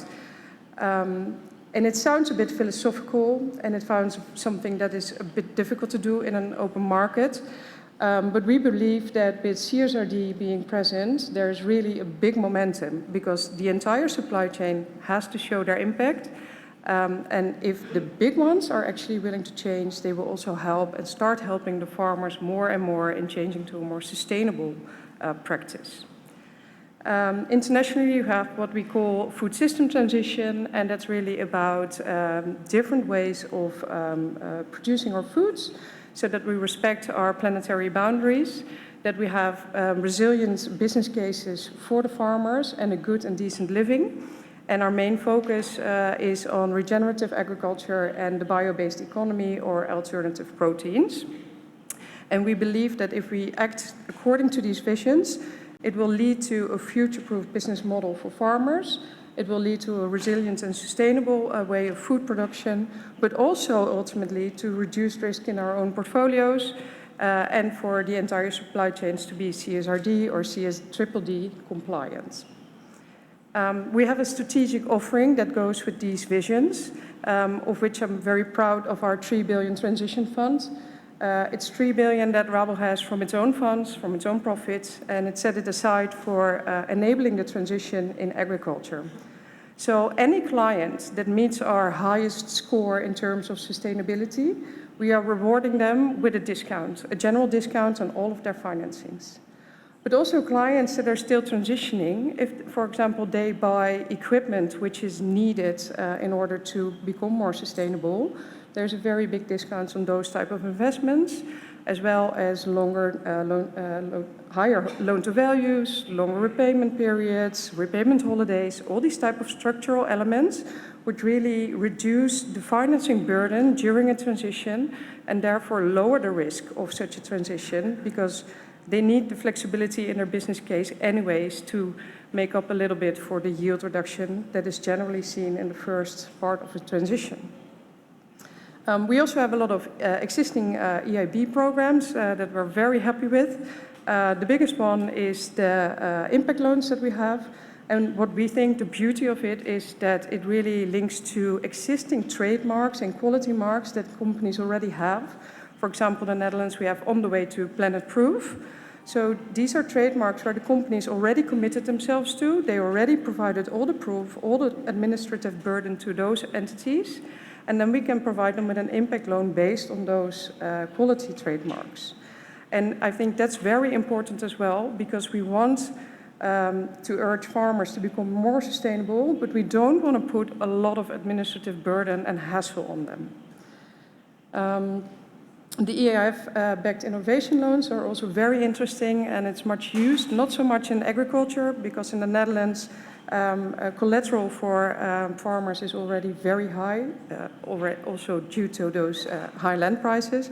So the economics of it are less attractive for agriculture, but nevertheless, we are very happy with the program. And we have a 300 million fund that we're using for DLL, which is our leasing daughter, and they apply it for discounts on equipment, which helps towards a more sustainable transition.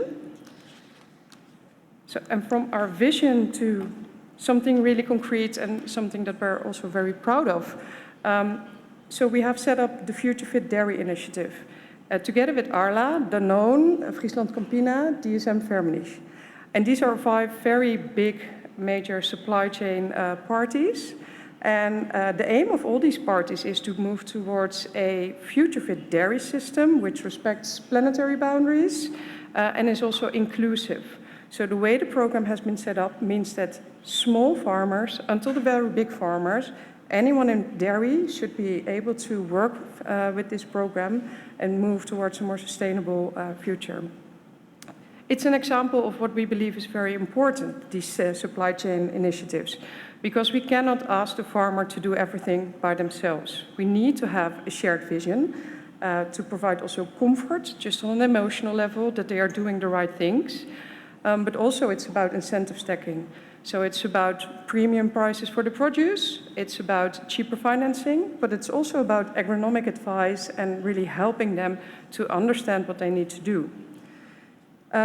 We believe that EIB could be very important to strengthen this initiative as well, because we think that during the transition, there is the financing generally gets a bit more risky. Because during the transition, you see a sort of a yield drop, and you have to overcome that before you actually are more future-proof. So anything that EIB could do, for example, in terms of funding, so that there is cheaper funds available, or in terms of guarantees to lengthen tenors, or in terms of guarantees to be able to adapt to flex events, so droughts or whatever that happen during transition, make you very vulnerable. And we believe that could be very strong. And also throughout Europe, we could use a uniform instrument, because the whole framework that we set up is also for the entire of Europe available. And then the crucial thing here is that EIB, for example, could also accept the framework as it is. So we've really done our research. There's a lot of scientific base for it. And at the same time, it's farmer-centric. So we are trying to set the right targets and the right outcomes that we require from these farmers without asking them for like 25 points, but really focusing on those points that are crucial, so that it's manageable, but also that we can validate it and that it has a real value in it. So it's an open invitation, and we're very happy for any party actually to join this initiative, because we believe that changing the on-farm practices, making farmers more resilient, Giving them a future-proof business case is not just a matter of the farmer, it's a matter of the entire ecosystem. Thank you.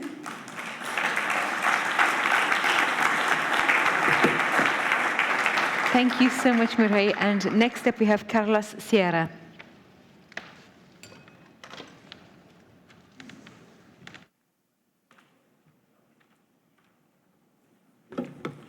Buenas tardes. Good afternoon.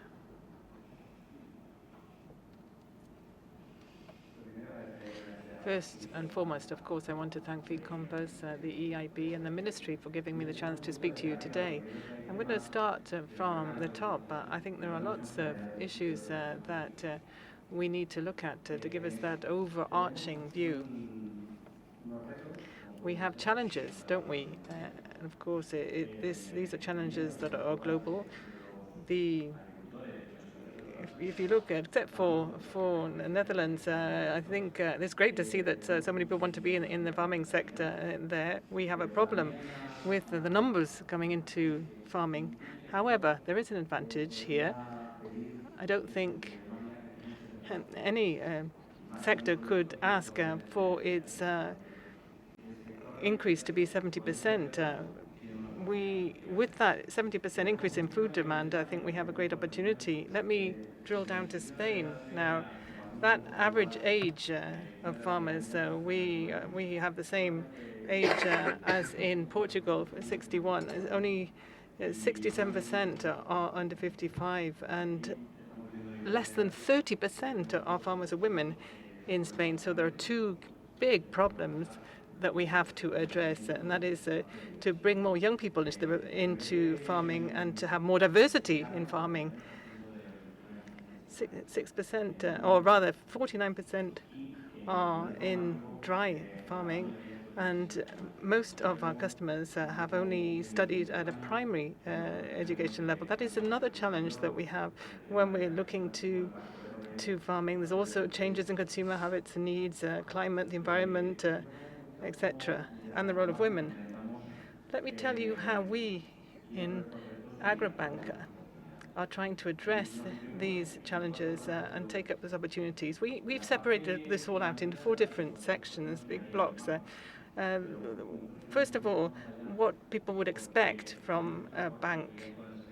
But we want to go beyond that. We have 1,500 branches in rural areas in a sector, and we think that we have to do work for these people. So when we talk about teams and officers, it's pretty obvious, I think, but the basic loans, working capital investment loans, are what people expect from us. But with the challenges that we're facing, we, as I said, have to take one step beyond that.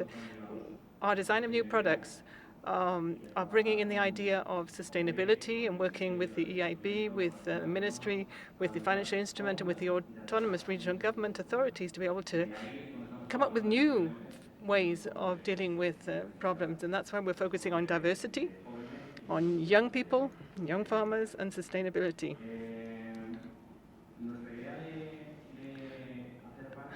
The way we see banking then is something that goes further. When we're working very close to this sector, we work with them at different events so that we can try and unlock the value of the sector. We think that from all different perspectives, private and public perspective, we, as the Portuguese minister said, we need to make sure that the sector is respected and it is put where it should be.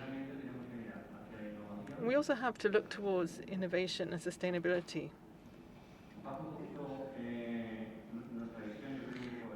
Let me get down to some figures, facts and figures under that heading of the overview. We believe that we are the leading financial institution in Spain. We have 1,500 rural branches, and you can see our total turnover there, 43 billion euros.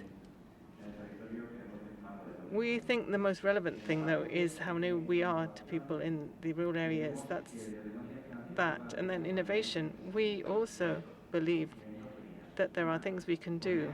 One is to encourage our customers with innovative solutions. We could have a one-stop shop, but we could have an offering for day-to-day problems for farmers. And then we could also have an innovative side to what we're doing with an accelerator of projects. We think innovation has to be something that helps us.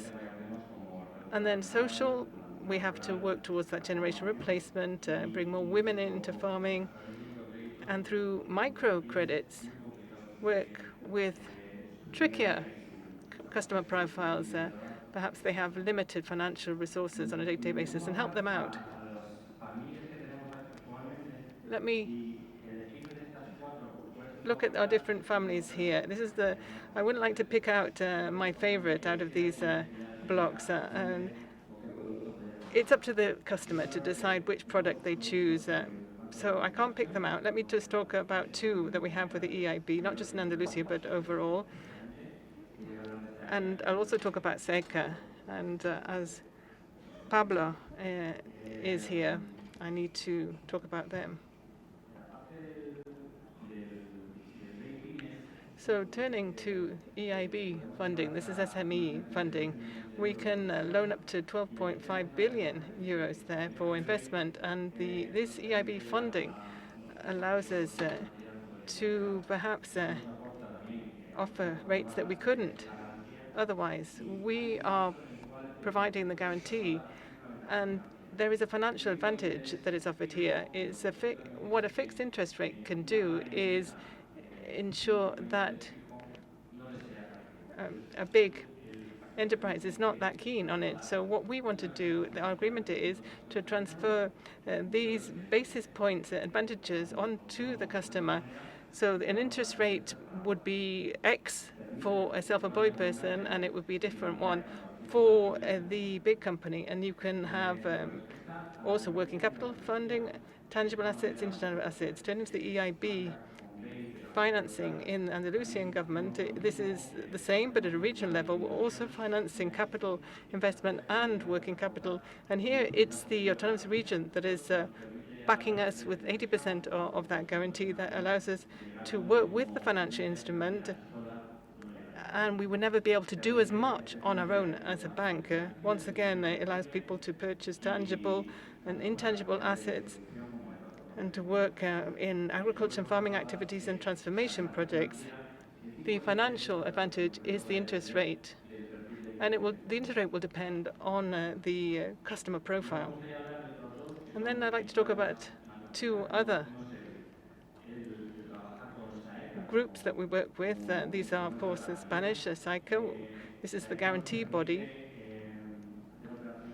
With SAICA, we can make sure that we can cover 100% of the financing operation that can be for companies or for individuals, so they can buy machinery, livestock, or improve their irrigation systems. And it's important to understand that SECA can actually take us into rural areas. When we talk about the rural world, this opens up a different vision. They're missing the internet, perhaps, and PayPal out there, but they're missing many different things. I do also have to finish off by saying that with the IFGC, this is the financial instrument, we can go to different lines. There can be an array offered. It's an advantage to have that choice. And we believe that if we had more autonomous regional authorities in the system, we'd be even stronger. And I'm going to put my customer hat on my head now, and I would say, as a customer, I would ask things to be much more straightforward, much simpler. It's very hard to explain to a customer the 4 loans and say, choose this one and not the other one. I think if we could pool these advantages there, and if we could create the products with a sustainable vision of sustainability there for young farmers, that would be the future. Thank you. Thank you so much. Thank you. And thank you to these speakers for keeping the energy so high. And thank you also in the audience. I know at this time of the day everybody is a little bit tired, so I really appreciate it, and they're great talks. And finally, please welcome to the stage Christina from Italy.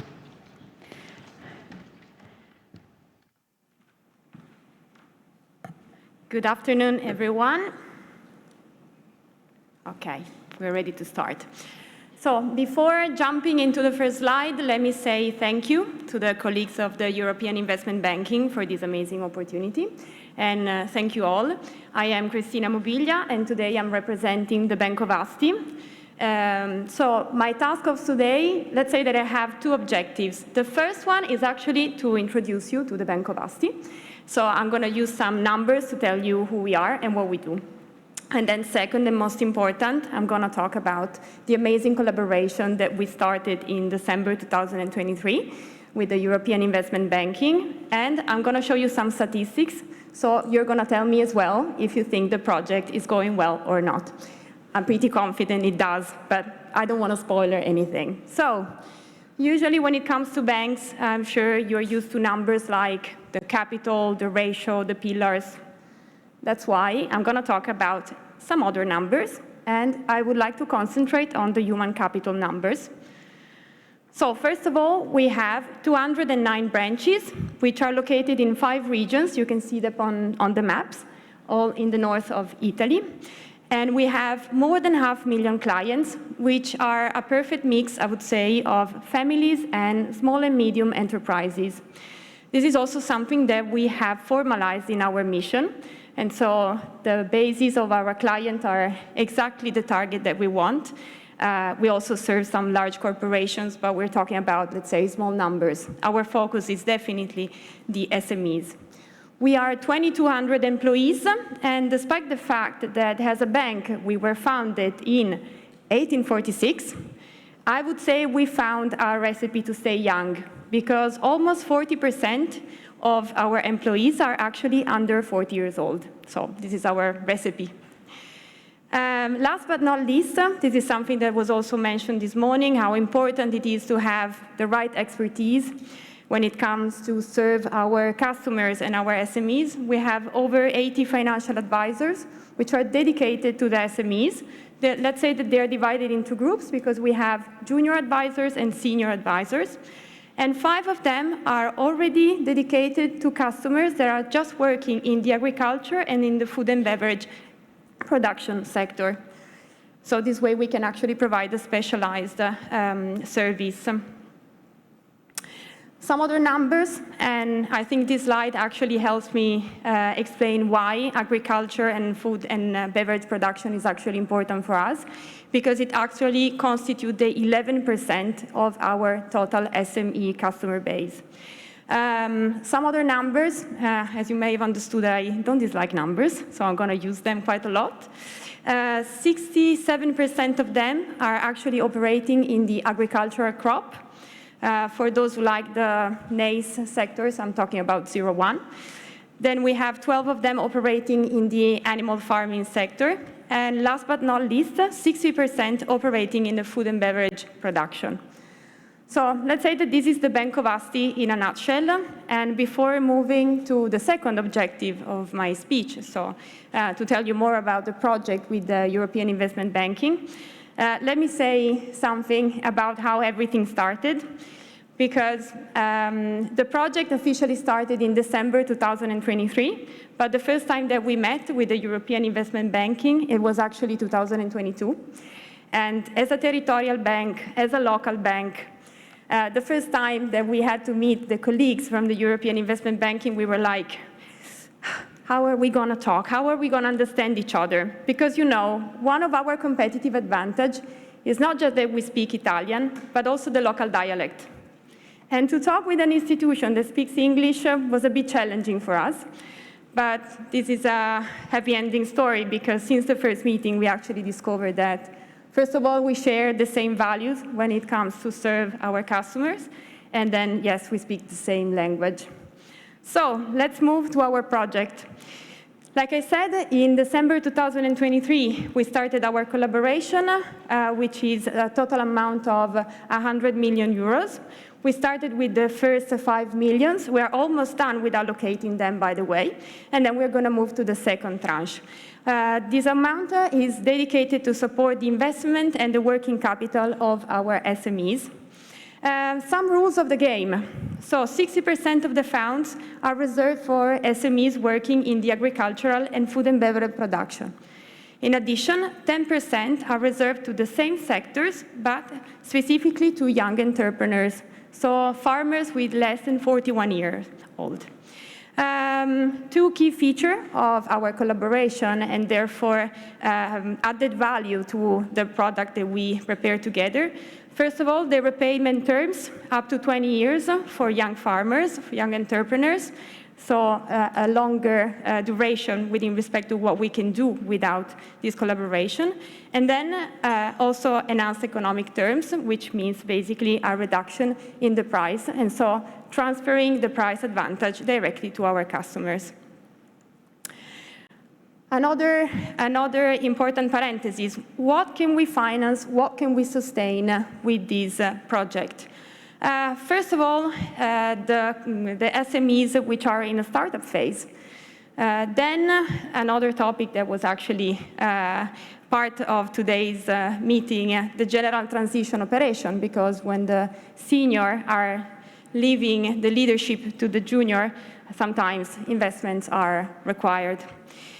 Investment in technological and agriculture 4.0, new installation or renewal of vineyard and orchard, and last but not least, purchase, construction, or renovation of buildings which are serving the production. So now I would say you have all the rules. Let's see how the project is going. So first of all, by November 2024, like I said, the allocation of the first 50 million is basically completed, and now we started the commercial rollout of the second 50 million. By far, thanks to this collaboration, we managed to serve 160 Italian SMEs. These data are from the 15th of November, so pretty fresh, with a strong focus on Piedmont. So you can see the numbers on the region. The reason why we have such a high concentration in Piedmont is because our commercial network started in Piedmont, and we're slowly moving and conquering the other regions. But the fact that there are also some operation in other regions is a good sign, and we hope that numbers are gonna grow. Then I ran some statistics because I wanted to know more about what is happening in this project. So first of all, out of 160 operations, 131 are actually dedicated to the agribusiness. So we managed to reach the first target, 61 of which are owned by young farmers. Then, which are the dimensions of the SMEs we are financing? As you can see, 41% are actually sole proprietorship. So we're talking about small realities. 24% are partnerships, so a little bit more complex, and the remaining 35% are actually corporations, so realities with a little bit more of structure. Let's say that half was actually finance aiming at support investments, and the other half at the working capital. So we have a good mix, let's say. Last but not least, we talk about the dimension of the SMEs we're serving, and now let's have a look at the operation size. So I'm very proud to say that the smaller operation is 10,000 euros, and the average is actually 263,000 euros. So a very good result. And 48% of the financing is actually below 100,000 euros. 29% is below 100,000 and 500,000, and the remaining, the 23%, exceed the 500,000, with just 5 operations above 1 million. What do you think about these numbers? Do you think we are managing to reach our objective?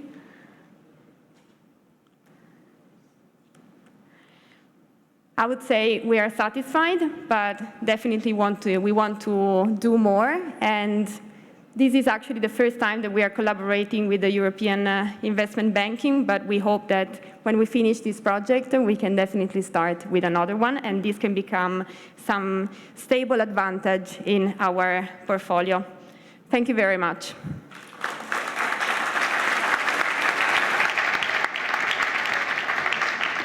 Thank you so much. And now I would love to open the floor to the audience. I know we're running late, but let's ignore that. I would really like to, we've had some wonderful talks. Any questions from the audience? We've had some, yes, front row.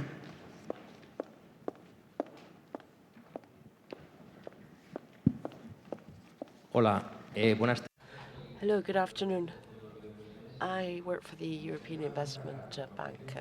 My name is Christian. Carlos, I have a question for you. I thought your presentation was interesting, and it's a recurring issue that I've been hearing.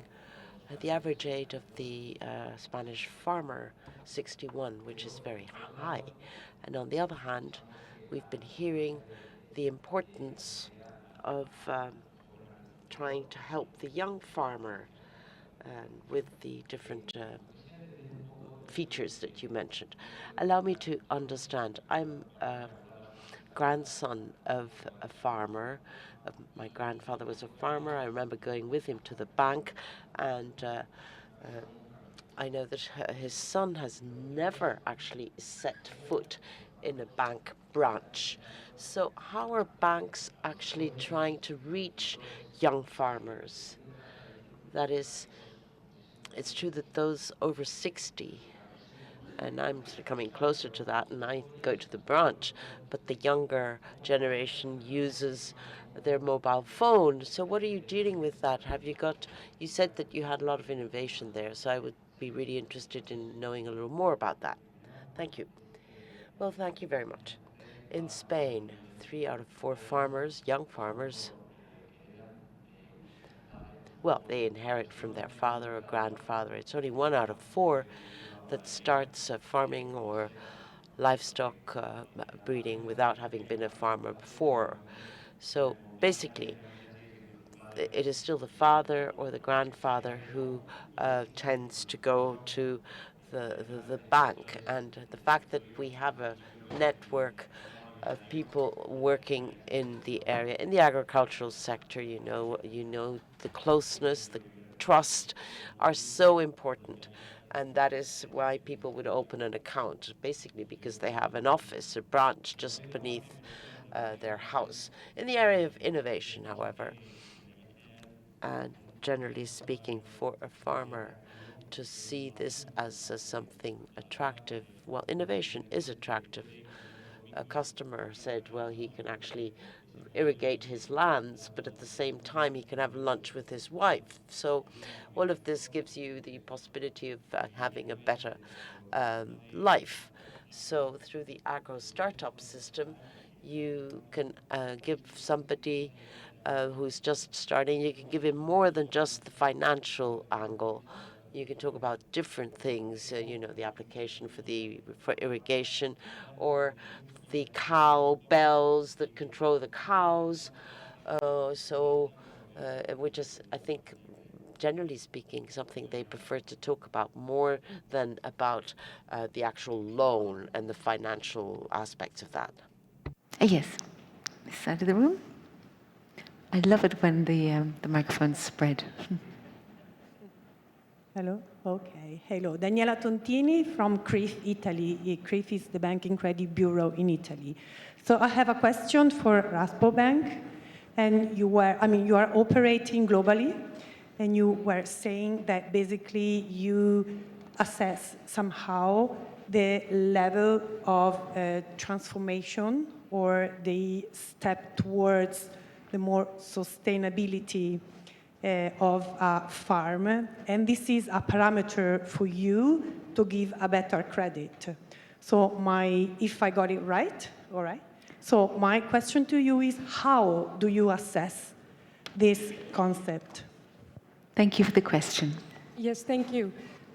So within Rabo, we have developed a couple of tools. The first one is our biodiversity monitor, and it's really based on 9 different outcomes, which are really scientifically based. And the second one is our actually scoring tool, and they have a very big overlap.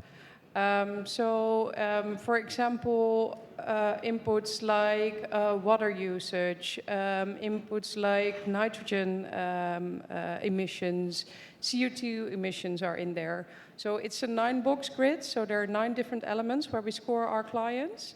And based on that, they can get a classification of A, B, C, or D, whereby A is the best scoring classification. And we believe it's justified to also give them a discount because we believe that, you know, being more sustainable, essentially also being more future-proof, and hence, even though it's not always ready in our models, we think there is just sort of a manual override and say, look, we can give you a discount. Similarly, also, for example, given our large exposure, we also make adjustments the other way around. But we take it as provisions in our annual accounts instead of punishing farmers that are not yet there. But perhaps, I don't know, in 10 years' time, when a lot of people are, you know, moving towards B and A, we will also look at, twisting it around and seeing if you can do that. But for now, we think we should reward the front runners, and that's the momentum where we are in. Thank you. And basically, the scores are based on documentation that you collect, or are they based on interviews? How do you collect the data that you input in your model to score them?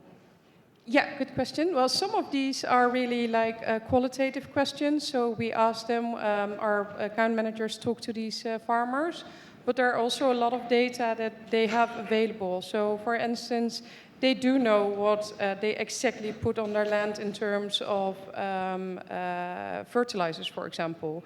So in their own company administration or in their registration, a lot of the data that we need is already in there. So it's very easy for them to deliver it. And yeah, our dream would be that there would be some sort of system, preferably Europe-wide, where farmers can, you know, input these type of data, and then we can use it, but also the corporate that uses their inputs can use it. They can use it themselves. But unfortunately, we're still far away from that one. But we try and make it as objective as possible and align with the information that they have available already. Thank you. I also have a question for Christina, if I may. Okay. First of all, I just want to say, yes, we will definitely take your question, but if anybody else has a question, please put your hand up so that we know where to go next with the microphone. I'm cannibalizing the time. Sorry, Christina. Congratulations. It was an excellent presentation. Thank you. My question to you is it, you said you are pretty much satisfied about the result, but not yet fully satisfied. How is this related to the capabilities that the banks in Italy have to assess the creditworthiness of the farmers? Okay.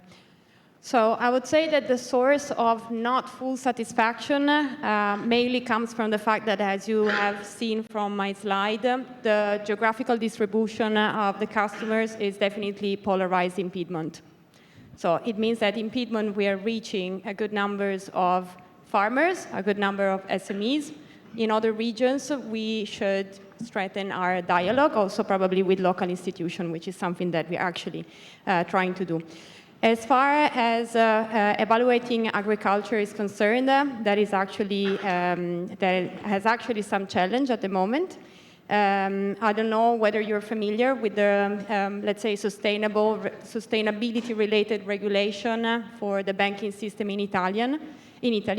But basically, what we have as less significant institution to take into consideration in our credit processes now, for when it comes to, like I said, evaluate the credit of a customer, are basically two risks, which are part of the E of the ESG, the environment. And I'm talking about the physical risk and the transition risk. So at the moment, we're not able to produce those data internally, so we have to purchase them from suppliers. And the physical risk is actually built with heat maps. So we saw them in a presentation today as well. So if an area is more at risk of a certain climate phenomena, let's say flood, then has a higher risk. so at least it's the physical location of the company, whereas the transition risk data, actually, it's, let's say, sectorial data, so it's flat. And our challenge now is actually to deal with the data which are not perfect, still need to be perfected, and that's why we are planning to start from January with a questionnaire directly to every single customer in order to assess, apart from the sectorial data or the statistical data, how are they managing the risks connected to sustainability? And so how are they managing the risk? Which risks are they aware of? And what are the strategies to actually to face them? So it's definitely a challenge, and I would say that we will never be done with looking for better data. Did I reply to you? Yes, thank you very much. Okay, thank you. Thank you very, very much. Any other questions from the floor? I don't think so. And given that we're over time, I would allow our panel to be released. Thank you so much to our panel. Thank you very much.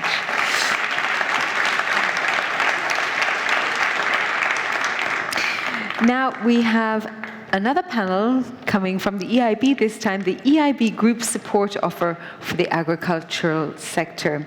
And so to the stage, I welcome Gemma Feliciani, who is the Director for Financial Institutions Department at the EIB, David Gonzalez-Martin, who is the Regional Representative for Spain and Portugal at the EIB, and Frank Lee, who is Head of Financial Intermediary Advisory Division at the EIB. Yes, thank you. Okay. Buenas tardes.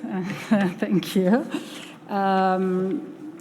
So first of all, thanks for the Ministry of Agriculture, the Spanish one, for hosting us, and thanks to the DG Agri and the European Commission, with whom we've been partnering for 10 years. And so I'm very proud to be here today and to share the package that we offer from the EIB to the market. So without further ado, I will start.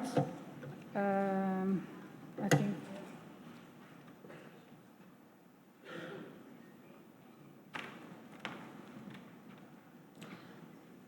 Okay, we've heard a lot today about what the bank and DG Agri has set up during the course of this last year, but let's have a look at what we have today as offer from the EIB and what is the comprehensive support package that we have for the agricultural sector. So as you can see from the graph, it's a program which is organized around 4 blocks. I'll talk about the lending part. Then, as far as the guarantees are concerned, I will benefit from the colleague from the EIF, David, who's here today. And for the advisory and the grant, Frank Lee will lead the discussion there. Okay. You've heard Gelsomina Vigliotti, our Vice President for Agriculture, that she spoke about this new program of 3 billion for lending. But first, and she also informed about the key priorities that the EIB has set up since the beginning of the year, and agriculture being one of our 8 key priorities. So our contribution at the moment in terms of funding agricultural sector through intermediate lending is a new program, a 3 billion program, which has just been approved by our board at the beginning of this month. And it's focused on agriculture and bioeconomy, which encompasses the food production, the wholesales and logistics, and it's a program which is pan-European, so it's open to all financial intermediaries with whom we work or we will work to reach out to the farmers and to the reality from the market. Another dimension which is important is that the program has a dedication, and I think the elements that you read on the screen are probably not new. We've heard a lot about this during the course of today. And so it's green investment. We are advancing towards the transition to a greener agriculture So this is our aim, to support that transition. We spoke a lot about young, and I would add also new farmers, so the generational change. And last but not by many means least is the gender equality. So it's all those farms which are, so the business owner will be a woman or led by a woman. So, okay. Yes, it's changed. Okay, let's have a look at the what we offer in concrete terms. So the envelope would be for investments, so project investments and working capital. We've heard a lot about the particularly working capital, which is paramount for the farmers. It's open for SMEs and mid-caps. We know that 70% at least should be directed towards SMEs, and as I said earlier, it's across all Europe. The way we work under this envelope is that we typically partner with a financial institution, and with each financial institution we'll set up what we call sub-operations. So these sub-operations will be to maximum size up to 200 million. And typically the underlying projects that this financial institution will offer to their clients will be for ranging between 25 and 50 million, depending whether it's directed towards an SME or a mid-cap. The project costs can be covered, it's typically around 50%, but can go up to 100%. And we've heard from the previous panel as well that one of the benefits that is there and offered by the EIB is having the possibility to go for longer maturity. And here we go up to 15 years of amortizing maturity, which depends, of course, on the type of project which we are financing. So it depends on the economic or technical life of the underlying line towards with the farmers. This is a pretty new element, so farmland acquisition by young farmer. This is something that we just added, and we know how important that is, so we're very happy that we managed to offer this to our clients. And in addition, we have the possibility, and I think David will talk about the EIB guarantee offer in a little while. So we have the possibility here to combine the funding with a guarantee line from the EIF.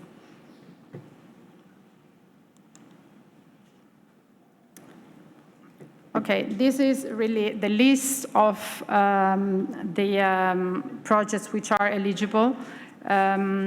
We've heard before from the other colleagues from our project team that there is the capability from the EIB to set up a team, a technical team, who will look at the projects, at the composition of the portfolio, and establish an eligibility criteria which would enable us to identify the various lines offered to the farmers. So this is the list. I'm not going to go through, but just to highlight that the working capital is primarily used for adaptation. So we're very happy that this could be set up, because we're conscious that this is the part of the transition towards a more sustainable agriculture.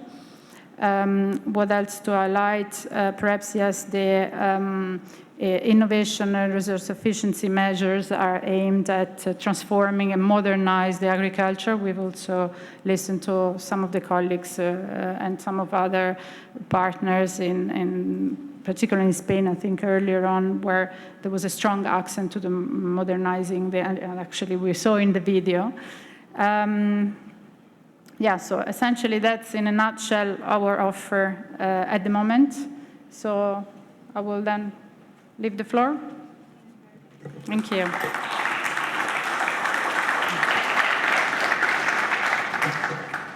Thank you, Jim. Hello, good afternoon, everybody. I'm going to be explaining now the block on the slide of Gemma, which talked about the EIF interventions. Now, we are the EIF. We are part of the EIB Group family, and we are specialized in providing financing to SMEs, to startups. And we do it in the following way. I mean, I think here we all have the collective endeavor to provide as much financing to the agricultural sector to make sure that our farmers are properly funded. And in the EIF, de facto, what we are doing is actually leveraging the public funds so that €1 of public fund entrusted to us will end up being in the market 5, as we say here, but typically it's even higher than 5. We're being conservative. And we do so thanks to plugging ourselves to the financing ecosystem already existing in the territories. And this is actually very important. We join forces with you. We provide you with the risk capacity and with the investment capacity so that the financiers in the different member states, in the different regions, can do more and can financing more to farmers. Now, where do the funds of the EIF come from? The funds of the EIF come from the European Commission, the European Investment Bank, also member states, regions, and national promotional institutions. So it's quite a broad base of agents entrusting their funds to the EIF. Now, let me tell you, I mean, so we said we are the body of the EIB Group financing SMEs and startups. We've been around for 30 years. And here a teaser of what's going to explain now is that in these 30 years, we have been able to support agriculture in many different ways, in complementary ways. And actually, when we talk about agriculture, we've done analysis of our interventions. What we have identified is that our toolbox, the whole toolbox that we have developed in the last 30 years to finance SMEs and startups, has de facto been particularly active in the agricultural sector. I will expand into this a bit now. Today, we have had quite a number of discussions about guarantees, and guarantees is definitely one of the key pillars where we are able to support the agricultural sector. And we do it in 2 ways. First of all, we are able to support agriculture via dedicated agricultural mandates, so a program entrusted to the EIF to support agriculture, but we also support agriculture via non-specifically dedicated programs to agriculture, but programs which dedicate their efforts in providing access to finance. Now, let me expand briefly on this. EIF is implementing since 2022 the main flagship program of the Commission in SME financing, which is InvestEU. And under InvestEU, when our financial intermediaries have been implementing the products in the different countries, what we have identified is that under the competitiveness program of SMEs under InvestEU, 28% of the SMEs belong to the bioeconomy sector, so quite, I would say, a stronger prevalence. And also, under the Sustainability Guarantee product, which is a product which accompanies and provides financings to SMEs for the green transition, we also have a very relevant presence of SMEs, close to 20%. In addition to this, as I mentioned, we have also specific programs for agriculture in countries, which I will mention later. Now, let's focus on these loans for sustainable and green investments of farmers. As I mentioned, all the financing provided, all the risk capacity provided by the EIF in the field of guarantees is channeled via the players on the ground in the different member states. And we are able to cover many of the needs of farmers in terms of the green transition. And here we have listed in the right part of the slide the main activities which we can cover. Some of them are, I would say, particularly in our mind when we think about green, like, for example, creating renewable energy capacity in their facilities, obviously energy efficiency, but particularly important, something we have discussed here today as well, we are able to provide financing for climate adaptation, so to reduce climate vulnerabilities in agriculture. And this is actually a very broad field. I mean, here we are not just talking about maybe building some kind of dike so that the water doesn't flow into the facilities, but we're also talking about investments in precision farming, in changing the crops for droughts, etc., etc. So a very, very broad catalog of sub-practices. And obviously, irrigation and more, I would say, concretely related to agriculture, financing inorganic agriculture and sustainable agricultural practices. And by the way, on this last field, we are totally aligned with the Commission definition of eco-schemes, so that it's not a new set of definitions, but rather we build on what exists. Now, I mentioned that in some member states, we do have specific programs dedicated to agriculture, and these are the ones that we have listed here. We had the privilege of having Minister Fernandes from Portugal talking about the Portuguese-specific agricultural mandate. We do have others in other programs. And there's something which I wanted to share with you, which makes these programs particularly unique, which is the fact that this is not only about making financing happen, but this is also about transferring the benefit of the EU support to the farmer. And this is something that we really care about. And whenever a financial intermediary in any market is operating with us, providing financing to farmers, they need to be able to provide such finances in improved terms versus the market standards. And this can take place in different ways. This can take place, for example, by not requiring collateral of the farmer, and this is particularly important for young farmers. This is also in the form of a reduction of the interest rates in comparison with the market standards. Also very relevant for agriculture, provided longer terms for the repayment. So just to say that any financing provided under these programs has this specific feature of transfer of benefit. Look, I put here some numbers. Overall, we are in over 13,000 SMEs, 3.7 billion made available, 1.7 already disbursed. Now, let me talk a bit about the future of agriculture and all the innovations which happen in agriculture. I mean, typically venture capital and private equity is where the bulk of innovation in general, in Europe, in the world, take place, and agriculture is no exception. In this respect, we have identified in the last years an emergence of new fund managers which are using somehow this type of investments to boost innovation and come up with new practices which will be the agriculture of the future or scaling up the agriculture of today. EIB has been investing in this type of funds since 2006, but it's since 2020 where we have really seen a ramp up of innovation via VC and private equity funds. We have been able to invest already 420 million euros, leverage, as I explained at the beginning, up to 1.6 billion euros. And this is a segment which we particularly care about due to the leverage effect that these innovations will have once implemented in the future. Now, what is the role of EIF with these fund managers when we invest? Look, at the end, we have quite a thorough selection process. We develop the market by also somehow coaching the managers so that they become investable. And when the EIF invests in a fund as an anchor investor, this attracts immediately institutional investors, other type of investors to the fund, and at the end creates the financing which allows the fund manager to somehow pursue the innovation or the scale up of such innovation. By the way, this type of innovation is happening all over Europe. It's not just in a very few selected countries. Our experience is that we are seeing all this flourish all across the EU. Look, I put here a few examples of startups that we have supported in the last years, not for you to remember or to look so much at the names, but rather to give you a feeling of the type of innovations that we are identifying, that we are able to support. I mean, if I were to give a few headlines of what these companies here do, I think what we would see is a number of companies focused on the origination of alternative proteins based on microorganisms, mycelium, etc., etc.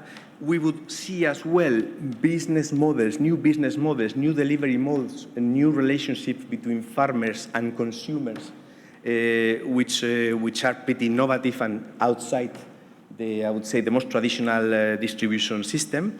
We also see innovations linked to a better use of the soil, regenerative agriculture, but also artificial intelligence in respect of the final products to sort them out better, as well as prolonging the life shelf of the products, for example, in the supermarkets.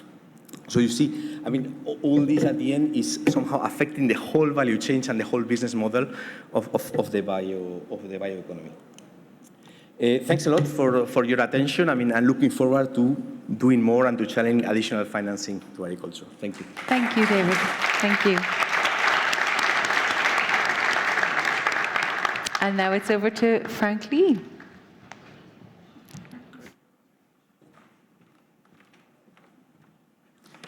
So, yes, we're getting close to the end. Not too long. I'll try and make my intervention short. So, indeed, as you've guessed, I represent the advisory services of the EIB, and we work both with EIB and EIF colleagues, so we're a bit of a group advisory service. And of course, our flagship advisory program is the program sponsoring today's event, the Fee Compass, that we work together with DG Agri closely on, as well as some of the other, what we call shared management directorates of the European Commission. And our job under Fee Compass, as you know, is to try and promote more use of financial instruments under the shared management funds. You can judge for yourself whether we've done a good job or not. We've been doing it for 10 years, as you can see. And we've just launched a survey, in fact, to ask our stakeholders what they think of what we've achieved. The good news is the survey is still open. So for those of you that actually want to go on and take the survey, and I see Milena's flashing a card which actually has the QR code, I guess, for the survey. So please only fill it in if you have good news. So what are we doing on Fee Compass apart from things like this, of course, is we're trying to promote more networking, more sharing of experience between you as managing authorities and the intermediaries that you work with. We are doing a lot on studies, as was mentioned by the Deputy Director General of the Commission opening today's event. We talked a bit about one of the studies we're undergoing today with in the insurance and risk management systems. Also, it was a very useful study that we did two years ago, I think it was, a survey of farmers' needs, determining the gap for Europe. It's a number that's quoted now quite a lot, 62 billion, I think it is. And it was actually the basis under which EIB as well moved forward in putting together this 3 billion lending envelope that was announced by our Vice President and explained to you in more detail there by Gemma. So we do think that we're doing some useful things to try and move the market, to try and leverage in as much private money as possible, because as you heard today from the Vice President, from the Minister, investment needs are massive. Funds are more than likely going to be going down, at least public funds. So how do we fill the gap? It has to be the private sector, I guess, and this is where financial instruments has a key role to play. So coming back to the diagram that Gemma put up right at the beginning, the 4 pillars of the EIB Group's support for the sector. Advisory is obviously a key part. I would say that because I work for advisory, so that's important to make that point. But I think you would agree, as managing authorities and even as financial intermediaries, that without good advisory, there's no good projects. And our job is really to focus on the managing authorities in the first instance, and then the financial intermediaries. Unfortunately, we do not have the capacity or the numbers of staff to actually go down at the level really of the final recipients, of the farmers, of the SMEs. So we focus very much on trying to build the capacity of the intermediaries to try and equip these financial intermediaries and the banks with the tools that they need and the knowledge they need to try and help their customers and finance more farmers ultimately in line with the priority objectives of the Union. Obviously, some intermediaries do not need any help, and they're certainly much more technically advanced than we are. But many are not quite there, particularly in quite niche areas, including agriculture. So we do focus our efforts on trying to build that capacity. And one program in particular that I wanted to talk a little bit more about today, it's funded under another mandate of the European Commission that we have, which is called the InvestEU Advisory Hub. And under this mandate, we developed something called the Green Gateway Advisory Program. So as the name suggests, it's designed to try and build the capacity of intermediaries and knowledge of intermediaries and stimulate more investment into green activities. And when I mean green, for us, it's in line with the EIB Group's climate change and environmental sustainability guidelines. And we all know that the taxonomy as such is a moving target. It obviously doesn't yet apply to agriculture, but we nevertheless see agriculture as a very key part of greening Europe, and therefore we try to target a lot of our investment and support into that area. And that is why it's also a key target of this 3 billion lending envelope that was announced. So what does it do? And that's the website address. So for those of you that want to retain one thing from my presentation today, that's that address, so that you can go and look for yourself. The rest you can forget. The slides will be, by the way, sent around after the event, and they will be on our website. But anyway, we developed this program of various interventions, focusing on bilateral advisory support. So this is where we work with banks individually to try and support them. We're actually working with Rabobank. We also worked with Cajamar that was here today, Santander.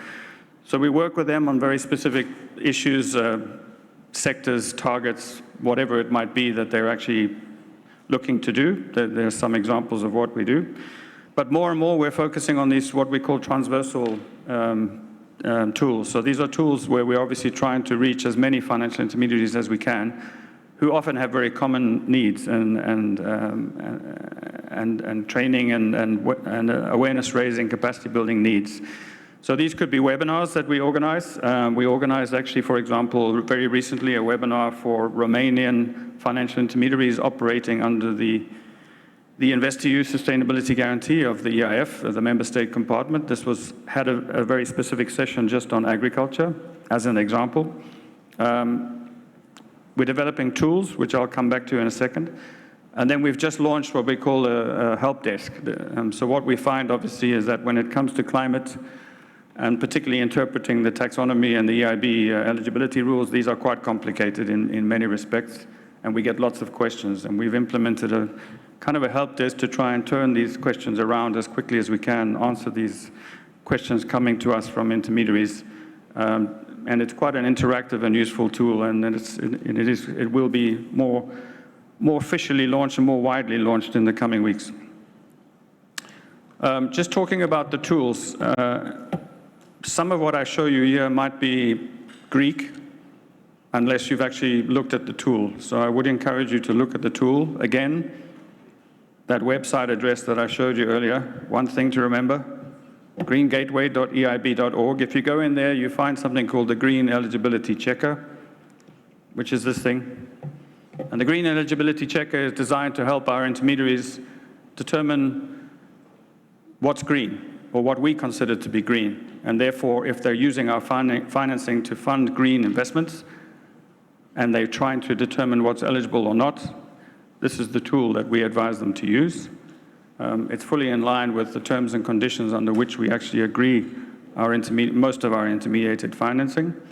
And the tool at the moment today is very much focused on only certain kinds of investment, what we call investment-based or project-based. And we only actually use the tool. It was originally designed to help intermediaries not only determine the eligibility, but also determine the impact, the ex-ante impacts of that investment. So we only had certain investment measures where we could rely on reliable data to give us an ex-ante assessment, for example, of the energy savings potential or the carbon reduction potential of a particular investment. So you can think of things like photovoltaic systems, installing electric cars, all these sorts of things where the technology is well proven and we know quite well what the effect might be of doing a certain kind of investment. However, what we found and the demand and the feedback from our intermediaries is that there are a whole lot of other eligibility criteria that we consider green which are not covered in the tool. And so what we're doing now, and we hope to launch this actually probably next week, is an extended version of the Green Checker tool, which actually goes beyond investment measures, as we call them. So we're adding a bunch of new investment measures, as you can see on the left-hand side of the slide. Biogas is one, actually, which is in very high demand, particularly in countries like France. So we see that as being very useful. And there are a number of other very specific measures linked, obviously, to agriculture and farming. Some of them, for example, came to us through lots of work we did with the National Promotional Institution in Ireland. For those of you that attended our Fee Compass event last year, we presented the Irish agricultural instrument that we're doing together with EIB and EIF colleagues. So these were some of the inspirations. But now we are also introducing another category. It's a little bit what David was saying. On the one hand, we have green investments, so types of investments, types of projects that farmers might be doing, for example. But now we're also considering the activities in general of what that farmer might be doing. So the obvious example is organic farming, but we're also looking into sectors like aquaculture, forestry, etc., and looking more and more at to what extent can we rely on labeling systems. This obviously is a much easier way for banks and for ultimately final beneficiaries to prove that they're green, as it were, and doing green activities. And so we are about to introduce this another category of focus for how we can use the tool and how we can help the banks to actually assess what's green and what's not. And this is therefore based on the activities. And we adhere a lot to the taxonomy rules. For example, here we're saying where the enterprise is 90% or more of its revenue in these kind of activities, then we consider them to be green. But we're also looking at a possibility where, for example, only 50% of the activities of a farmer are green. The banks would actually be allowed to declare 50% of the loan to that farmer as green and 50% as not green. I'll leave that at that point, because that might raise a number of questions, but we don't have time to talk about that, and I can see that I've run out of time, in fact. So this is the second measure, and the third thing that we're doing is actually, as I was mentioning before, we had demands from our intermediaries to include all of the other criteria that we often have in our contracts, which are not covered or have not been covered by the tool. And these are measures, for example, where we don't have a reliable methodology for determining the impact. But nevertheless, our intermediaries found it useful to simply have an online tool that explains what the eligibility criteria are. And why do they find this important? Because, as you can imagine, a number of our intermediaries have vast branch networks and individuals sitting in rural offices who do not have the time or the patience to go through 30 pages of contract in a finance contract. They prefer to look at a tool which tells them in a kind of 1, 2, 3-step process what's eligible and what's not. And this can be used in the conversations they're having right at that moment with their client in the office, asking them whether they can provide financing for a particular project or not. So I leave that with you, just to say that this tool is being launched. I do encourage you, therefore, to visit that website address and look out for this, which will come out in the very near future. We will be organizing a more extensive webinar on this, because we obviously don't have time today to go into the details, where we will go through how the tool works online, live, etc. Last but not least, and I forgot to mention, but it should not have forgotten to mention, we're also developing a training program for banks to try and encourage more gender equality. So that's one of the other key features of our lending facility, and we will be launching a big training program with around 40 banks that we've targeted, which have a very specific interest in this, in probably February of next year, including, of course, banks that are interested in gender equality within the agricultural sector. So that's another one of our advisory programs. I'll stop there. Thank you very much.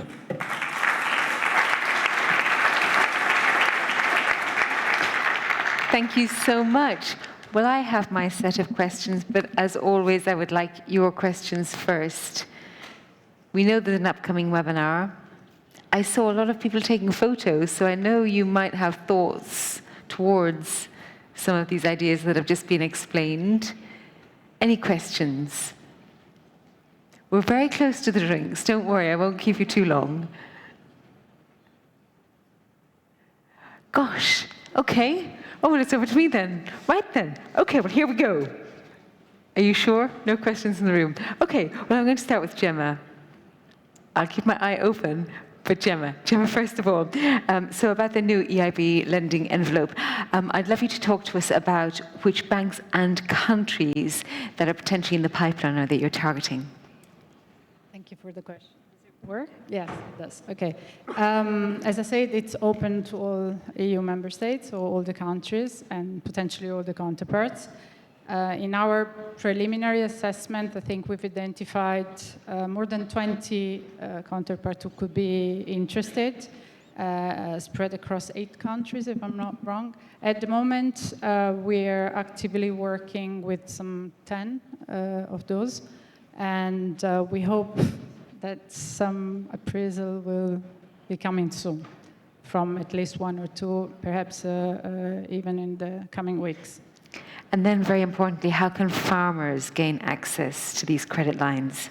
Okay, this is a very interesting question. We had representative from the farmers here earlier on, so it is very important for us that everybody is aware and can get access to our lines, of course, because as we heard from the financial institution earlier on, it has an impact on the possibility that they have to progress with their business. So typically what we would do every time we have a specific attribution with one of our financial intermediaries, we will publish that information on our website. And so there the farmers will find within their own countries, which are the financial intermediaries that are offering the lines with the characteristics I was showing earlier on. Frank also is going around with his webinars, I think, his team. So what we're aiming at is also to make everybody aware that this exists and that they can effectively take advantage of the offer. Thank you. Thank you very, very much. Any questions? Oh, we do have one before I jump into David. And God bless whoever is sneezing a lot. Hello, my name is Oscar Mendez from Banco Santander.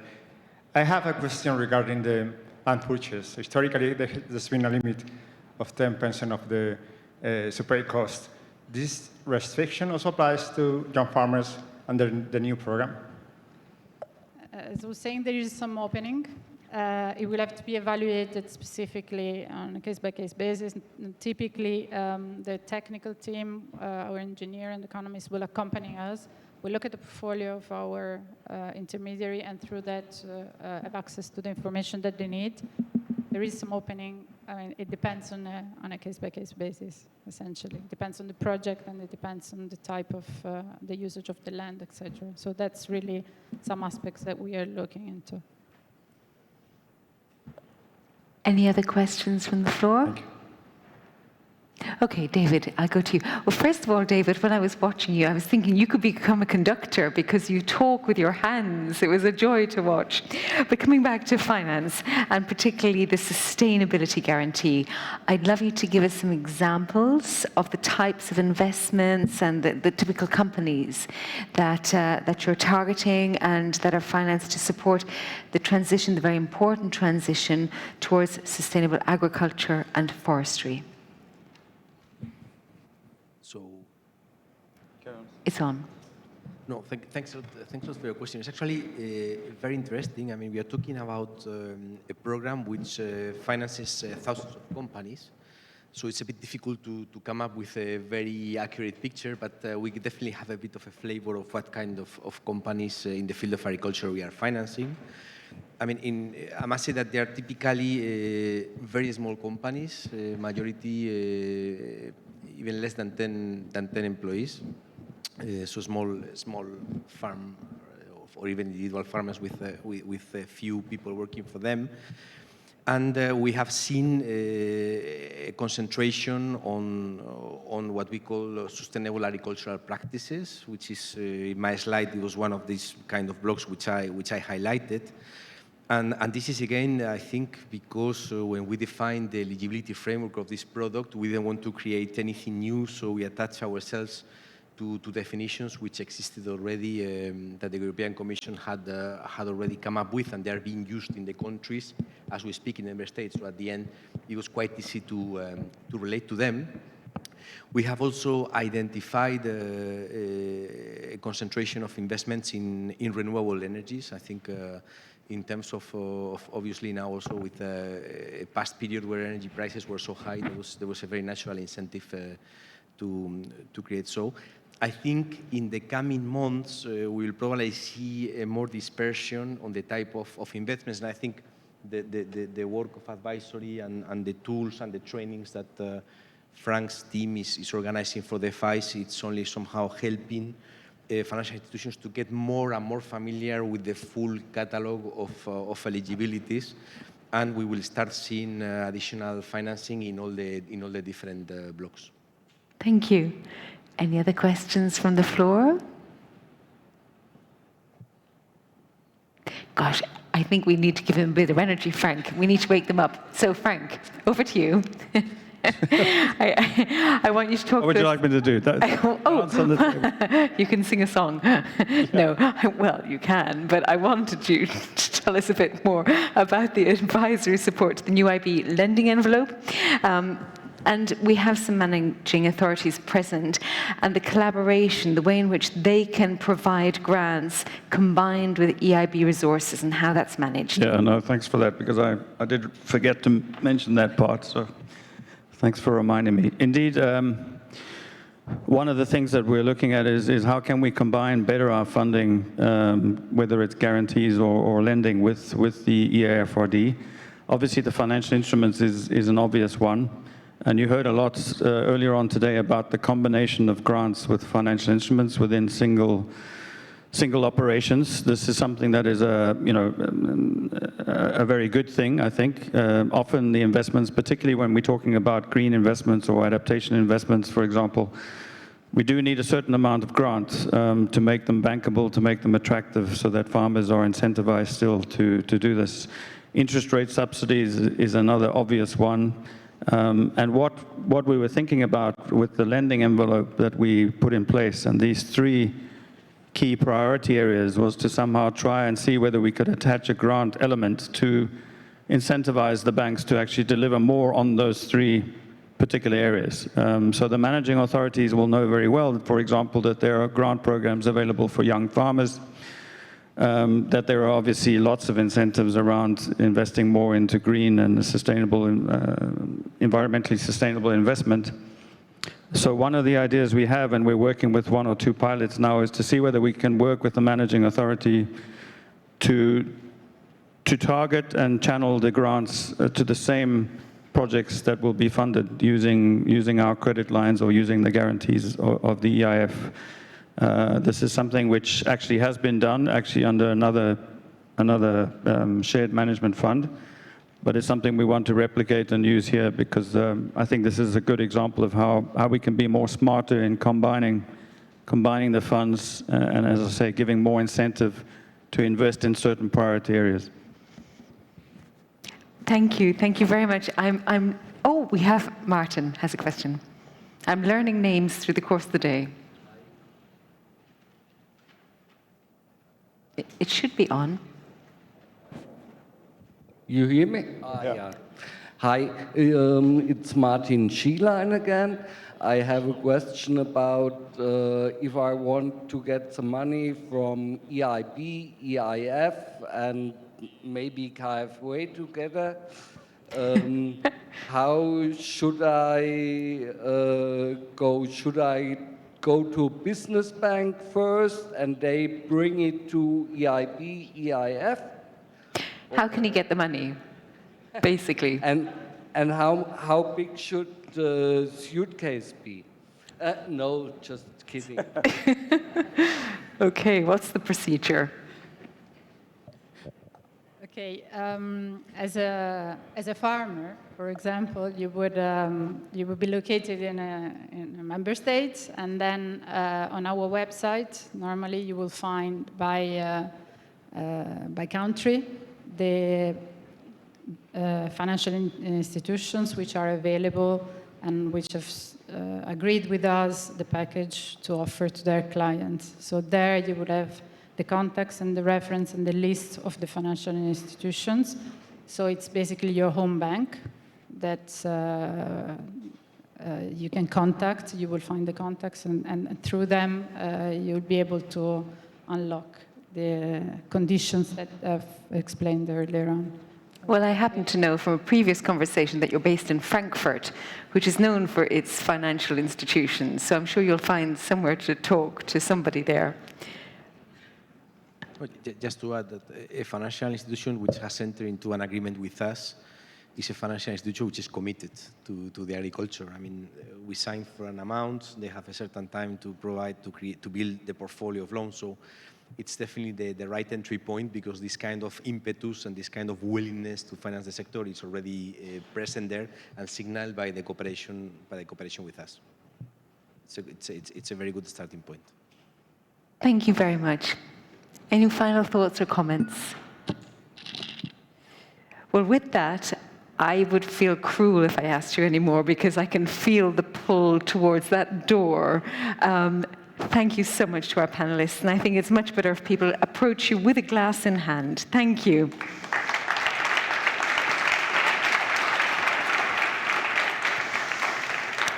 And so, for the final talk of the day, and really it's a summary of the day itself, the closing remarks, I welcome to the stage Michael Pilke, who is head of Unit B1, Economic Sustainability for DG Agri at the European Commission.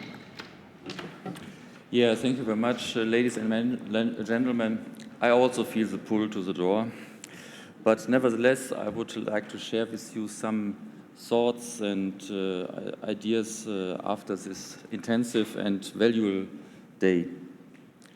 I think we have learned, again, good examples of financial instruments who really address the challenges which are ahead of us and the challenges the farmers already face now.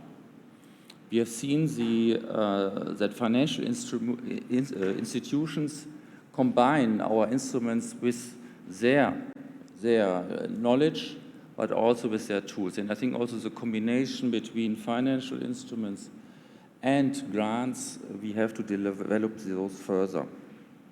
I think we have learned a lot of the EIB Group offers, and I think they have, over the last 10 years, really engaged in the agricultural sector with a lot of initiatives and tools and ideas to facilitate also the implementation of financial instruments.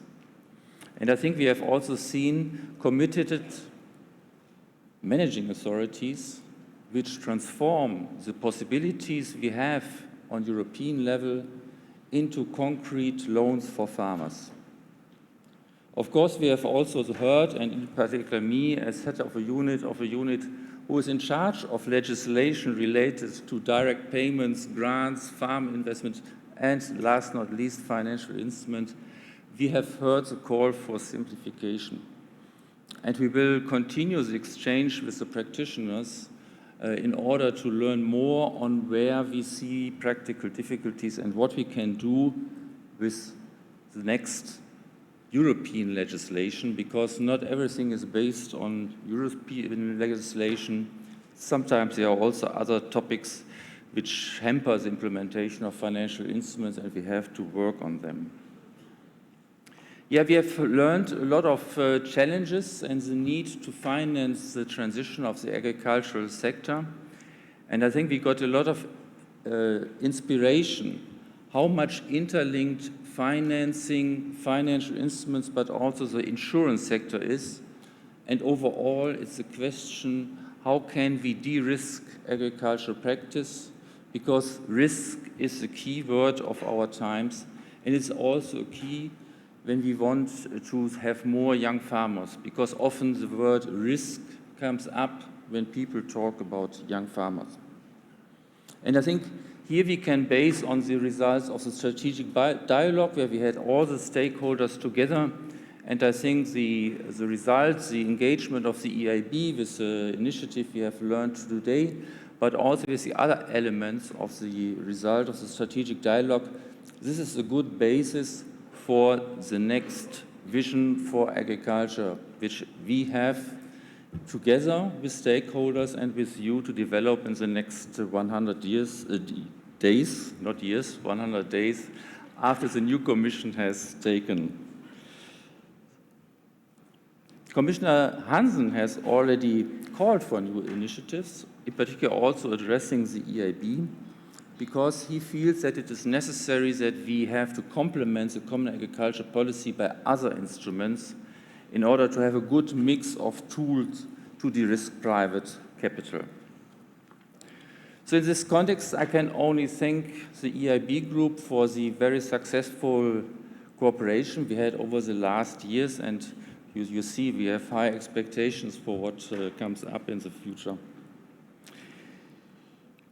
But another topic when it comes to de-risking, and we have also seen some examples of the private sector, was the question, how can we assess whether a farmer is sustainable or not? How can we help farmers to become more sustainable?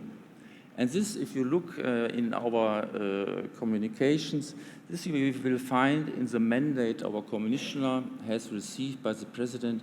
It's a question of benchmarking. It's a question of assessing sustainability in order to facilitate access to capital, but also in order to ensure that farmers get a better rewarding for their activities linked to sustainability. Because there is one big challenge. We drive farming into more sustainability, but at the same time, sustainability is not always rewarded by the market. And we have to come up with solutions if we want a sustainable, viable, and prospective farming sector. At the end of this conference, I would like to thank you all for your participation. At the same time, I would like to say farewell, because this will be my last conference under FICOMPAS. And I would like to thank you all for your participation, your active engagement, and your support over all these years. I would also like, in particular today, the Spanish managing authorities, who have done a great job in helping us to organize this event. And you see that this event was really interesting and very successful. Again, my thanks to the EIB, FICOMPAS team for, again, a wonderful conference and very informative and very lively exchange. So, I can only close now by wishing you a safe trip home and all the best. Thank you.